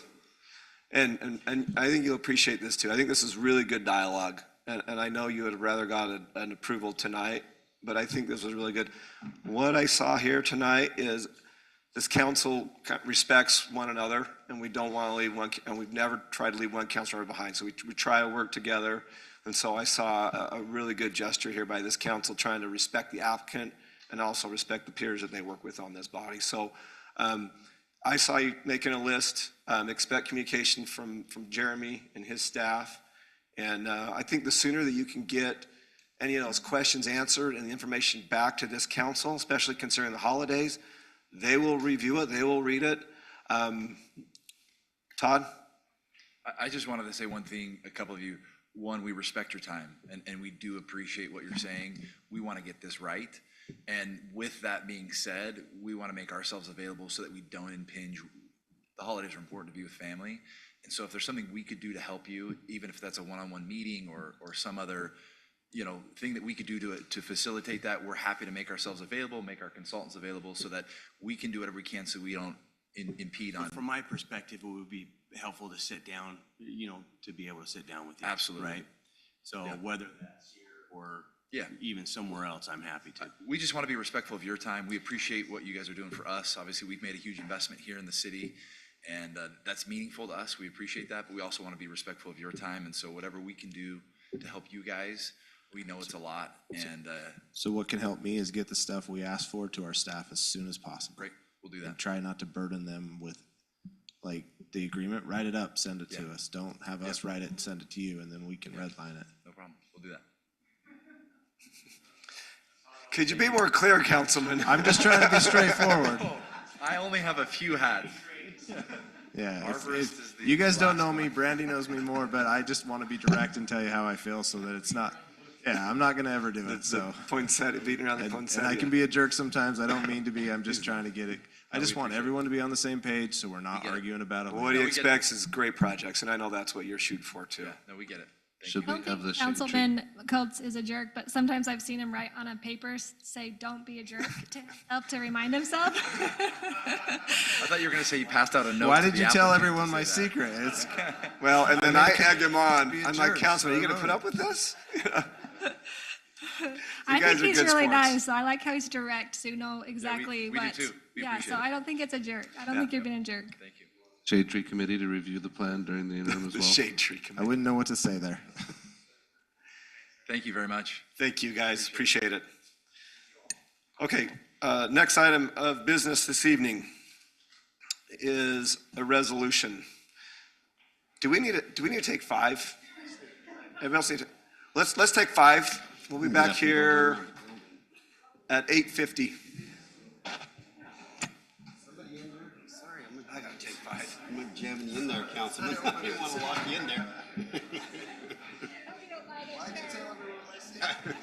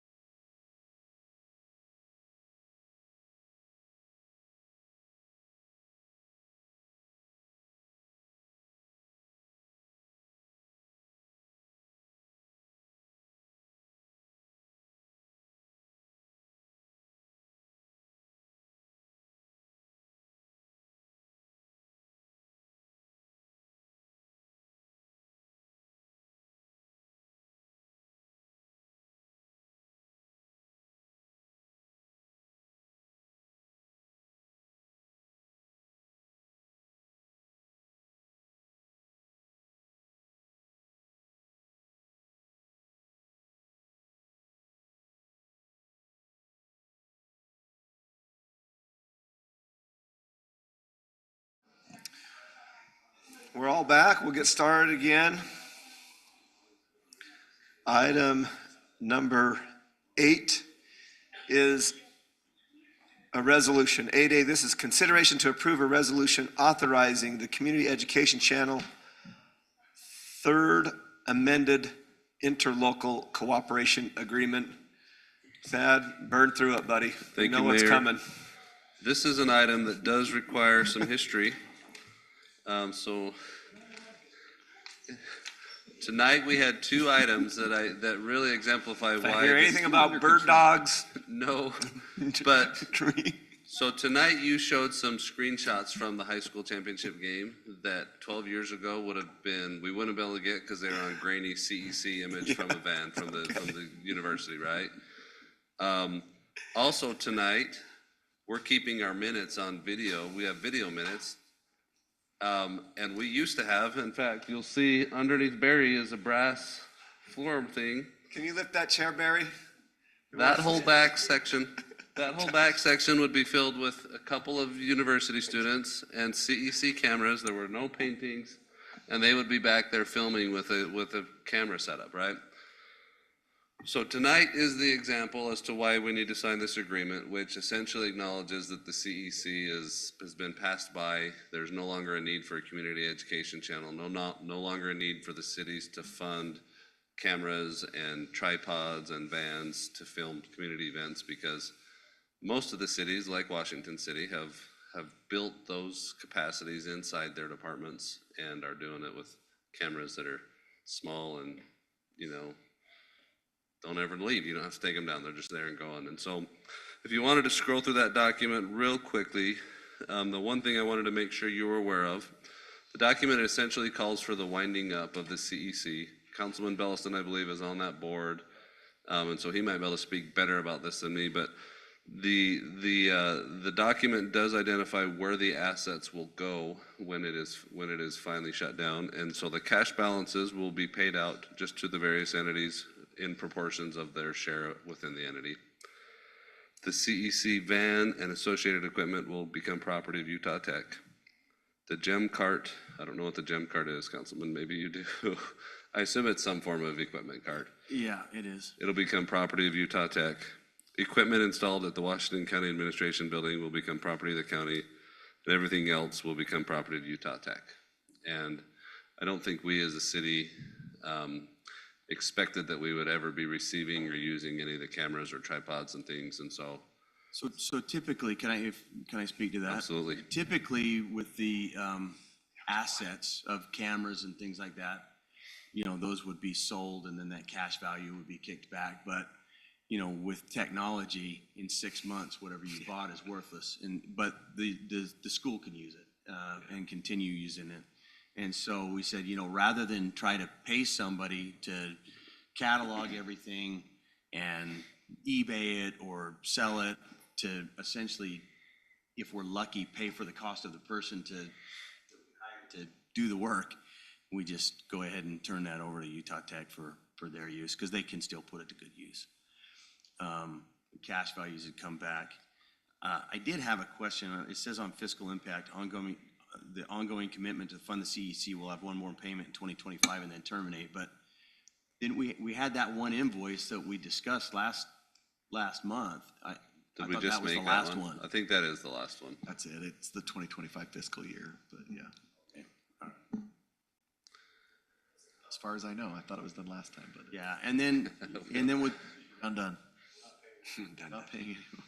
rather than try to create something new to eliminate the CEC, they're essentially just amending the operating agreement, because there's a provision in there for a wrap up, and the amendment to the operating agreement wraps it up, right? So it's just, So it's the interlocal. it's a two and a half page thing. Yeah, it's the interlocal agreement that we're amending. That's what you've got in your packet. And the amendment is unique in that it basically says we're amending this to close it down. Yep. And then it says here's who gets the assets. And so that's what's before you for approval tonight. Are there any negotiations that can be done that we could get a new van? Because the one that we have is falling apart. Is the council van, Inventories. maybe it's newer than the council van? Is that van? It good might be for in better a shape retreat? than ours. Les Miles. Can we use that for the tree retreat? What type of event Certainly, is that? it has to be quieter. I mean, if you've driven to Salt Lake in our van, So Mayor, can I just make one comment about this? yeah, unless you're ready to make a motion. No, I don't, I'm not ready to make a motion. We got to talk about it some more. But I just wanted to mention how wonderful Melissa is to work Oh, with. she is good. She was a great reporter. She was so good with the community and keeping everyone informed. And I hope that she's lands well through this transition and stuff, but. So in '95, when this was formed, there was a really big need to transmit to television community meetings. And the CEC did a really good job at that for some time. And time just passed it by. I don't think there's ill will here towards the CEC. It's really just an acknowledgement that it's those devices right there that have replaced them. So I agree with you, Councilman Ivy. Melissa does a great job, and she's worked really hard on the CEC channel. We tried to get the county to pick her up. The county didn't have a desire to do that, and so the current staff, I guess, of the CEC is working to try to help her. And then the board was really concerned with making sure that we provided her with somewhat of a severance to help her through that transition period. So if there was any reluctance to shutting the channel down, it was because of her more than anything else, right? So, but we understand that there's really though, the city that needed the CEC channel up until this point more than anybody else was St. George, because they didn't have this, the cameras and whatnot. But with their new city building, they're going to have more audio video in that building to cover it. And so it was redundant need, just like Thad said. Any other questions on that? Well said. Thank you, Thad. Yep. Call for a motion on this item. Yeah, I'll go ahead and make a motion that we approve a resolution authorizing the Community Education Channel Agency Third Interlocal Cooperation Agreement. Is there a second? I'll second that, Mayor. I have a motion by Councilman Bellison, a second by Councilman Ivy. All in favor? Aye. Any opposed? Do you want a roll call? No, I just want to make an aside note that, and sometimes Jeremy and I kind of talk about how it seems like interlocals never go away. And so this one is a nice example of it came into existence, it fulfilled its purpose, and assuming the other cities also will approve it of existence because technology's filled that need. Yeah. In 30 years is what you're saying. 1 to 30 years. And for the record, that was a unanimous vote to amend that agreement. Item 9, Finance. 9A, this is the Washington City Quarterly Financial Report. Finance Director Brian Brown. Brian's just going to say, any questions, right? No, I had some requests from the audience to take as long as possible. They're not in charge tonight.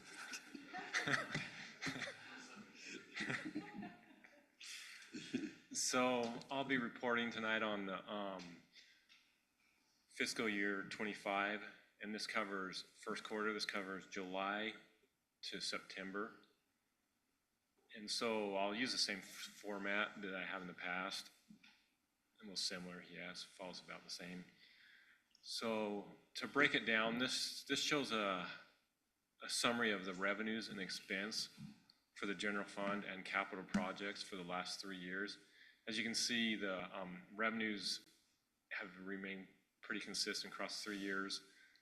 It's down a little this year because of grants, and then the expenses are down a little, and that's due to capital equipment purchases.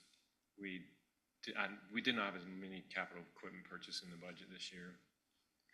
And you can see impact fee, or the capital projects revenues up, and that's mainly due to the increase in impact fee collections. And the expense in the blue for capital projects is up this year, and that was due to SR7, the SR7 interchange expenses for that first quarter. So this kind of snapshot to jump into the detail of the general fund. We budgeted in this, taxes they're our biggest revenue in the general fund. In this budget, we budgeted 10.3 million. We're up 8% from last quarter last year. So last year, sales tax was kind of slow. This year is looking a lot better. And property tax, we budgeted 4.8. In this quarter, none of the property taxes has come in. It usually comes in November, December, and January, mainly November.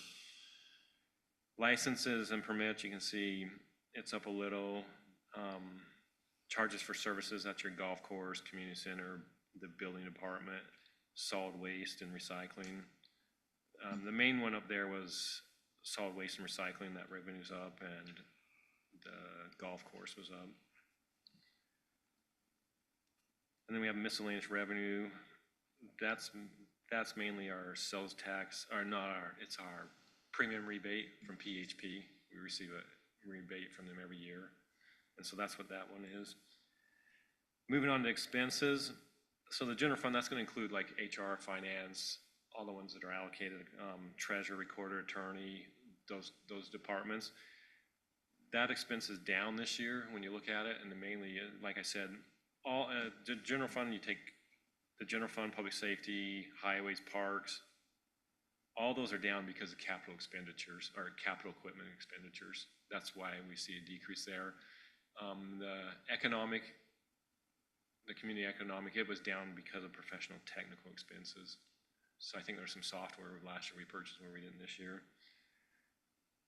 And the highway, the highway and public improvements, those were up. That I skipped over that one, and that was mainly due to solid waste and recycling fees expenses. So that's kind of a more detailed of the general fund, the revenues and expenses. So this graph I did change. And Brian, I think it's important to note too that this is just a snapshot of this first fiscal year quarter. Yeah, right? this is just the so while in some ways you might think, well, goodness, our revenues, our expenses are higher than our revenue, but that evens out over the course of 4 quarters. Yeah, that's the thing is we're just looking at one quarter, and That's a lot right. of I just wanted to make that clear so that nobody got concerned about Well, that. you have to realize a large portion of our revenue comes in for property tax, and that's not until next quarter. Right, exactly. So this is a graph. I did change this one. This is building permits. So in the red, you can see by quarter and then the total year. To me, the building permits are remaining stable. Where the last year we could see they were down a little, but we ended up having our second highest year. We're right on trend where we've been the last 3 years for building permits. Just looking at this, so it's building in our communities remaining stable. And then RAP tax. One note on this: the voters did vote to renew this in the last election, so this will be for another 10 years. But as of this quarter, you can see our collections and our distributions, and then our balance in the RAP tax. And then there's that committed amount for the 1.3 for arts and facilities, and then there are uncommitted for RAP taxes, $1.1 million. So our interest, the last 3 years of interest, we've seen an upward trend. When I was researching, and that's what we've seen here, that's what the analysts reviewing interest, that's what they've seen too. But they did go on to say interest will in the future will flatten or have a slight downturn. That's what the analysts and the experts are projecting. But for the last 3 years, we've seen a positive increase in our interest in the city. But that'll stabilize when inflation stabilizes, right? Yeah. Now, the other funds that we have are the enterprise funds. And once again, you can see the revenues and expenses. And so where these operate more like businesses, that's what the enterprise funds, and they operate to cover their operating expense and capital. So that's why we see more of this is different than general fund. We see revenues are higher here than expenses because they're collecting their monthly user fees and all that. So here you can see just a snapshot of the electric, sewer, storm, and water. I'll quickly go through a breakdown of each one of these. So for electric, we can see the revenue for the first quarter kind of remains steady. This quarter, we did see they did have some equipment purchases and capital projects, so that's why we see that huge jump in capital outlay. Debt service, that's for our debt. That's usually pretty consistent. The operating expenses, this was lower due to UAMPS, the UAMPS fees. And then the personnel we see there, the increase there is wages and benefits. So you can see that's the summary of the electric fund for this quarter. Sewer fund, and impact fees on all the enterprise funds, we see an increase because like we said, last year we only did 113 permits. This year we've done 151. So that's why we're seeing more revenue from the impact fees. On this one, we see operating expenses have generated more revenue on that enterprise revenue. Like I mentioned, the impact fees, miscellaneous revenue. Generally, that's sales of equipment or other items that come in. On capital outlay, there was a field sewer line that was done in this quarter, so that's why that's a little higher this year. The operating expenses was mainly supplies and material. That category is where we see the increase there. And then personnel, once again, wages. The storm drain, once again, the operating revenue's up and the impact fees were up, and then we see the miscellaneous. The capital outlay, it's been about the same for the last 3 years, and then the operating expenses, the increase there to the 255 from the 196 was supplies and material expense. And on this one, the personnel did go down. When I researched it, it's because we were down 2 employees from last year in this quarter. So we see 2 less employees this quarter. That's why that's down. And the water fund, once again, we see the operating revenue. That's increased this year, impact fees. We do see a big, on the expense side, we do see a larger expense for capital outlay, and that's due to the water tank. And the operating expenses, that's up because of the cost of water purchases. So that's why we see that slight increase. And then the wage and benefits is what the reason the expense for the personnel was up. Can I ask a question? Yeah. What department, the SWIP guys, the SWIP, are they under sewer? Stormwater, oh, no, okay.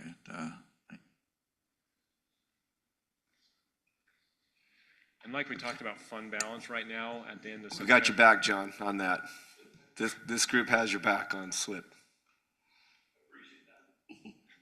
Like we talked, just to give you a snapshot of the fund balance in the end of September. So this time I broke it down by restricted, assigned, and unrestricted. So the general fund has an assigned amount of $800,000. What that means is it's not unrestricted, but it has actually been assigned. So every year we receive a PHP rebate or return. And so in past, the council has had us assign that to health premiums. So health premiums went up. So that's what that premium, the rebate from the PHP. So that's why you see that assigned in it. And then the unrestricted on the general fund, you can see there's 141,000 in the restricted. But so here we have the fund balances by each fund. And so the total for all the funds is 106,000. 106 million, sorry. Give us a heart attack. And yeah, it's been a month. 106, it would be 106 million, sorry. So that's where the fund balance sits. And that's everything. Do you have any questions for me regarding this quarter? We did switch over to Oracle. So we switched to the end of October. So everything we do now is in Oracle in our accounting system. So council, any questions for Brian?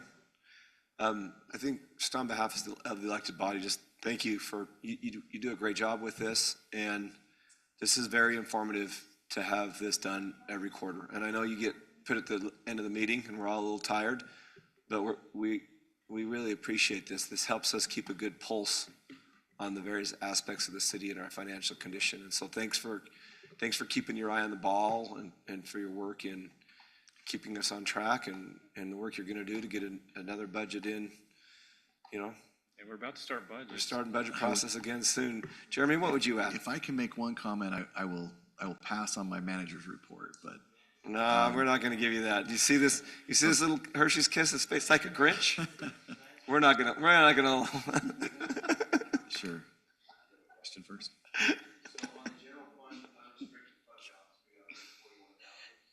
Yeah, at the end of September, that's what it was. Plus Brian and I argue about whether the 804,000 is unrestricted or not. And That's why I said it was We have 3 really million. good arguments I on should've whether or said it not was just that's available fund balance. I say it is, he say it isn't, but it's been assigned by the council, and anything that's been assigned by the council isn't actually restricted. It's only restricted because you've chosen to put it to something. The council put it aside and just said, hey, we're gonna hold this in case our insurance premiums go up, sort of as a buffer, and we can use it if we need it. But we may come to you this year and say, look, they haven't been going up. We've collected now 800,000 in this little pot of money. Let's use some of it. Let's use some of it for some other things. So So we back in may the- ask you to drop that down a little bit, but it's only assigned because you've assigned it, and so the state wouldn't consider that restricted. Where's the money come from then? HP rebates. So we pay our, The years we've been getting rebates. we get a rebate every year, and we've been socking it away in this little. Well, prior councils actually, they said they wanted that fund assigned. This is the argument that we have when we go to lunch, is whether it's So we- restricted, assigned, unassigned. I mean, Yeah, unless it's an ordinance, signed by whoever's in this seat, this council can do what they Yeah. So, do what they want with it. Yeah. That's the way I read it, yes. So we don't even need to send you an email now, you're good. Was that your comment? Can you get me an email of that exact number? Yeah, I'll send it right now. Comment, Brian glossed over it really quickly, but we have switched from Springbrook to Oracle, and this has been a Herculean task for Brian and his staff. So if he looks a little more tired than normal, that's why. And really, we have a 4-person staff to handle all of our finance and accounting in the city, and they do a tremendous job. But this has put a lot of stress on them. I just want to acknowledge that publicly. They've done a great job. They switched over our payroll, and it really went more or less without a glitch, but only because they just put in an unreal amount of time and effort to make that happen. So eventually, it's going to be a whole lot better, but right now, Brian deserves a lot of kudos, and his staff, they've really worked hard on that. So I just want to acknowledge that publicly. And conversions are never easy, but the thing is the finance does have a great staff, and each and every one of my employees have worked really hard to make sure this goes. And it's been tough on them, but they're troopers. They want to make sure it works. So they truly care about Washington City, want the best for Washington City.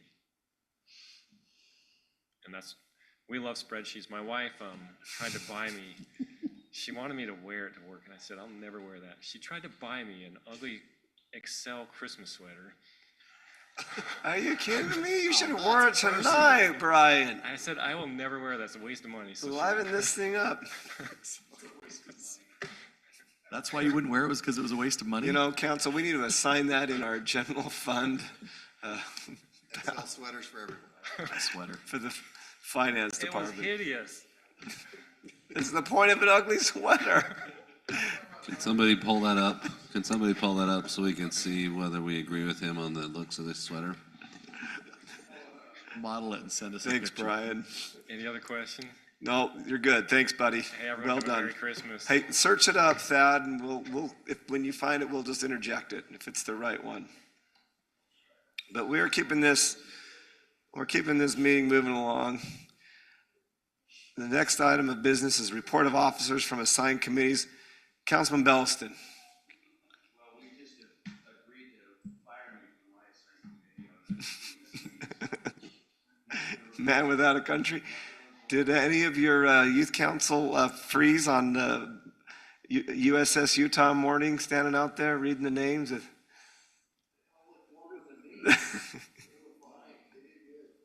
My son said he was cold. Yeah, so did my daughter.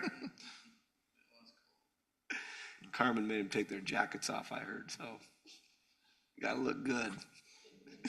Councilman Henderson. Anything, Mayor? Thanks. Councilman Coates. Yeah, just real quick, went to CIB for the solid waste this last, when did I go? I don't even know when I went. I went last week, I think, last Thursday or something, I don't know. We got put on the priority list for the February meeting. They didn't give us the interest we were hoping for. We were hoping to just extend the 2% we currently have. A lot of talk, it ended up at 4. I told them with the current market, I don't blame them, but I wish they'd reconsider. But the only thing we did is we were trying to do 20-year. Our goal is to not change the rates that we currently have. We did one rate adjustment to cover all of it, but where we're at today, we just are gonna probably push it off instead of a 20-year, more like a 28-year. They gave us up to 30, but we're not done yet. We still have one more meeting to go to. But that is, I'll let you know where we get to. And what will that fund? Sorry, that'll fund phase 3 of the project. So phase 1 is the scales, phase 2 was the new administration building, and phase 3 is the community drop-off area. So if you've been to the landfill, you go dump in the dumpsters, it's pretty unsafe and broken and trashed. So they're gonna revamp that.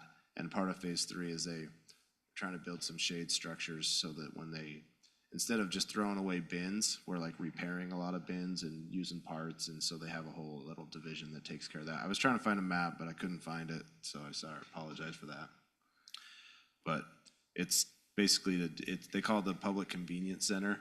The goal is to get all public off the base. Currently, right now, like, I was just there and I dropped off some stuff and I had enough there, like, just drive it up to the working face, and so I did.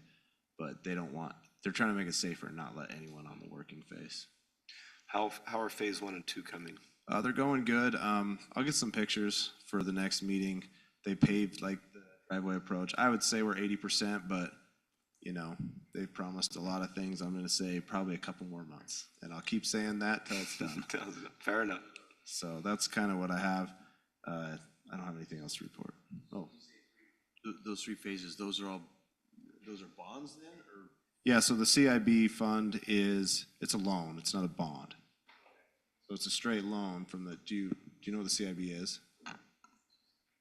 If you don't. So the CIB is the eastern part of our state does a lot of mining mineral resources, and they get a lot of revenue from that.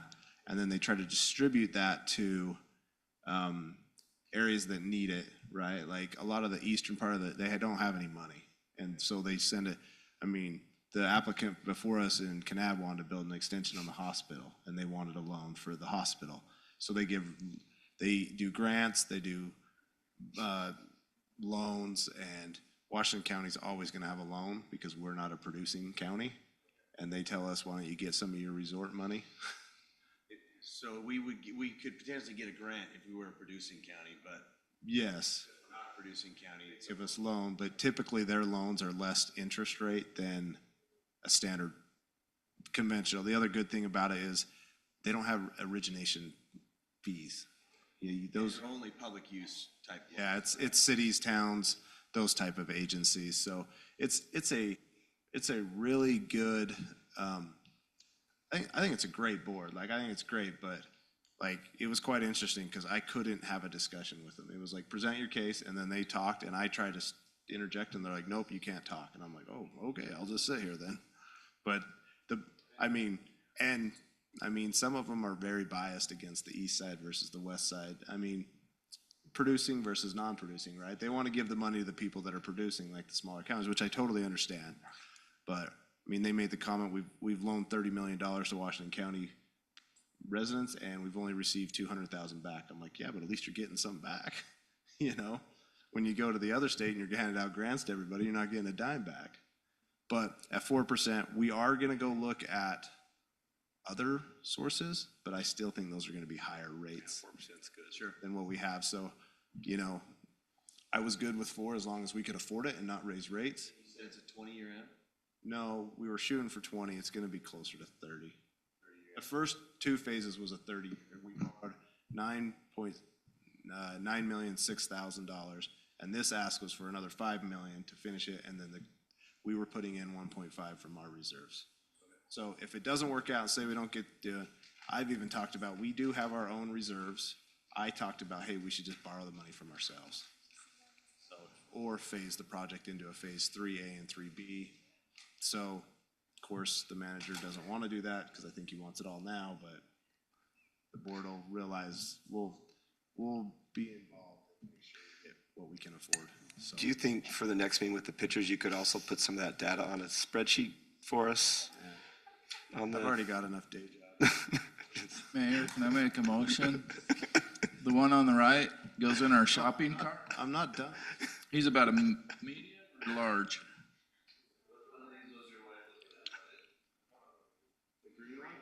The green one, oh yeah, that's the one. Throw it in the shopping cart. Oh, He's the this calls large. for a spreadsheet.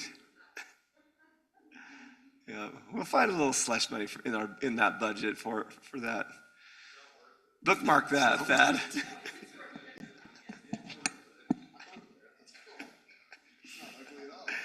Great find, Thad.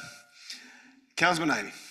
So Mayor, where this is the last council meeting of the year, I'm gonna waive my assignment and just maybe a personal privilege, just to tell staff, we've had the last couple of months, we've been able to share some time with different departments throughout the city. And, a lot of times you say things just because you want to put some sugar out there. But the truth is, I've been so impressed with our staff in every department.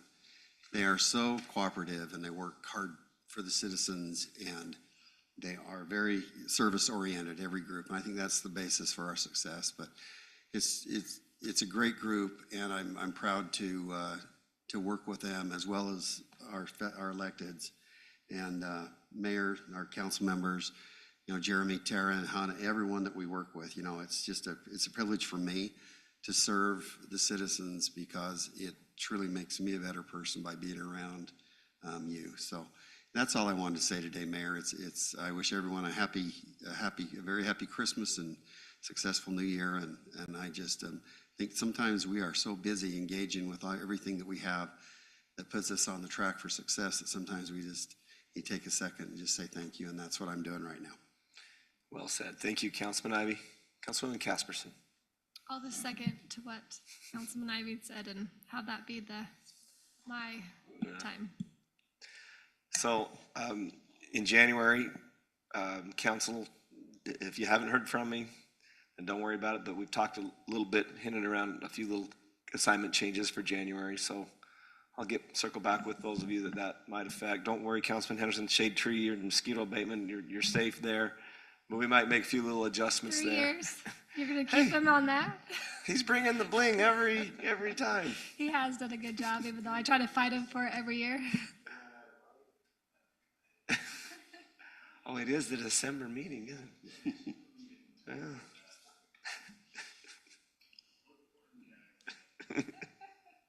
It's a New Year's present.